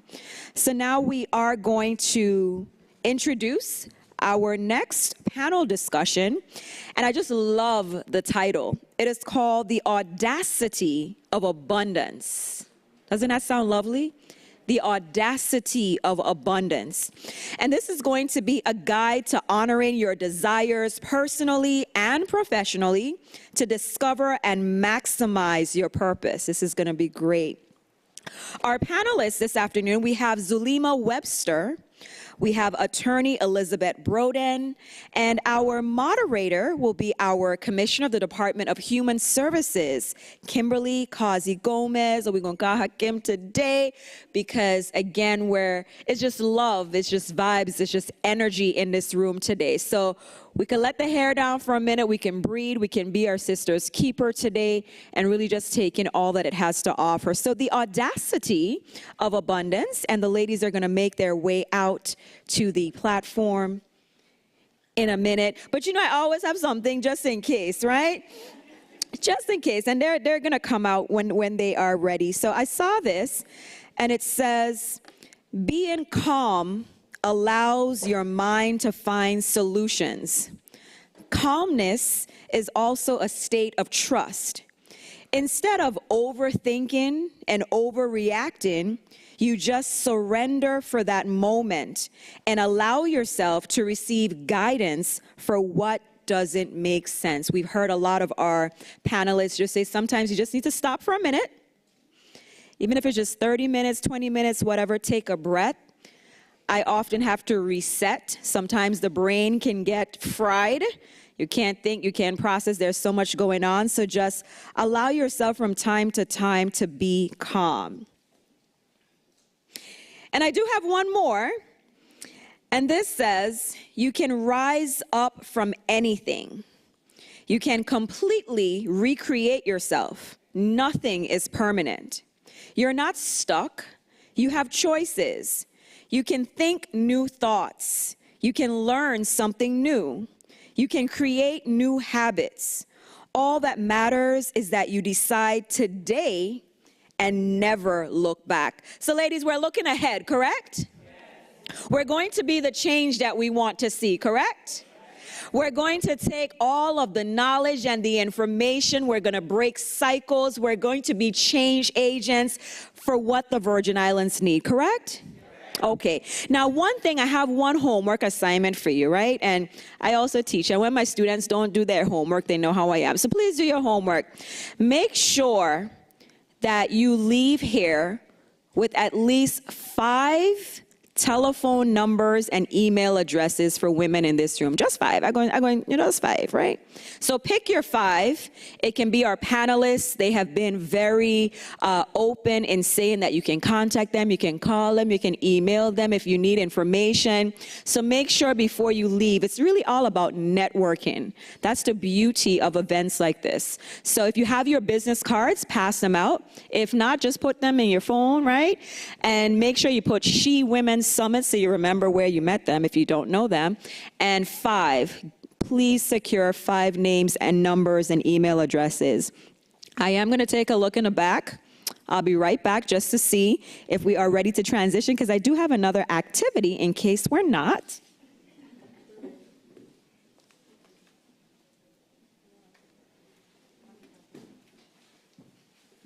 No problem. So we have the Department of Human Services and the Department of Health who really spearheaded this event. I'm going to start with the Department of Health. Do we have any employees, staff, anyone from the Department of Health? Just stand so we can recognize you, because I know there was a lot of behind the scenes and still getting things done, and you came out today to support this initiative. So thank you, DOH. You have an awesome commissioner. I actually had to do a project, and I selected 5 leaders. And Commissioner Encarnacion was one of the leaders that I selected based on her leadership style and her communication style. I think she's just absolutely amazing. And then now, those of you who may be employees, maternal child health staff. Yes, can those ladies please stand? Oh, then the kids corner. We love being able to bring kids down. They're well taken care of, right? And then for the Department of Human Services, do we have, I know Department of Human Services is here today. Yes. Department of Human Services, you guys are deep today, so thank you again, because this was a team effort. We certainly will recognize everyone at the end of our program and give our thanks and our, just congratulations on a successful event. But at the end of the day, it would not be possible if we didn't have you. We could plan this event, but if you did not show up, if you did not see the need to attend today, there we go, right? See? If you did not see the need to attend today, the success of this event would not be possible. So turn to a queen and say, Queen. Queen. I'm still so happy that you're here. I'm still so happy that you're here. And we are indeed ready to transition into the audacity of abundance. And we have, yes, our Commissioner of the Department of Human Services, Kimberly Causey Gomez. She's going to serve as our moderator for this segment. And we have Zulima Webster and attorney Elizabeth Brothen. Queens? That's who we are. Some of you have forget for a second, but that's okay. No, catch you off guard with that one. Okay, Queens? That's who we are. Wonderful. And I must say, right, today is something special. But every single time I stand and I look out, I know I have my special lady there, right? But every time I stand and I look out, I'm just like, wow, this is amazing. So please look around at the women in this room, at the faces, that are here today, because this is truly, truly an opportunity for us to grow a sisterhood of women who want to make a difference, who want to, make things happen in the Virgin Islands. And we talked about positivity and love, so it definitely starts here. So the audacity of abundance, let's give them a round of applause for this spectacular panel that we are going to enjoy. And I know by now you already know that I'm just, if I have an opportunity to say it, also a member of Alpha Kappa Alpha Sorority Incorporated. Just saying. Anytime that there is that. Good afternoon, everyone, and thank you for joining. We're so happy to be here. In the afternoon session, I love it when they put us in the afternoon session, because you know we're going to bring some heat this afternoon, correct? Queens? That's who we are. All right, just check and make sure y'all are ready and you're awake. If not, the cookie is in the thing. The cookie's there. So I have the distinct pleasure today to be with two fabulous women. One I met last night, and one I've known for a very long time. So it's a really good, enriched conversation. Instead of reading the bio, I really wanted them to tell their story about who they are, because I think it's more important that we tell our own story sometimes versus having somebody else. So I'm going to have Zalima first introduce herself and tell us who you are and why you're here. Okay. Hi, everybody. Queens. My name is Zulima Webster. I'm a licensed marriage and family therapist, as well as certified anger management specialist. I'm from St. Croix, U.S. Virgin Islands. And I spent like 19 years in Georgia, finished high school in Georgia, went to college, grad school, everything. But I knew I always wanted to come back home. It was just a matter of the right time.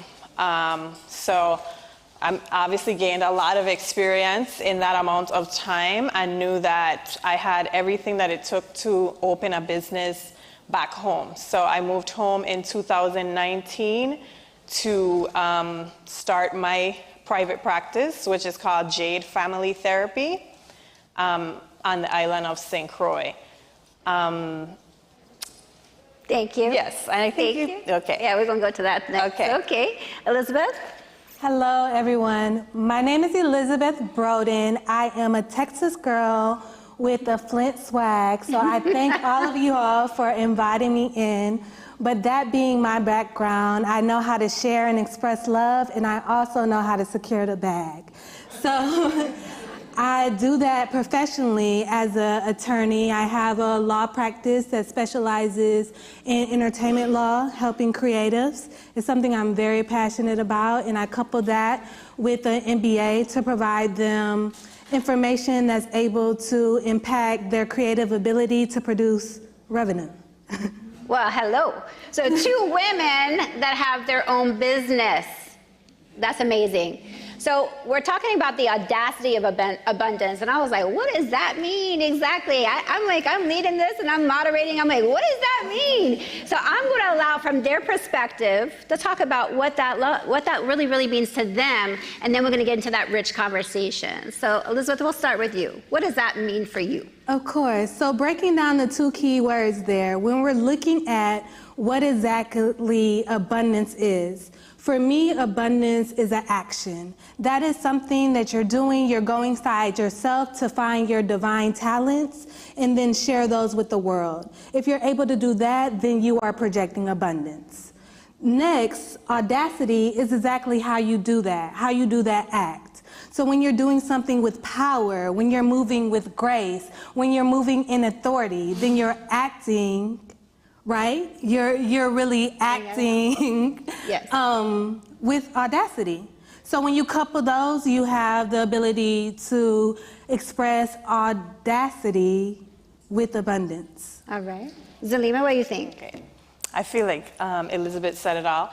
But when I think about audacity, I think about will. So the audacity to do something is the will to do something for me. And abundance sounds like more to me. And it's more of whatever you have the will to go after. Whatever. It could be money, as well as it could be peace, as well as it could be, connection, community, whatever you have the will to want in your life, so then you'll have the audacity to go after it. So the audacity of abundance, so audacity for me is boldness. Like you're gonna do it no matter what's happening, right? Abundance for me is gratitude. So I can't have abundance unless I'm truly grateful for what is happening in my life every day. So I wake up with gratitude. And if people that do know me, y'all know what I say, I'm not half full or half empty bottom. I'm a bottomless mimosa. My cup fills every single day, all day long. So not just on Sundays, you know? Not just on Sundays.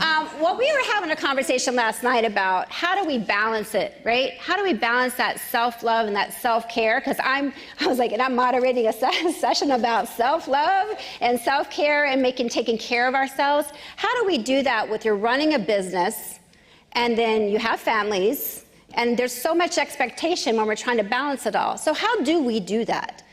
How do we take that priority?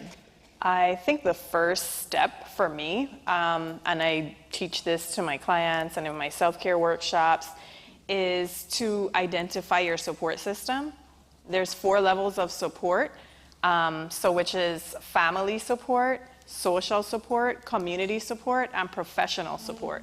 So being able to identify at least, 2 key people or organizations within each one. So you'll know, okay, who to turn to when. So you always have support.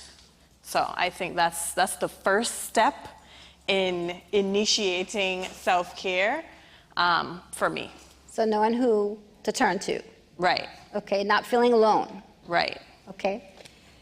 I also think that support is really important, and it helps you find balance, but to find balance that's going to endure through a crisis. And I bring that up because coming out of the pandemic, we were all in that crisis mode where we're trying to do as much as we can with what we have in the moment.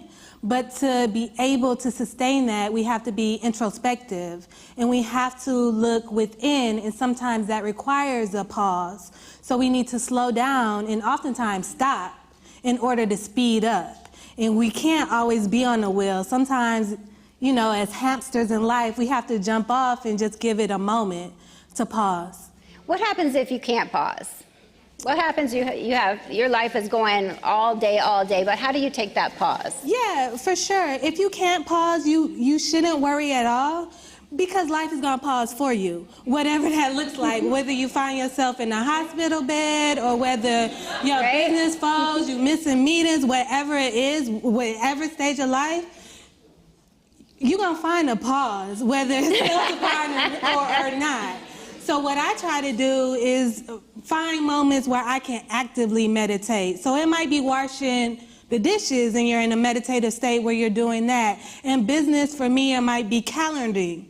And I can take that time to kind of pause within and not think as much and let life happen within me so I can express it outwardly. Okay. What about you? How do you help people to come out of that? Because people come to you, right? Right. And when they come to you, how do you help them express or get to that next level? We talked a little bit about being stuck last night, right? So if someone comes to you, they may be stuck in a situation or feel they are stuck. Talk about a little bit about that. Well, I like to teach people to focus on their strengths instead of their deficits.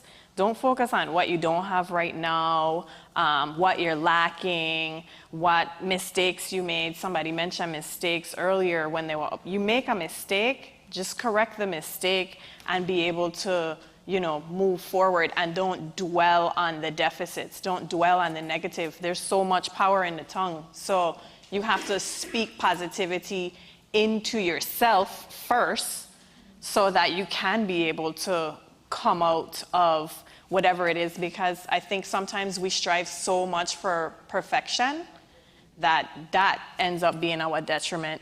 A lot of people, you strive so much to be perfect. I want to be the perfect mom, the perfect commissioner, the perfect coworker, the perfect, yeah.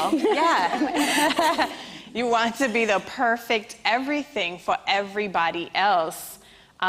Instead of just focusing on what you are doing right. You never, perfect is, what is perfect? True. Right? That's unattainable. So you could focus on being a good mom, a good friend, a good daughter, good at your job, and whatever else. Maybe great at those things as well. But striving for perfection ends up, causing a number of mental illness and struggle, because people get stuck in just focusing on the negative. Now, you know, as we age gracefully and beautifully and into our queen self, right?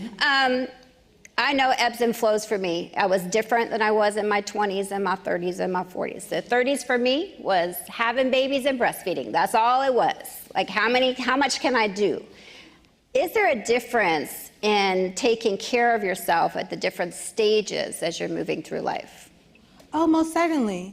So, as Zulima said, the focus on perfection is kind of self-defeating.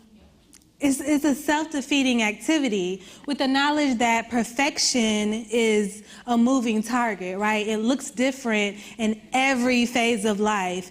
And sometimes you're able to give yourself more in one moment than you will be able to give yourself in another. And we can't, because we, you know, having raised a son who's 22, there were times where I had to give him more than what he requires now, and I have to be comfortable with that.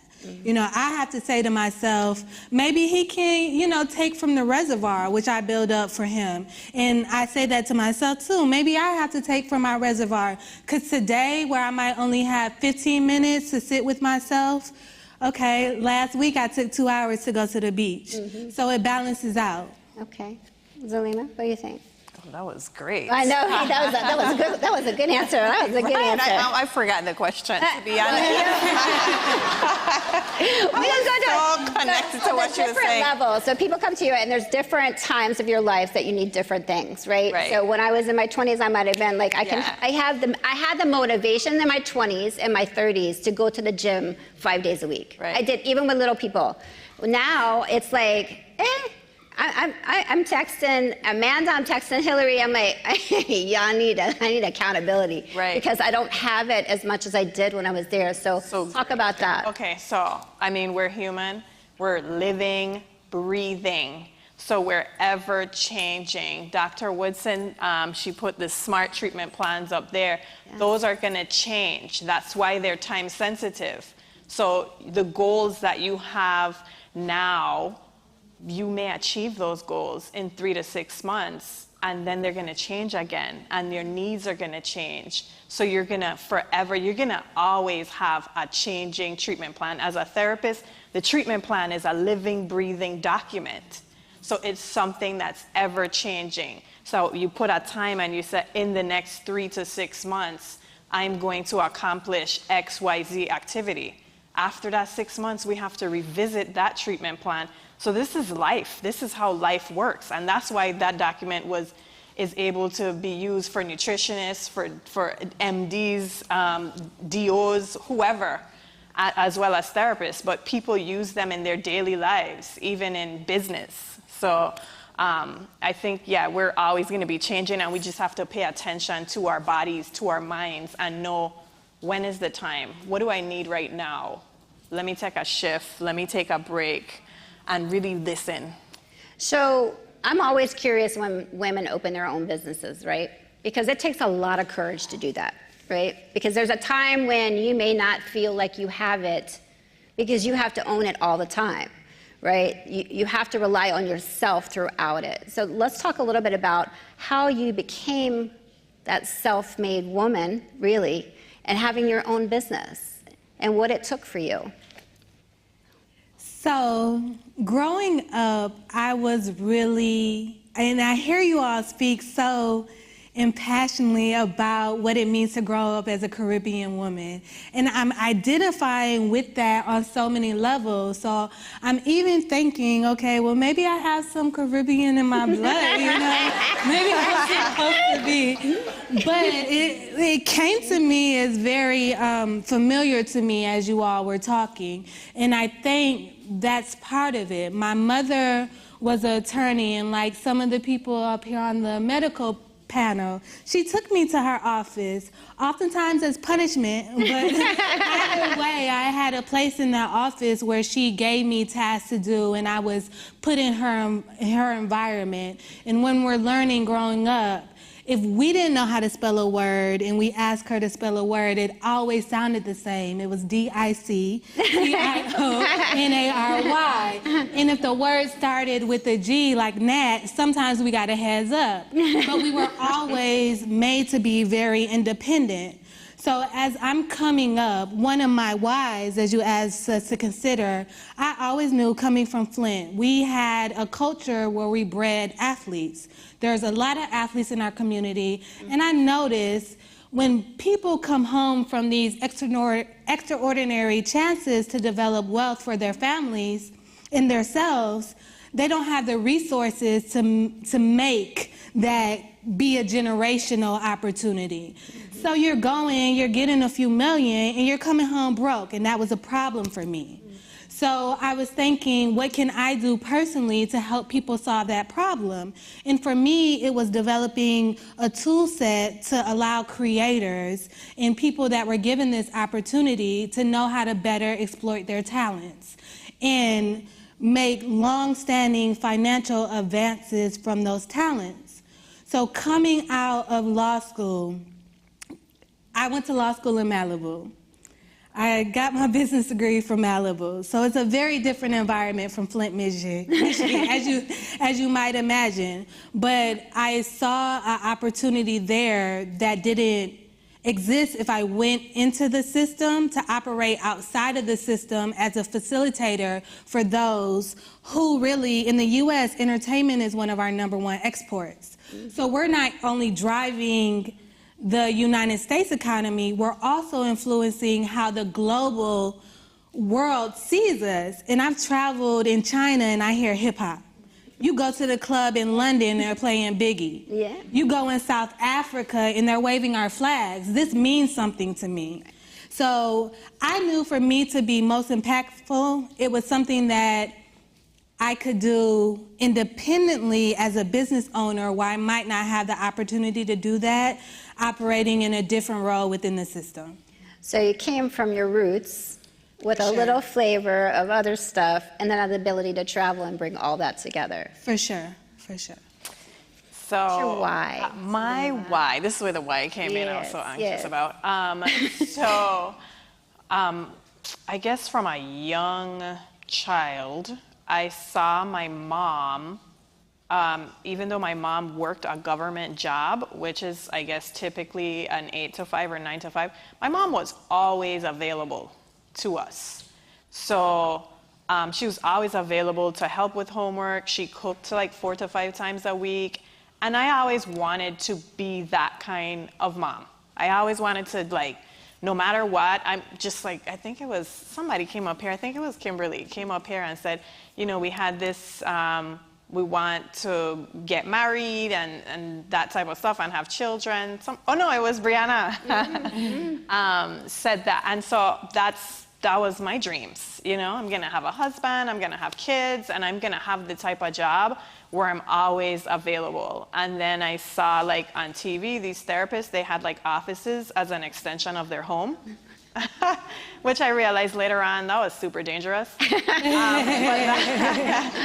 that was like my thought process, you know? Oh, I'm gonna have a private practice and I'm just gonna walk out in the yard and then go to my little fancy private practice, right? And then the therapists on TV were like driving nice cars and all these things, until I really went to grad school and became a therapist and then realized, oh, okay.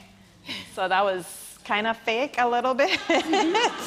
And there's so much more that you have to do, and you kind of have to find your niche, you have to find your passion, and that's really why you're in it. And then I realized I didn't really choose this. This chose me. Or the universe pushed me to do this because it's what I'm supposed to be doing. So listening. Right. Really listening to your true self. Yeah. When it really is push. My father, banker. My mom, real estate. I decided I was going to art school because I wanted to be an art therapist. And my father was like, you doing what?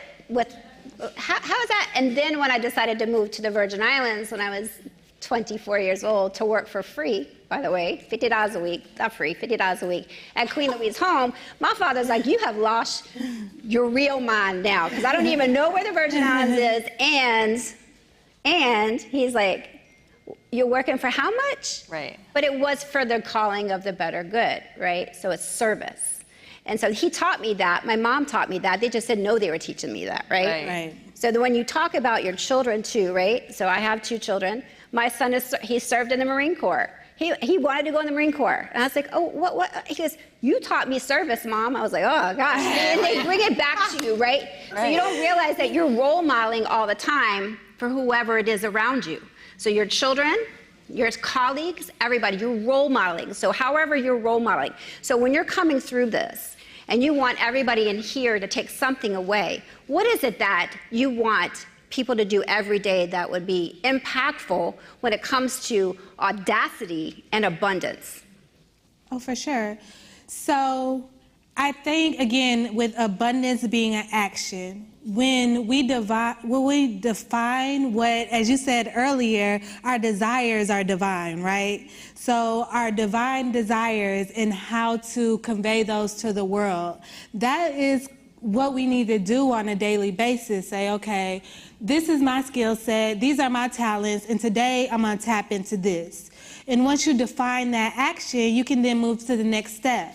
So if we're talking about a 3-part plan, the first part would be defining what is your point of abundance for that day, right? So today, I wanted to be here in a position where I could have a conversation where I can not only tap into my God self and my divine nature, but help everyone here do the same. So that's my point of abundance for today. And then that next step is saying, okay, what do I need to do to be better at what I want to be abundant at? And that gives me each day an opportunity to increase my skill set, to better myself, through gratitude in my abilities or what abilities have been bestowed upon me, to express that to God and everyone else by just getting better. So today I said, okay, what can I do better to prepare myself for abundance today? And it looked like to me meditating prior to coming here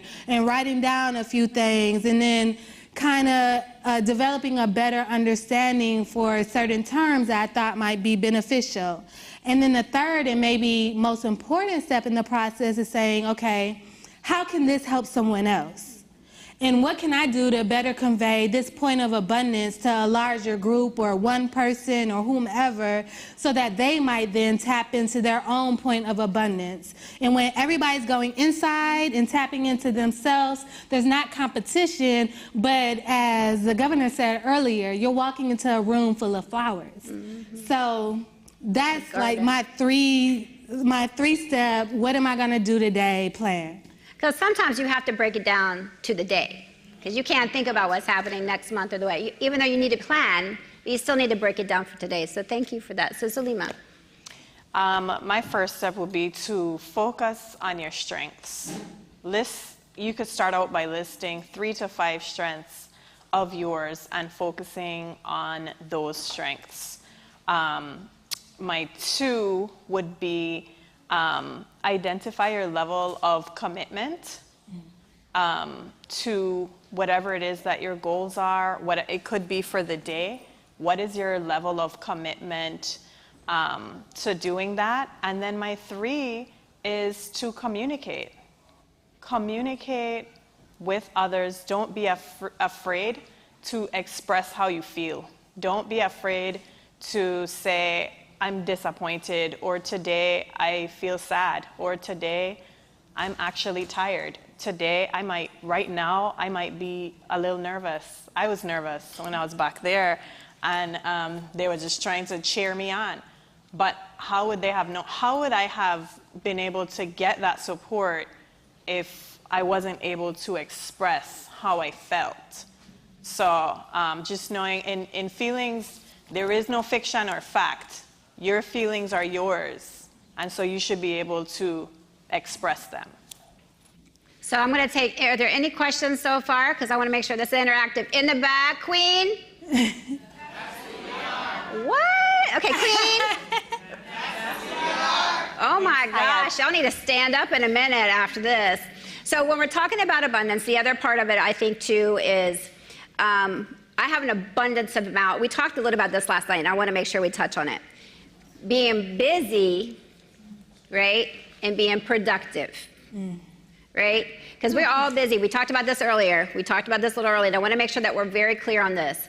I can be busy all day long and get not one thing done. I could walk around my house, room to room, and not get one thing done. I'll start my dishes, I'll put a load of, you're walking around. But really, what did you get done? So let's talk a little bit about being busy and being productive, because that was a really hot topic we got into last night. Elizabeth. Elizabeth taught her this one last night. So. Yeah, no problem. So I think, again, going back to something I mentioned earlier, that pause is key. That pause is absolutely key. Because when we're talking about producing and making space for us to be abundant and give our gifts to the world, we can give, I won't say the whole time my mom used to use, but a half a job. We can do that. And we can do that and feel like we're doing something good, but we're running in circles. So it's okay in the business world, as Illuma said, to express your feelings. And sometimes you need to say things like, sorry, I don't have the bandwidth for that today. Or, you need to reply with things like, can we table that into the next meeting? And you have to feel okay with that, because something that I've heard said and something that I agree to, which is a culture, can't speak to the whole United States, but in Houston, Texas, and Flint, Michigan, we're gonna put a lot on our back. And when our back breaks, there's no one there to really pick up the pieces. So when you're running in circles and, scratching up your Louboutins, you have to think to yourself, am I doing myself a service? And if you're not doing yourself a service, then you can't possibly be doing the world a service. So it's time to realign. Oh, that was good. That was very powerful. Very powerful. Thank you for that. That was great, Elizabeth. Yeah, so basically, you can't pour from an empty cup. You have to be pouring into yourself, right with yourself, focusing on yourself, make sure that you're at peace and that you are balanced in order to give more to people, give more to a community, give more to whatever else it is that your passion is, because it's going to show.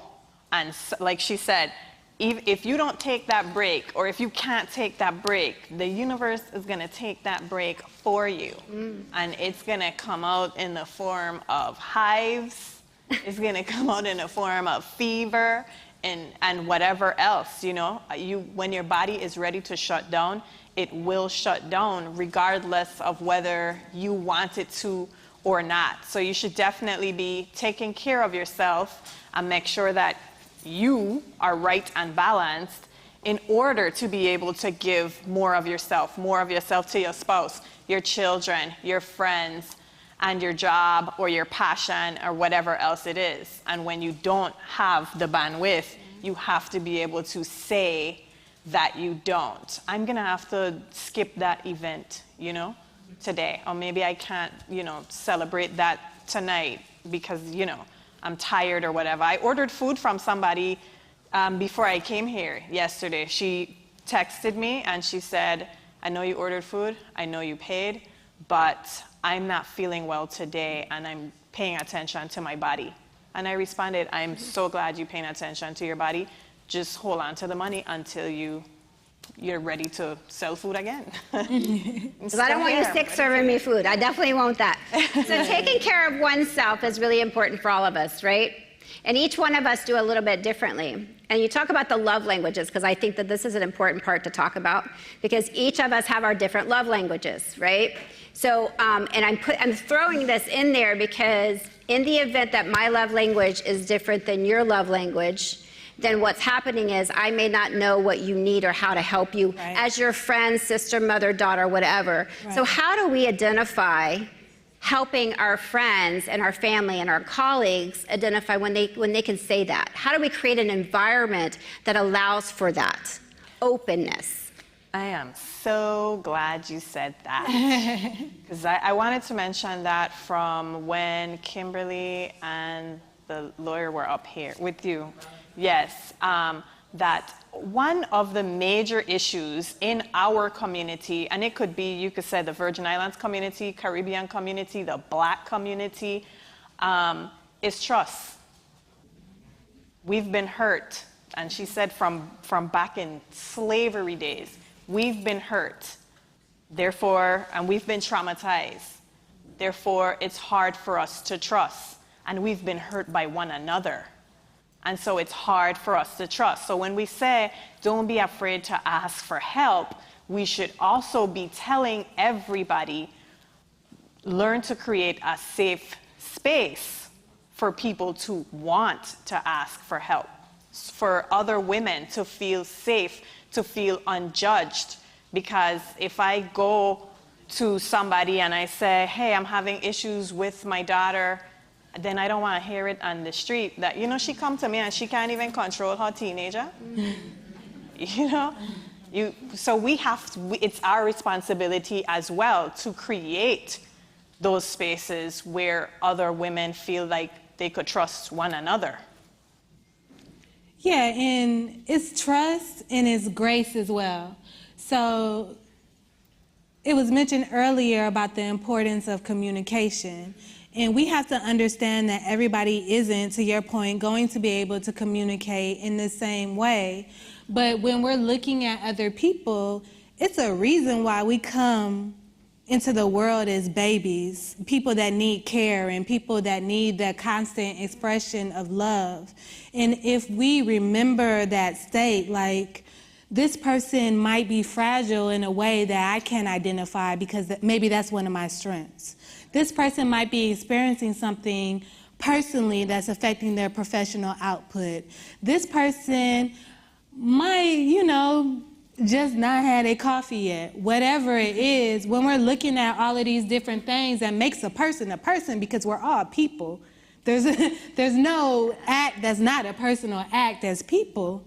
When we're looking at that, I think we can say, okay, if I loved you as an individual, the most that I could love anybody in the world, what would that look like in this moment? And let me act from that in this moment instead of looking down as if I'm above you. Yeah. So is there anything that we talked about today, because we have like 1 minute left, is there anything that you wanted to say that you didn't get to say? Now's a really good time. Selima, you want to leave everybody? You're good? You said everything. You said your piece. You said everything. Yeah. Okay, great. Well, I would like to say thank you so much for creating a space of love, inviting all of this love into the room, allowing everyone to bloom in front of you, and, you know, sharing all of your love with us all. I really feel welcome and grateful to be here, and I hope from everything that we're experiencing together, we can take that love and share it with the world. So thank you. Thank you for joining us. Thank you all. Now, right, lady? Thanks, Shayla. Another big round of applause. What we're going to do right now, we're going to give you just 5-6 minutes to stand, go to the restroom. If you need to make a quick phone call, if you need to stretch your legs. I know we telling them 6, even though it's 10. He just messed up the whole thing. So you have 6 minutes, and then please come back to your seats so that we can continue. We do have another panel discussion. We have a few closing items before we end today. So yes, 6 minutes. We do have some videos that you're gonna get to enjoy, but we're gonna take a short break and we will be back. So Queens, one more time, Queens.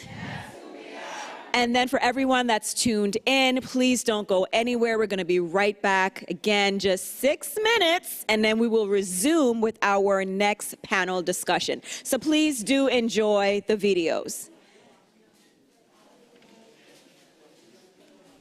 Hello, My name is Carol O'Brien Henneman, and I'm an 8-year breast cancer survivor.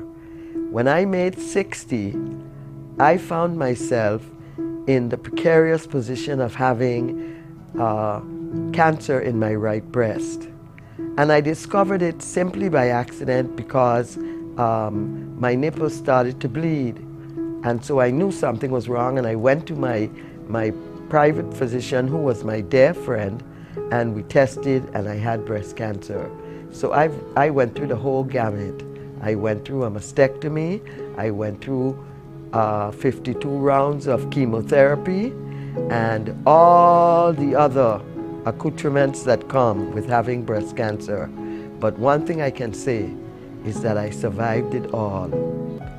I will give people the formula for survival when hardship comes your way. And the formula is you have to know yourself, and you have to have a relationship with God before things happen to you, not after and not during. Unfortunately, my husband of 48 years succumbed to pancreatic cancer. So then again we had chapter 2 of the cancer story. But you know, everything in life has a reason and a season, and I don't question God. So what I'm asking you to do is, in every situation in your life where you are challenged, rise to the occasion. Rise to your stellar levels of performance. Rise to your greatness, and always remember to be grateful and thank God.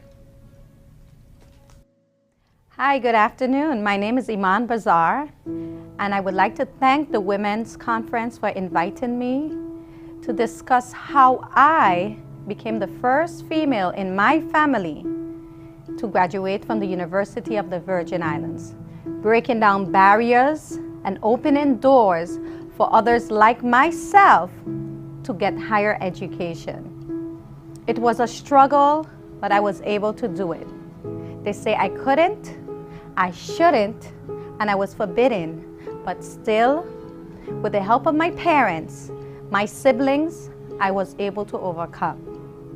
Being an Arab, female, growing up in the Virgin Islands, born and raised here, among 4 siblings, and having my youngest brother is the only boy in the family. So we took on the responsibility of dealing with businesses. I decided that even though we had the business, I wanted to attend the university. I spoke to my dad. I told him I wanted to go to the university. He was fine with it. However, others were not. Family members told him, but you don't know what's going on down there. It's the university. A lot of things happen there. The university is a place to get a higher education. And I was the first for my family to do it. Through trials and tribulations, I was able to achieve it. No matter the criticism that my family dealt with from other members of the family, I opened doors for other members to come in. It starts from the beginning, and we continue to this day on, where we could see many Arabs like myself attending the university, working in the public sector and the private sector. And I thank my parents for standing strong, not letting anyone tell them that I couldn't, I shouldn't, and I was forbidden to. Thank you. Hi, my name is Marilyn Cricky, and I'm a recovering addict. It started for me here. I'm a local person. I was born and raised in St. Thomas, and for many years, say off and on 40 years, off and on into drug addiction, 7 different rehabs, trauma from childhood. It started for me going to church. I'm a young girl. I saw adults going and getting communion and wanted to know how could I get that? Because when I go up with them, they would just give me a little cross on my head and say, oh, you know, bless you, this and that. And I wanted the wine and the bread. And it started from there. It wasn't that I went to, they told me to go to confirmation class and, you know, eventually I'd graduate and be able to get the bread and wine.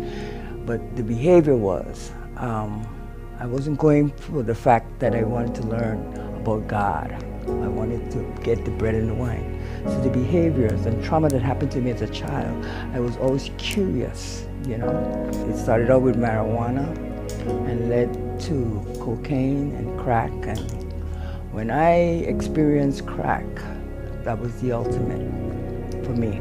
I thought I was in heaven, to be honest with you. And anything that, once I used crack, it made me feel that nothing mattered, okay? And I didn't realize that it would lead me to whereas beyond funds, the first thing I had to have was something to get up in the morning.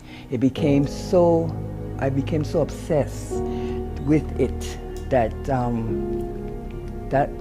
my life, I moved, I wouldn't say I was homeless, but I moved where in an abandoned building with other addicts such as myself to be more near it, to have more, to get more. It was all about crack. My life had changed tremendously. My family, I lost a lot of weight. I was like almost 100 pounds. Things was really dark. If you came to me and said good morning to me, I'd look at you and say, what's so good about the morning? You know, I've seen too much that I'm hurt. Okay, and right now I'm reaching out to my society in St. Thomas Virgin Islands and the entire Virgin Islands in the Caribbean period, you know, to help our youths. And basically, that's my story.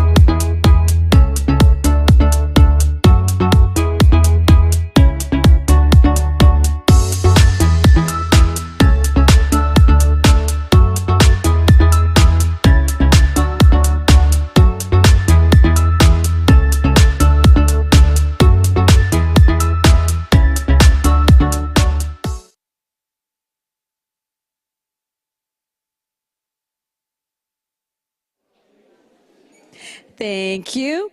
All righty, Queens. For those in the back, Queens.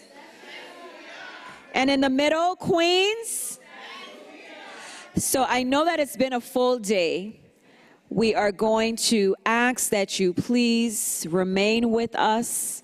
We are just about to the end of the day, but there is still more in store for you. So please, if you are able to, just stick and stay with us for a little bit longer.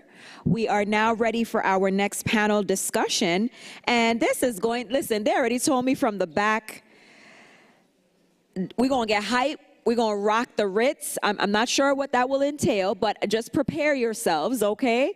But I am very excited because we have representing the Virgin Islands, she has the title of World. So we're not just talking VI mainland. You know what the world means? The entire world?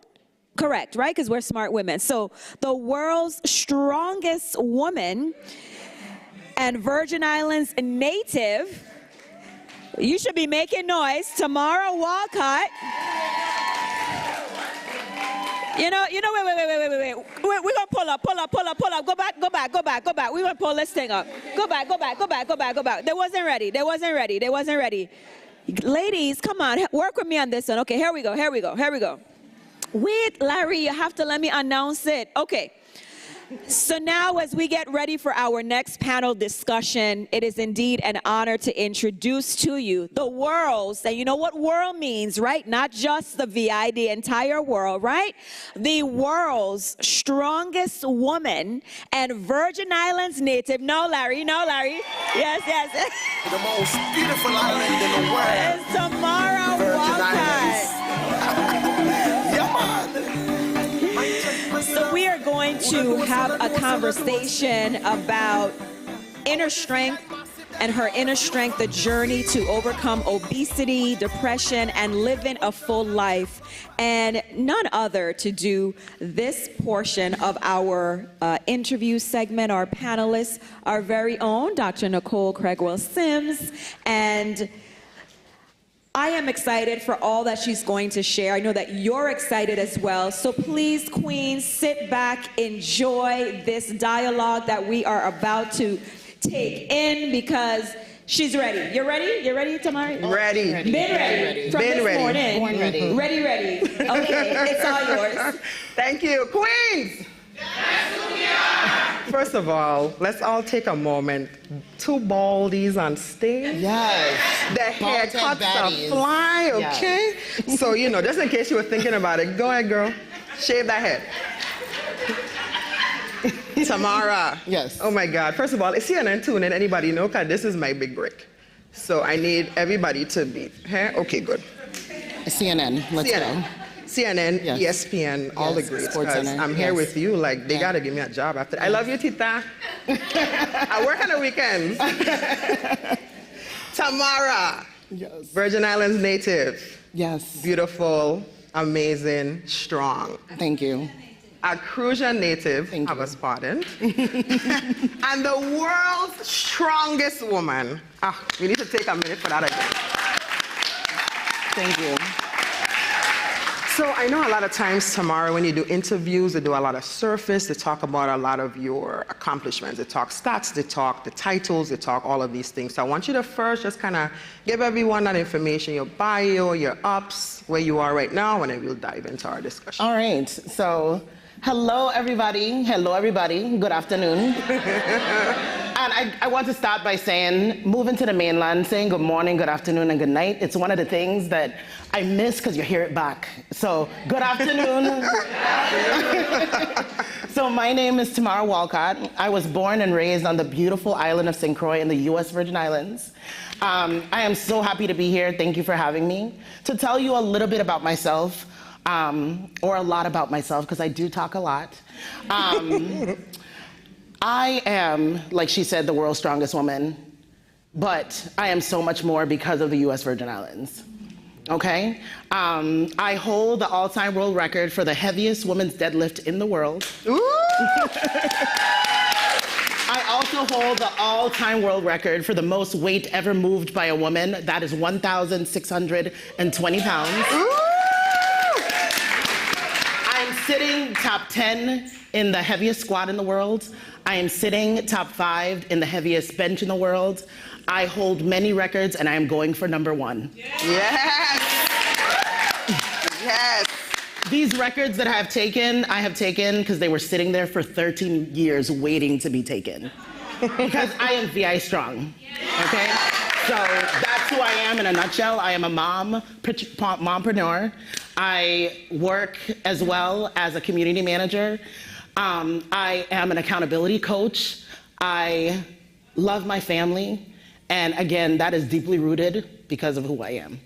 So thank you for having me here today. Child, thank you for being here. Listen to me. Yes, snaps. Oh, wipe the tears, ladies. I see them. I see them. So let's kind of start. Let's talk Native Virgin Islander, Crujan, as it was pointed out. Yeah. Let's start from there. That's your backbone. To get to all of those titles that were sitting, waiting for you to come and grab them, let's start there. Mambi Jew, yes, to be Mambi exact. Jew. Mambi Jew. I'm going to start by saying this. To know me is to know yourselves.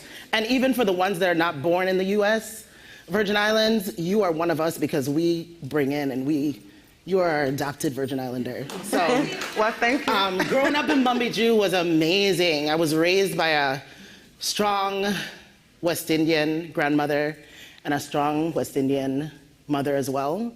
My grandmother worked at the Buccaneer for more than 30 years. She was born in 1929. Her name is Vivian Lang Marshall.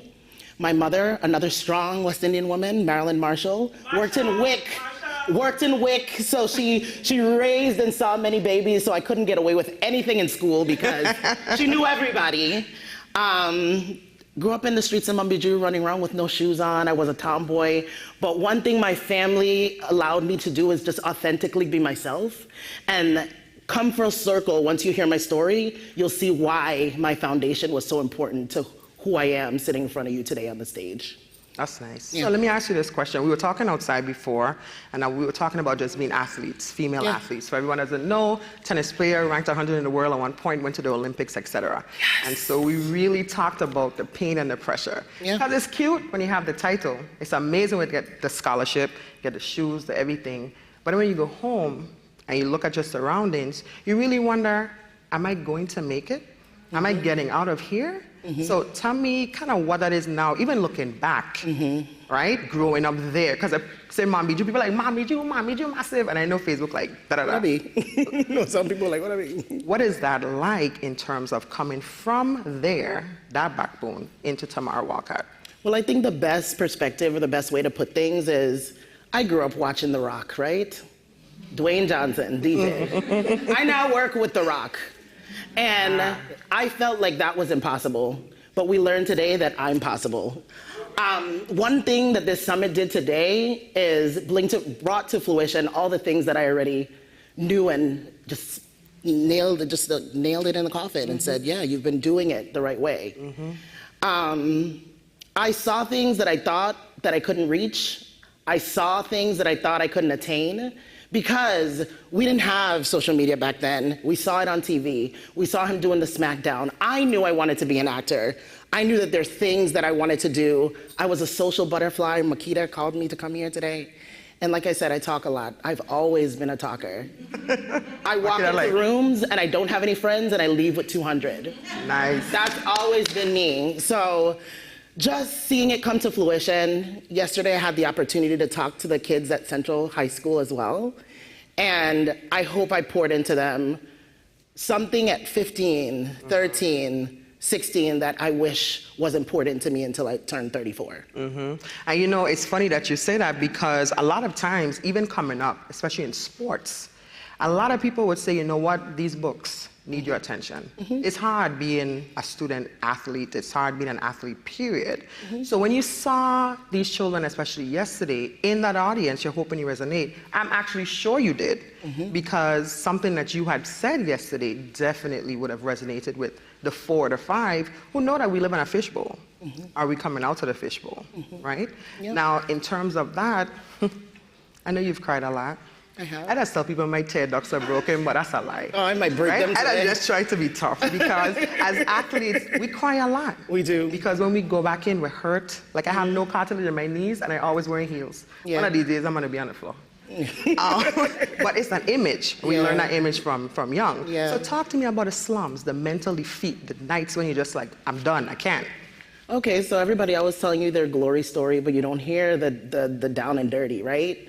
So in order to get where I am today, I had to go through a lot of bad. But in the islands, we take the bad with the good. I ballooned up after getting married, going through a divorce, having 2 kids. I lost sense of who I was.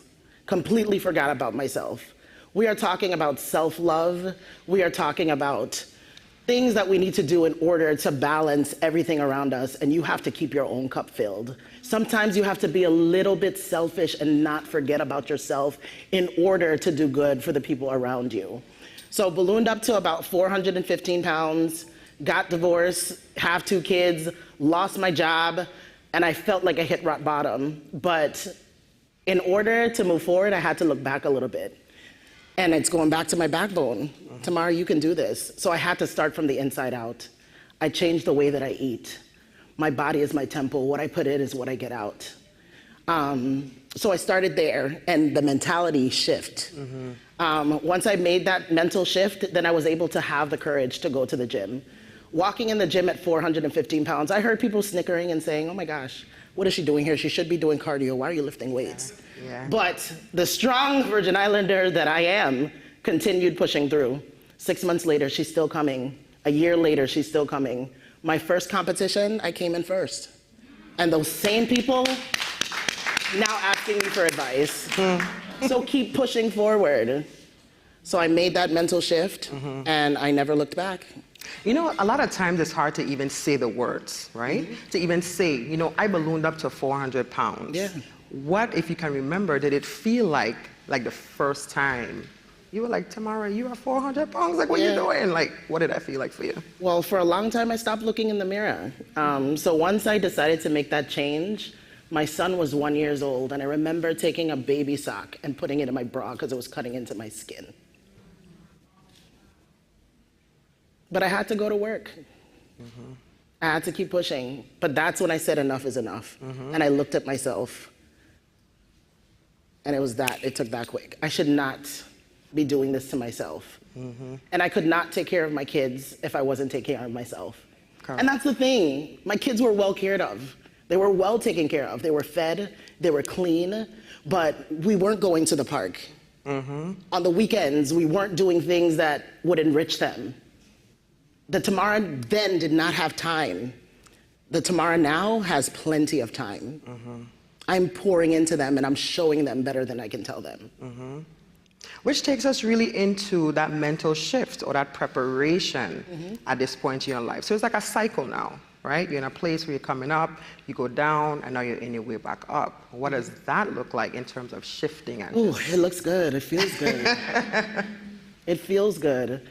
And to know that you did this for you, that champion mentality, that to be an athlete, you know it's you versus you, especially with tennis like you. Yeah. I play in a sport where every single day, yes, I may happen with my numbers to beat someone else, but for me it looks like doing something every single day that gets me one step closer to my goal. There's 7 days in a week for me, just like there's 7 days in a week for you. And a lot of times I've seen people self-sabotage by saying, okay, Monday, Wednesday, Friday, I'm gonna do X, Y, Z. Monday comes and the baby is sick, and all of a sudden everything just drops at the wayside. We have 30 days in a month, sometimes 31. It doesn't matter when you get it done, as long as you get it done. Do not give up on yourself. Yeah. And you know, we're going to be realistic for a minute, because as athletes who are ranked in the world, in the nation, that feeling is good. Well, at least for me, it was good for about a week. Because my mother, who's also a professional tennis player, was like, hey, sweetie, you're #1 this week, but you know, people practicing every day. You better get back on it. Because you relish in it. You're like, oh, I'm #1. Whatever. Should I know, sweetheart? For every one great tennis player, there are hundreds of girls practicing to beat you. So in terms of looking at stats and studying other stats and who's lifting and who's coming, how do you then factor that into what you do? But I embrace that, though. I embrace that. Before I became #1, I always used to say I wanted to be #2, because I want to be so close breathing the #1's neck. So that they know I'm coming. But I am motivating someone to be their best. Right. So I embrace that. That's good. I don't dwell in the things that I can't control. Like they say in the islands, we don't cry over spilled milk for what? You get a napkin, you clean it up, you keep going. So that mentality of looking at others' numbers, when I went to break the world record in 2021, I didn't even know what records I was going to break. My coach is like, do you know what you're about to do? And I was like, what do you mean? Because it was me versus me. I know I was going to break my number, a number I've never hit in the gym. So to put that in perspective for yourselves, doctors, lawyers, nurses, artists, there is someone looking at you that is inspired. Continue to be your true, authentic selves. When I did that for myself, I'd like to say this. So I told people in the room today, I think I told Gina and a couple other people, I see myself as a dandelion. A dandelion, you look at it and you're like, what job do you do? The roots of the dandelion holds a lot of things together. You blow on a dandelion, the seeds spread. That's me. So when I think of the people coming behind me, I want them to do well. I'm waiting for, I don't want someone to take 13 years to break this record. That's powerful. I want them to work hard. That is powerful. Yeah. That's sportswomanship. Yeah. Yeah. Yes. So that's interesting. I want you to take us back, right? We're on a journey with you. Okay. You wake up that morning. What time was the competition? Morning, afternoon? Oh, yeah. It was in the morning. Okay. So you wake I woke up up at like 7 a.m. All right, good. We're up at 7. Yeah. You're getting ready to do this thing, right? You're not sure what you're breaking, right? Take us to the moment. First of all, people need to know lifting weights and being an athlete period is all mental, but lifting weights, how does that work? Do the weights lift themselves? They jump up in your hand? Like, tell us a little bit about Not at all. It is dead weight. They call deadlifts the king of lifts, the queen of lifts, because you are taking it up from the ground at a dead stop. So they load, they say the bar's loaded, the bar's bending, but just like the bar that's bending, I'm that bar. I bend, but I never break. Another thing that takes me back is when I'm deadlifting for my grandmother. My grandmother passed in 2019. I started lifting in 2018, that was my first competition. And deadlifting was a representation of helping and lifting my grandmother in her last years. She lifted me all her life. One thing I was surrounded by, again, is hardworking women. They all worked in the kitchen. Now I could cook, but I don't like the heat, so I had to stay out. Don't get it twisted, they taught me. Nothing was measured. But every time I approached a deadlift bar, you are seeing a true representation of me lifting my grandmother. Nice.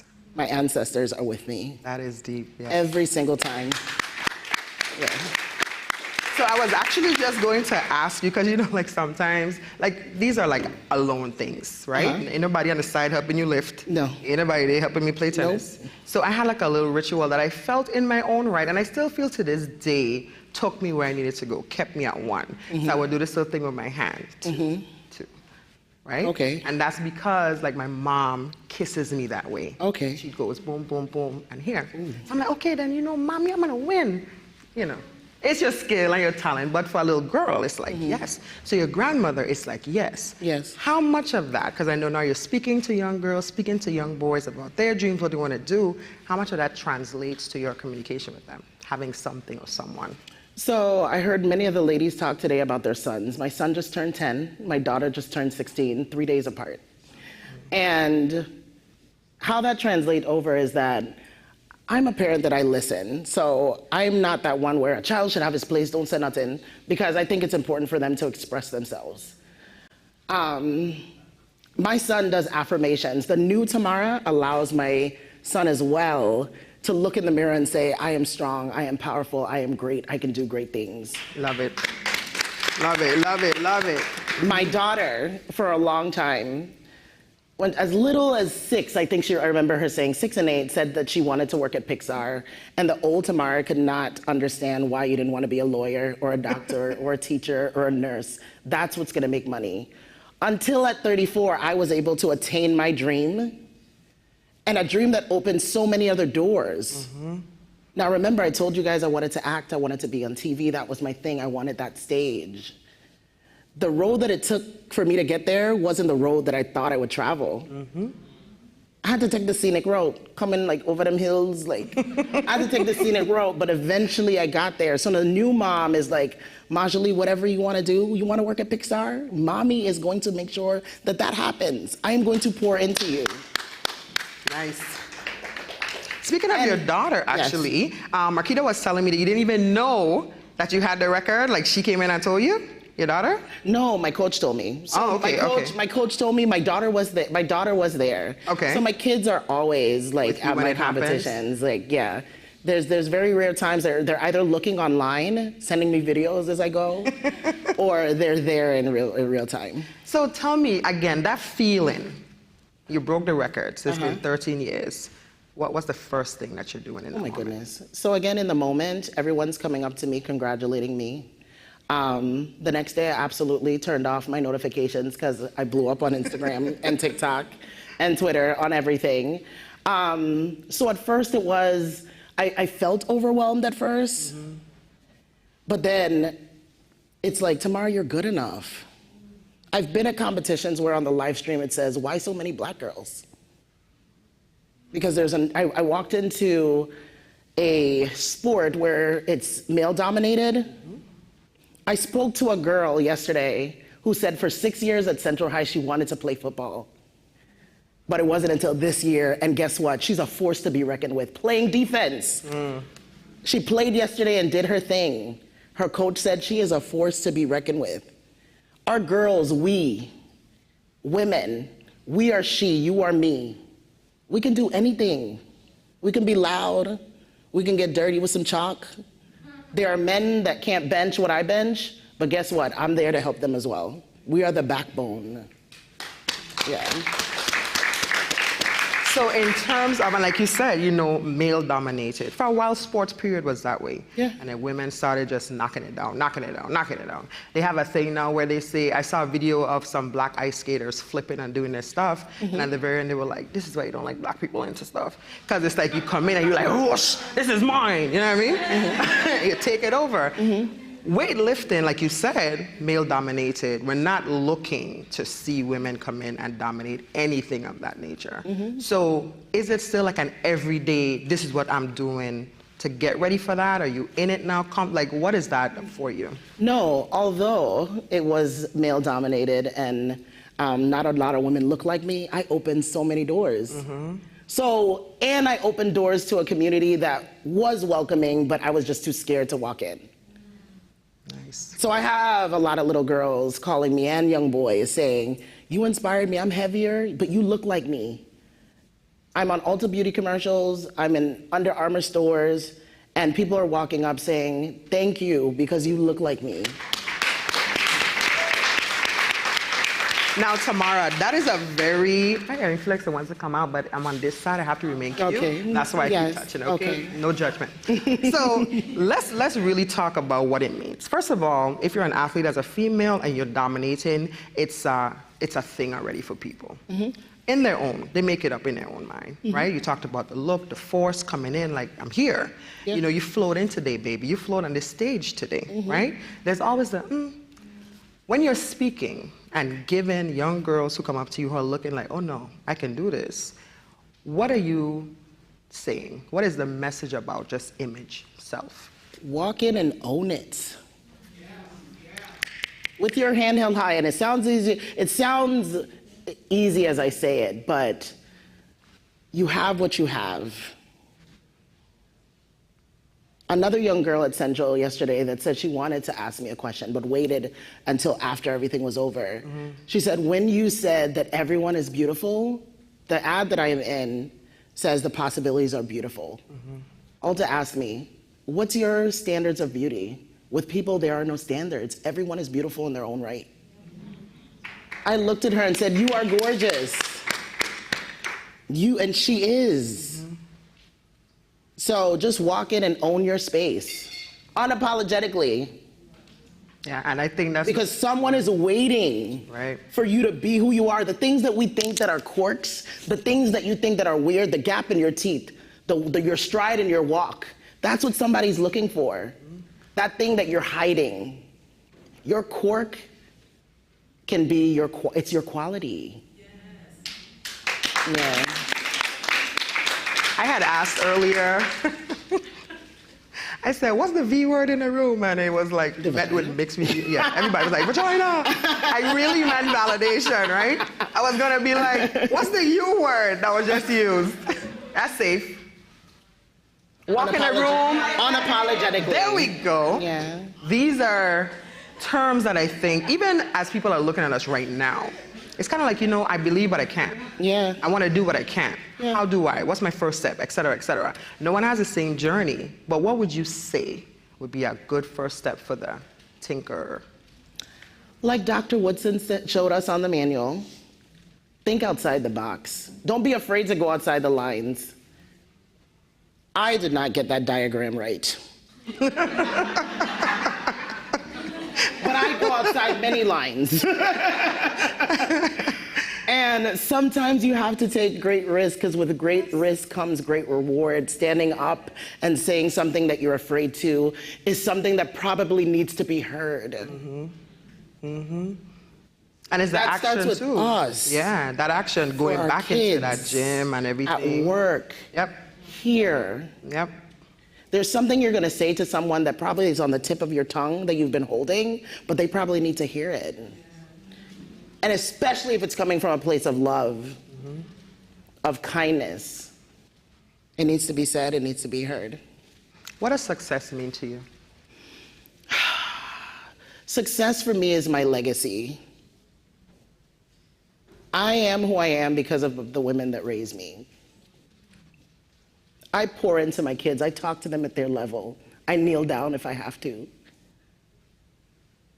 Success for me is raising and living in a community where people are okay to do things that they don't think that they fit in. I didn't fit the mold. But I belong. So success for me looks like opening doors, lifting spirits, elevating the space that I'm in. And I think success should look like that for all of us. Yesterday at Central, school just started, 19 fights. We could be fighting our cousins because we all want people, but you don't even know it. So we think it's hard, or we find it hard to just say nothing when something's brought to our attention. But that's when you know growth has been made. Because silence is deafening. Yes, it is. Yeah. Absolutely. So let me ask you, with the talks with young people coming up, et cetera, when did that start for you? When did you start doing it? So actually, I've been invited to talk at many schools, and I'm glad I waited. Why is that? Because I wanted to talk to the kids at Central High School. Okay. And they asked me to come. I, however, have been talking to people for a very long time. I see them tear ducts. That's not in your eye. But anyway. Jeez, Tamara. I've been talking to many people because I started an online platform as well called Women in Powerlifting. But so many other women that even didn't powerlift joined, and they got something from it, just like today. I started something called My Strength is My Sexy. So I do a gym tour where I go and I talk about my strength is my sexy, because being a plus size woman, and I'm also known as the plus size fitness queen. Queens. That's who we are. So I thought, how perfect that I close this off being the plus size fitness queen from the US Virgin Islands, here at the She Women's Empowerment Summit. Thank you. Thank you. You know, Tamara, to say that it's a down-to-earth experience that we're having is really an understatement. Yeah. Like I said before, people see people and they have these assumptions, etc. We're here at this point, we're sharing. What keeps Tamara grounded? What keeps me grounded is I've learned that it's okay to disconnect to reconnect. I used to think I was a failure if I said to my kids, no, we can't go get ice cream today because mommy don't run ragged and I'm tired and I need a break. But you have to disconnect to reconnect. I can't pour from an empty cup. That's how I got to almost be 500 pounds. Tipping the scales forgetting about me. So I disconnect to reconnect. So let me ask you about that, because we were on the same table. You were talking about food and the love for food and Yes. What has changed? There's a portion control. Like, tell me a little bit about the mental mindset. Again, I get back to what I put in is what I get out. I remember going up to the drive-thru window and saying, you're gonna order a salad, you're gonna order a salad, you're gonna order a salad, you're gonna order a salad. Because my kids are kids. They want to go to some fast food places. So every now and again, Chick-fil-A, you know? But I remember doing mantras. So I did a lot of mantras and meditation. A lot of it, and je t'aime. She mentioned a lot of what I poured into myself. I actually almost named my daughter Marjorie Je t'aime. Oh. Yeah. Yes. And she knows that. So when she sees this live, she'll be like, Mommy. But it was a lot of mantras and talking to myself. When I got to that window, ate that salad, I was just as satisfied as if it would have been a burger. So I eat now to live. I don't live to eat. And I heard someone say that before today. I eat to live because I need to eat healthy to move that weight, or that weight's gonna move me. Absolutely. It's gonna crush me. Absolutely. So it's fuel. To me, food is fuel. Food is energy. Food is no longer comfort or love. Nice. Food is fuel. That's a very, very powerful thing you just said. Can you repeat it for us, please? Food is fuel and energy. Food is no longer comfort or love. That hit. Look at your temp. Listen to Gina. Like, that hit. Yes. Right? Listening to Gina talk about growing up on a farm, my son now knows to turn over a thing of M&Ms and say, Ma, you know, just 5 of these M&Ms in here are 230 calories for 5. There's 20 in this bag. What I'm doing, I show them better than I can tell them. So you mentioned mantras a lot, right? Tell me the role it plays for you, and when did it start? How did it start? So when I decided to start working on myself, I had to realize that I had to change from the inside out. I couldn't just lift weights. I had to make that mental shift, because I tell people every single day, the first thing when I walk into the gym and they say, girl, how are you? How are you, Tamara? I'm tired. But the hardest part is getting there. I was tired when I got up from the couch to get dressed, to put on my clothes, to go to the gym. I was tired when I put the keys in the ignition and started the car. I was tired as I jumped onto 95, and there's now, a 20-minute ride is now a 45-minute ride. I was tired when I walked in the door, but I'm never gonna be too tired for myself. I'm not gonna give myself sloppy seconds. Awesome. Yeah. So when did the mirrors come back in? Oh my goodness. Even in general, a lot of people that see me, even my manager when she started with me a couple years ago, she walked up and she's like, you sure you're plus size? I am a beast. I am a force when I am on that platform. But when people see me in real life and I'm twirling and the heels are on, and listen. So I look in the mirrors. It started because 2 years ago, I weighed 275. Today, I weigh 275. But the body composition, because what I put in is what I get out, I look so different.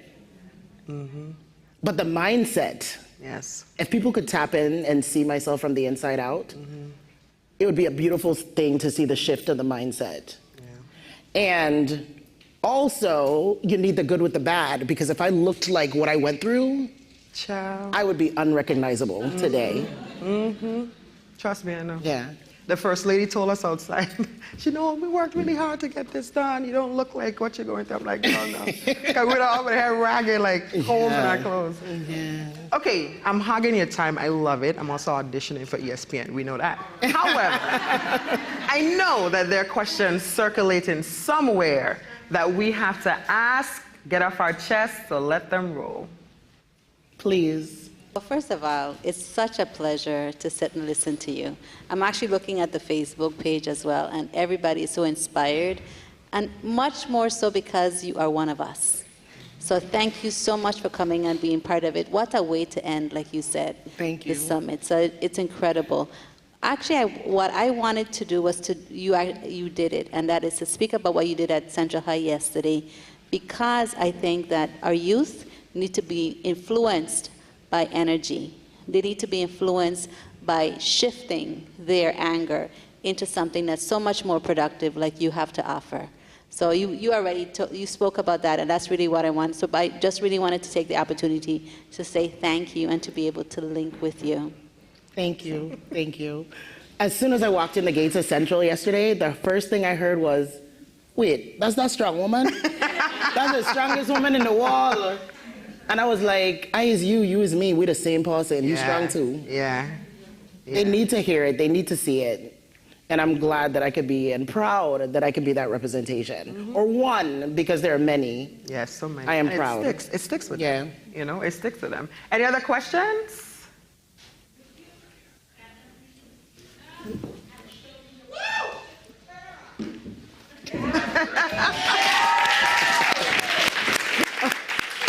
Listen, I am so glad you guys are enjoying the color. I am a girl of black. No, I this wear red is black popping, all the sis. time. This red is doing it today. My creative over there, my stylist was like, we're gonna wear the red. And I'm so glad that I did. Look amazing. Oh, thank you. We have a question, I think, I see. Don't be shy, I is one eye. Hadia? Okay, perfect. Hello.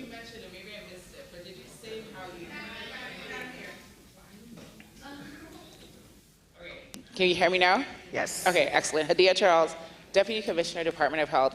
I'm not sure if I missed it or if you did mention, but how did you end up becoming a deadlift sort of? Yeah. How did you become an elite athlete in get into that? powerlifting? Yes. Okay. So I didn't know what powerlifting was until I walked into a gym, saw people chalked up, screaming, hollering. By that time, I was in the gym already for a year. I had to relocate to a new county, and I ended up in a powerlifting gym. I saw people squatting, deadlifting, benching. I bench 380 pounds. I squat 600 pounds. I deadlift 660 pounds total before. I put that weight on my back, and I've always had weight on my back, but the foundation within the Virgin Islands, I've always been strong. So putting 225 on my back after losing 100, I was like, if I can control this, I can control anything in my life. I was not the best, but one thing we know how to do in the Virgin Islands is get better. That's right. That is right. Absolutely. That is right. And I'm thinking about my own little deadlift experiences, and it's not like too nice. I'm like, Nicole, I thought I was doing it. It's not easy. I thought I was doing it. So I It's didn't not walk easy. in an expert. I did not. I definitely had to work hard. Where people had the opportunity going into being a single mom, now I have my family. I have a little bit more time, but people train 5 days a week, 6 days a week. I train 3 days a week and hold the #1 spot. That's determination and hard work. That's my roots, my culture. That's right. That's right. And that's not everywhere. Yeah. Let me ask a question off of Hadia's question, which was really insightful. It's later in life. A lot of times people train from small, like, I want to do this, I want to do that, but it's later. Yeah. How did that work out? Oh.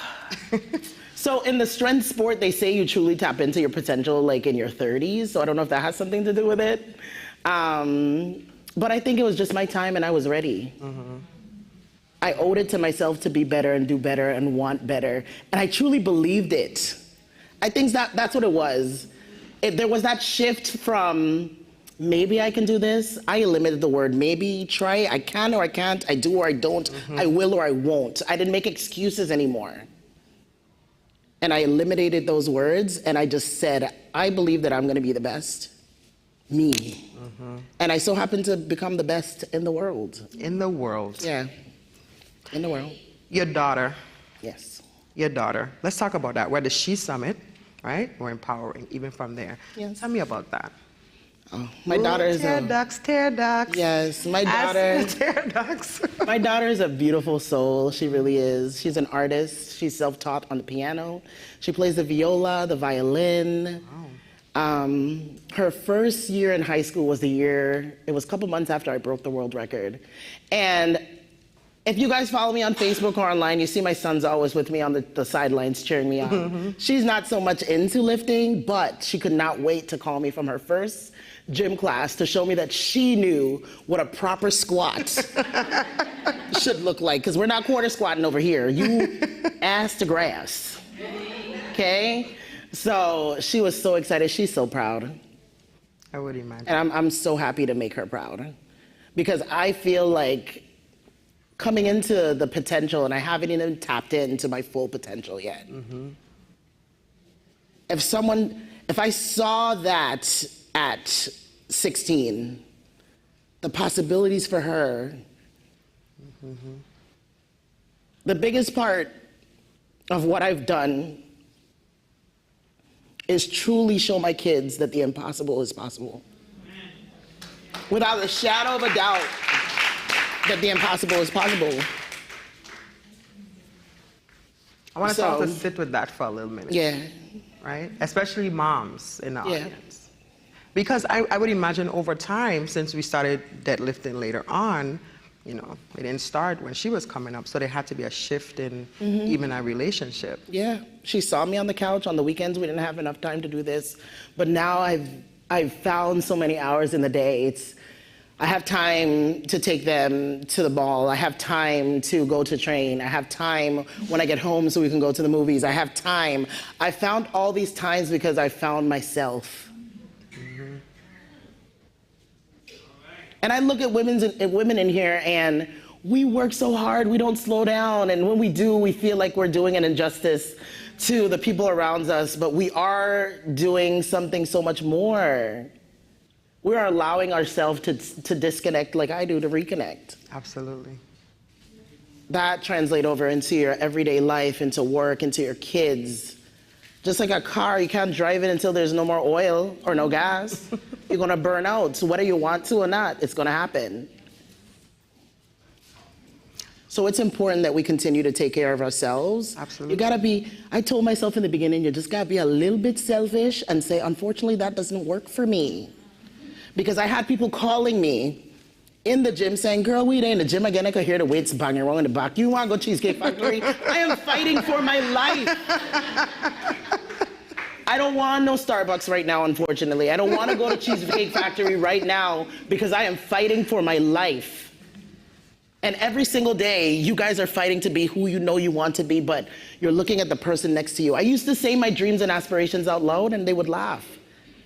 It doesn't matter if someone can't see what you believe in. Keep moving forward.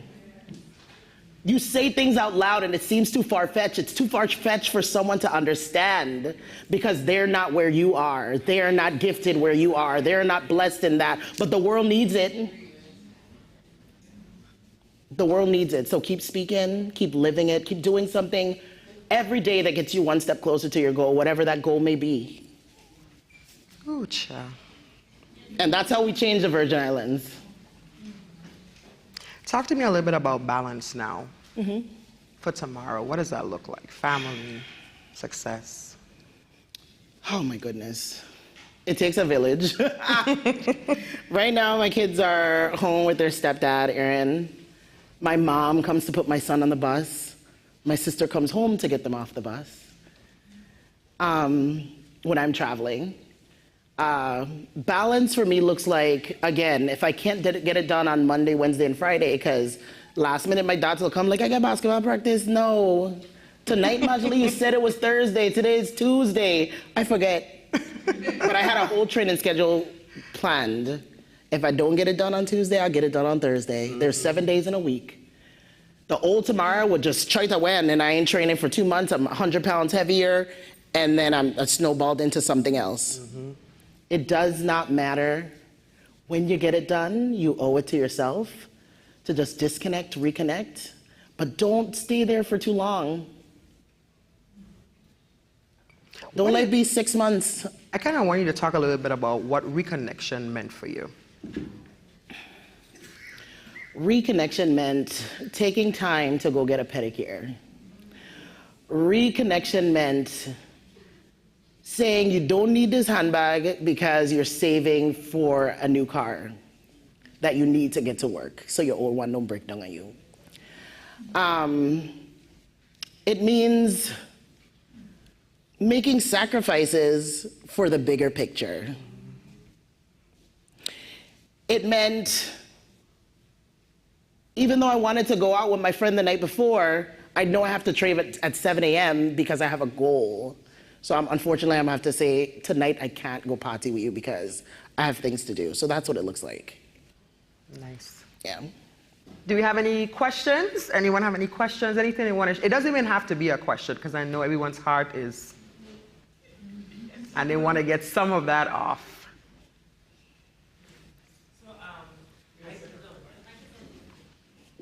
It's on the way. This 25-year-old. Hi, good afternoon. It's a pleasure. So I don't belong to a gym, but I do lift very heavy whenever I do go to a gym. And my career has shifted tremendously, and I'll be on a boat with no access to any weight. How can I, and I do lift very heavy, so this is very inspirational. How can I maintain that heavy lifting without any heavy weights? So I would say this to you because I've trained people that are in the Navy. I'm an accountability coach, and they don't have access at certain times until they port to certain weights. But what can you control? You can control your eating. You can control your mindset. You may not be able to move that weight, but the most important muscle is your heart, so you can control cardio. So I would say that you make those shifts when you can. A lot of body weight movements, sometimes people think that you have to lift extremely heavy for your body to remember that muscle memory, but you don't. So I would say just focus on body weight movements, focus on your heart, it's the most important muscle. Focus on your mindset when you can't lift heavy until you have the opportunity to. Yeah.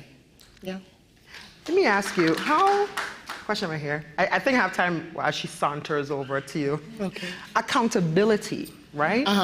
As an accountability coach, where does that fit in with everything that you relay? So it took me some time before I got to a point where I held myself accountable just as the way I knew the back of my hand, right? So for some people, it could look like me calling you in the morning and saying, "You going to the gym today, right?" For some people, it can look like me posting Chug Life and drinking my essential water. For some people, it could look like, all right, there's people too as well that trying to go in the opposite direction. There's a lot of people that cannot put on weight, but they want to. So that could look like, are we eating today? Because your metabolism works fast. So holding people accountable, I'm that little bug in the ear, that little mosquito like zzz. Hey, you remember we got goals. There are some people that I've been accountability coaches that I no longer actively are their coach, but the things that I've tapped into on the mental side of things, they are still to this day focusing on themselves, focusing on that growth from the inside out. Understanding why you're doing this, the why. I'm doing this because I want to be healthy. I'm doing this because I want to be here for my kids. I'm doing this because I want to be a better version of who I am or who I was yesterday. So to be an accountability coach, I just tap into those things that I might be that coach that walks into the gym with you for that first time, and we gonna own it together until I could just branch off and you're doing it on your own. Nice. Yeah. Do we have a question? You've spoken multiple times about the power of using your thought to power you ahead. So I also believe that it's very important to keep your mind disciplined on a particular goal and, visualize that. Where do you see that idea, keeping a disciplined mind, in relation to having the resources available, as she spoke to? What's the importance, and how do you shift from a mind state to employing the resources that will actually get you to your goal? Okay. So my kids and my family are my everything. So the mindset and the one thing that I keep at the forefront is generational growth, generational wealth, change what my legacy looks like. Before all this, I didn't know what my legacy was or that I would even have a legacy. I thought legacy just meant wealth. Legacy can mean so many different things. So I look at it as giving back to my community. So I would say that mental shift is knowing the fact that what I'm doing is helping someone else around me. I hope that answers your question. Yeah. Yes. Thank you for having me. First of all, Tamara, thank you for coming. And for everybody who knows me, I hate speaking on the mic. I'm a behind-the-scenes kind of person. But I think everything that you shared today is very inspirational. And I feel like everybody here is probably going through their own thing. And I really would like for you to share, in that period where you were like uncomfortable with who you were and not necessarily sure of where you were going, how do you tap in to like fuel forward, right? Because a lot of times, like, I've been here, like when I feel stuck, whether it's at work or with my weight or in some cases in the past, my relationship, it would be very difficult for me to be like, okay, how do I move forward? Because this is like, you could dwell on it so much that you're not even focused on you're like looking back. You're looking in front of you. You're like looking down, like where you are in that current moment. But like, how did you like tap in to like, okay, this is not it, but this is where I have to go, and this is how I have to design myself to progress forward?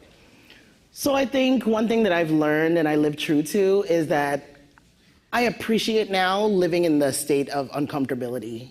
Because being uncomfortable is growth. So now I'm choosing my uncomfortable. I'm choosing what I choose to step back from. So it could be hard. It's gonna be what kind of hard? It's gonna be uncomfortable, but what type of uncomfortable? So I'm choosing to live in a state of being uncomfortable, because in being uncomfortable, there's going to be growth.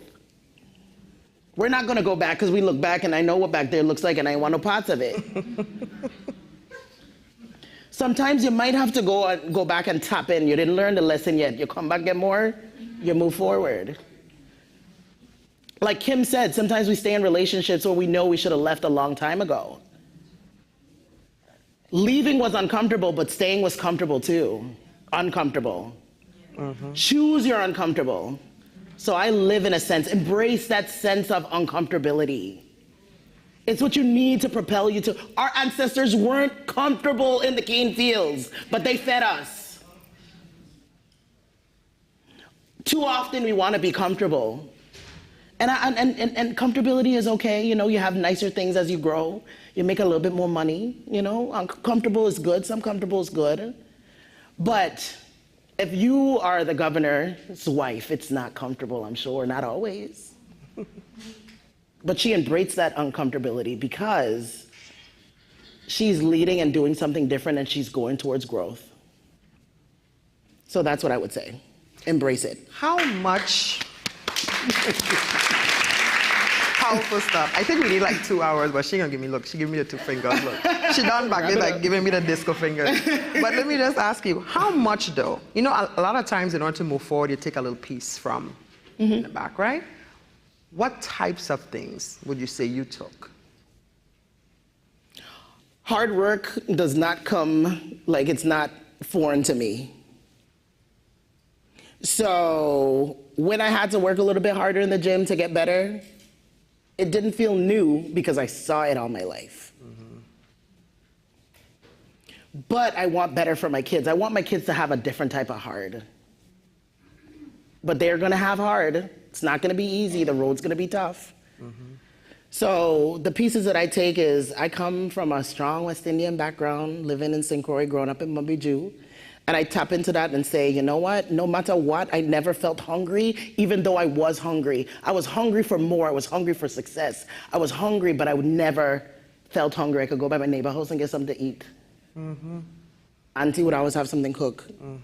My grandmother worked at Buccaneer, so she always sneak over a little something.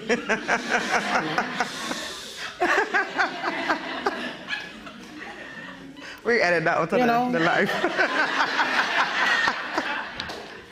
So that's pretty much, that's it.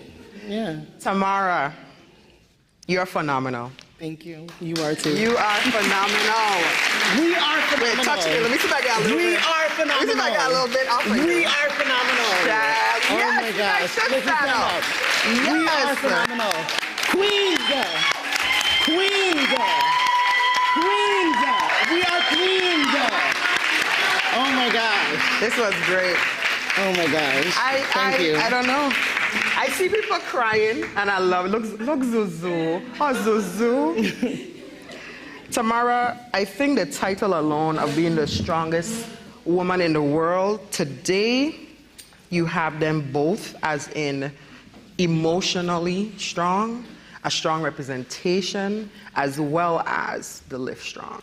And I think what you've done today in this little conversation that we've had is you've shot that straight out. And so now everyone out there is now just as strong, just as powerful, just as Tamara. Girl, I done verb. Hey! You're Tamara, right? Yes. I just want to thank you so much for sitting and speaking with all of us. I'm going to ask you, and I'm even going to move on the side, to give these people a nugget and you'll twirl out, because I know you're going to twirl out. Oh my gosh. Leave them with you. So the nugget that I would like to give, and I think I said the nugget before, but it's my mantra that I hope you take with you too, is that bend but never break. So that's it. Bye. Twirl, twirl, twirl, twirl, twirl. Thank you. Oh, that was so amazing. Oh, wow. Oh, I twirl already. She thought she was just going to walk away like that? Listen. I'm ready in my red. Queen. Yes. You are everything. Tamara, you are everything. We appreciate you. We cherish you. We value you. Thank you.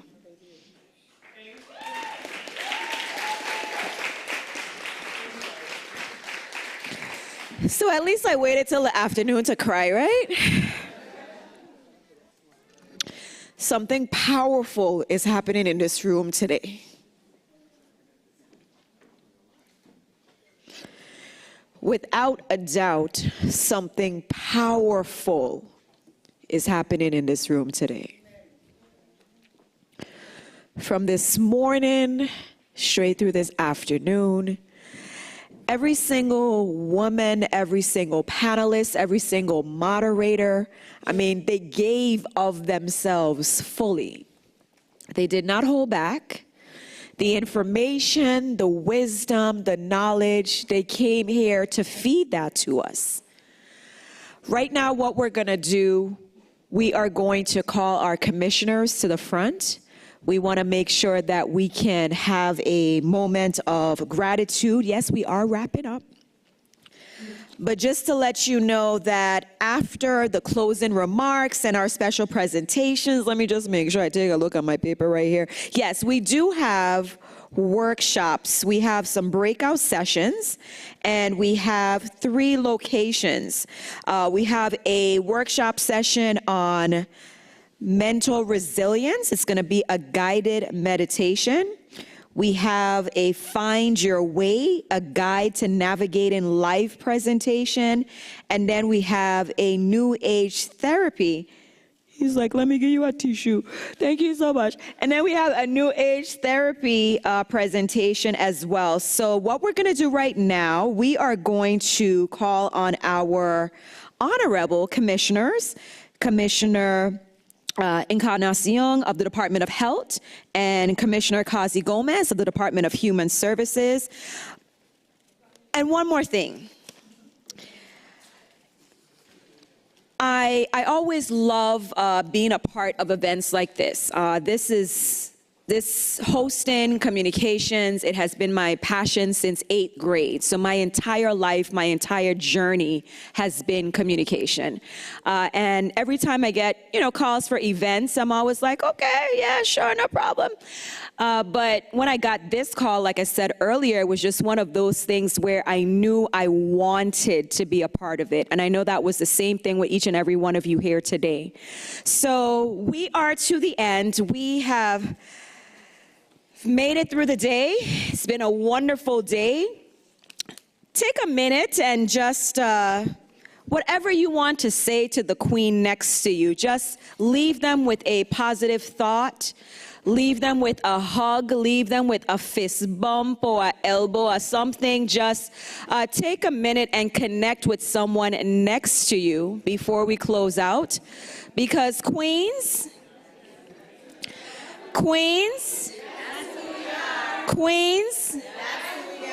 one more time, queens.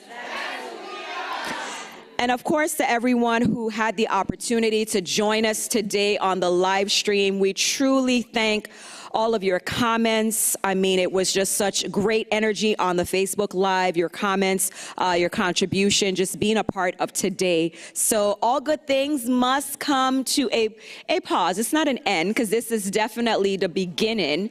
This is the beginning of something great. And as I mentioned, next week, Friday, we are going to be on the Big Island of St. Croix. So Cruisians, we come in, everybody from Montbijou. I mean, we have sort of like a mix of a lineup, so we may not have all of the panelists from today on St. Croix. So we wanted to make sure that we could have something special for each island. But we thank each and every one of you, and they're going to continue with the thanks and the gratitude.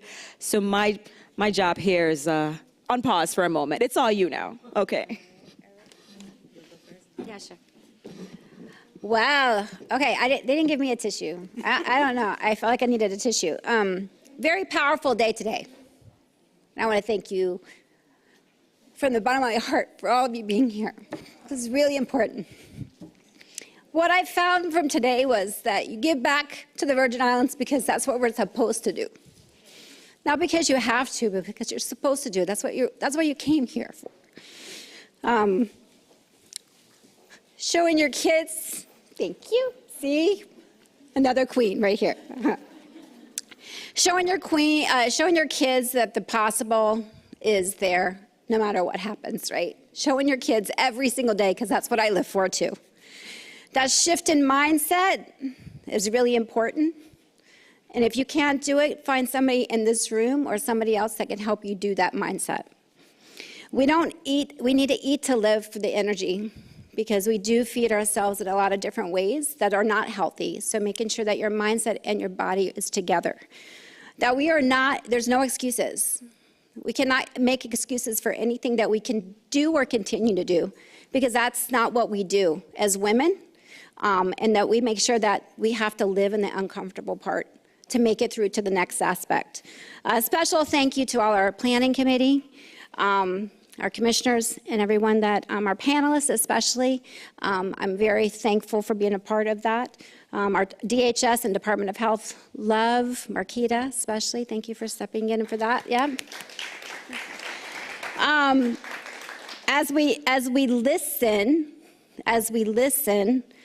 your charge is to be there for someone, to reach out if you need help,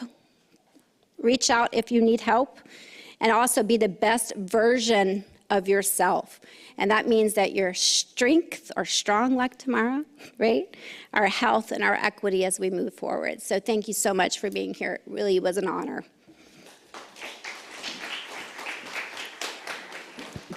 Thank you, Kimberly. Thank each and every one of you for being here with us today. It was truly awesome. You know, we thought about putting this on close to a year ago, but to say that it actually has come through, and knowing that we're going to St. Croix next week on the 14th with a completely different group of panelists and moderators is awesome. But the response that we got from the public, we were overbooked, completely overbooked. and so are we in St. Croix. So it actually says that this is something that is not just wanted, it's something that we needed to do. And so I really want to take the time to thank Governor Albert Bryan Jr., who allowed this to happen, who asked for it to happen, and who made sure that it did actually happen. Thank the First Lady for not just coming and speaking, but staying practically all day with us and enjoying it as she looked at her emails or she did her text, but she was always engaged in the conversation. She was also always raising her heads and smiling and really talking. I mean, talking to you on the panel, did you hear that? I was like, oh, watch this woman now?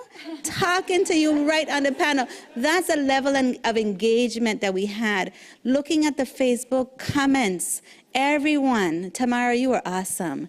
Every one of our panelists that were on, you did an awesome job, and for that, we have a gift for you. So we're not gonna call you up, but just to show what we're having. And it's a symbol of affluence, power, and abundance, all that we spoke about today. Kimberly spoke about a few things that she pulled away, and so did I. Find yourself, own your space, change impossible to I am possible. She is you, she is we, she is us. Making your connections, and we need to help you with that as well. So we have a web page, right? And so we ask you to go on a web page. We'll make sure that there's some connections on that web page, right, Marquita? So that you can continue this conversation there as well. Don't remember, where's Tamara? What does it say? What did you say? Bend, never break. Bend, never break. And don't forget, she is healing health through equity. This is the end of the She Summit, and I'm proud to be a part of this. This is truly, really and truly something that's a blessing that he has given us today. So God bless each and every one of you, and thank you so much. Thank you, Kimberly. And thank you to the DO8 staff, the ones that are here, the ones that couldn't make it because we were full. But trust me, we're going to try and see what we can do for next week. Thank you for the DHS staff that's here with us as well as all the other cabinet members who've been able to have their staff come and join us today. Thank you again.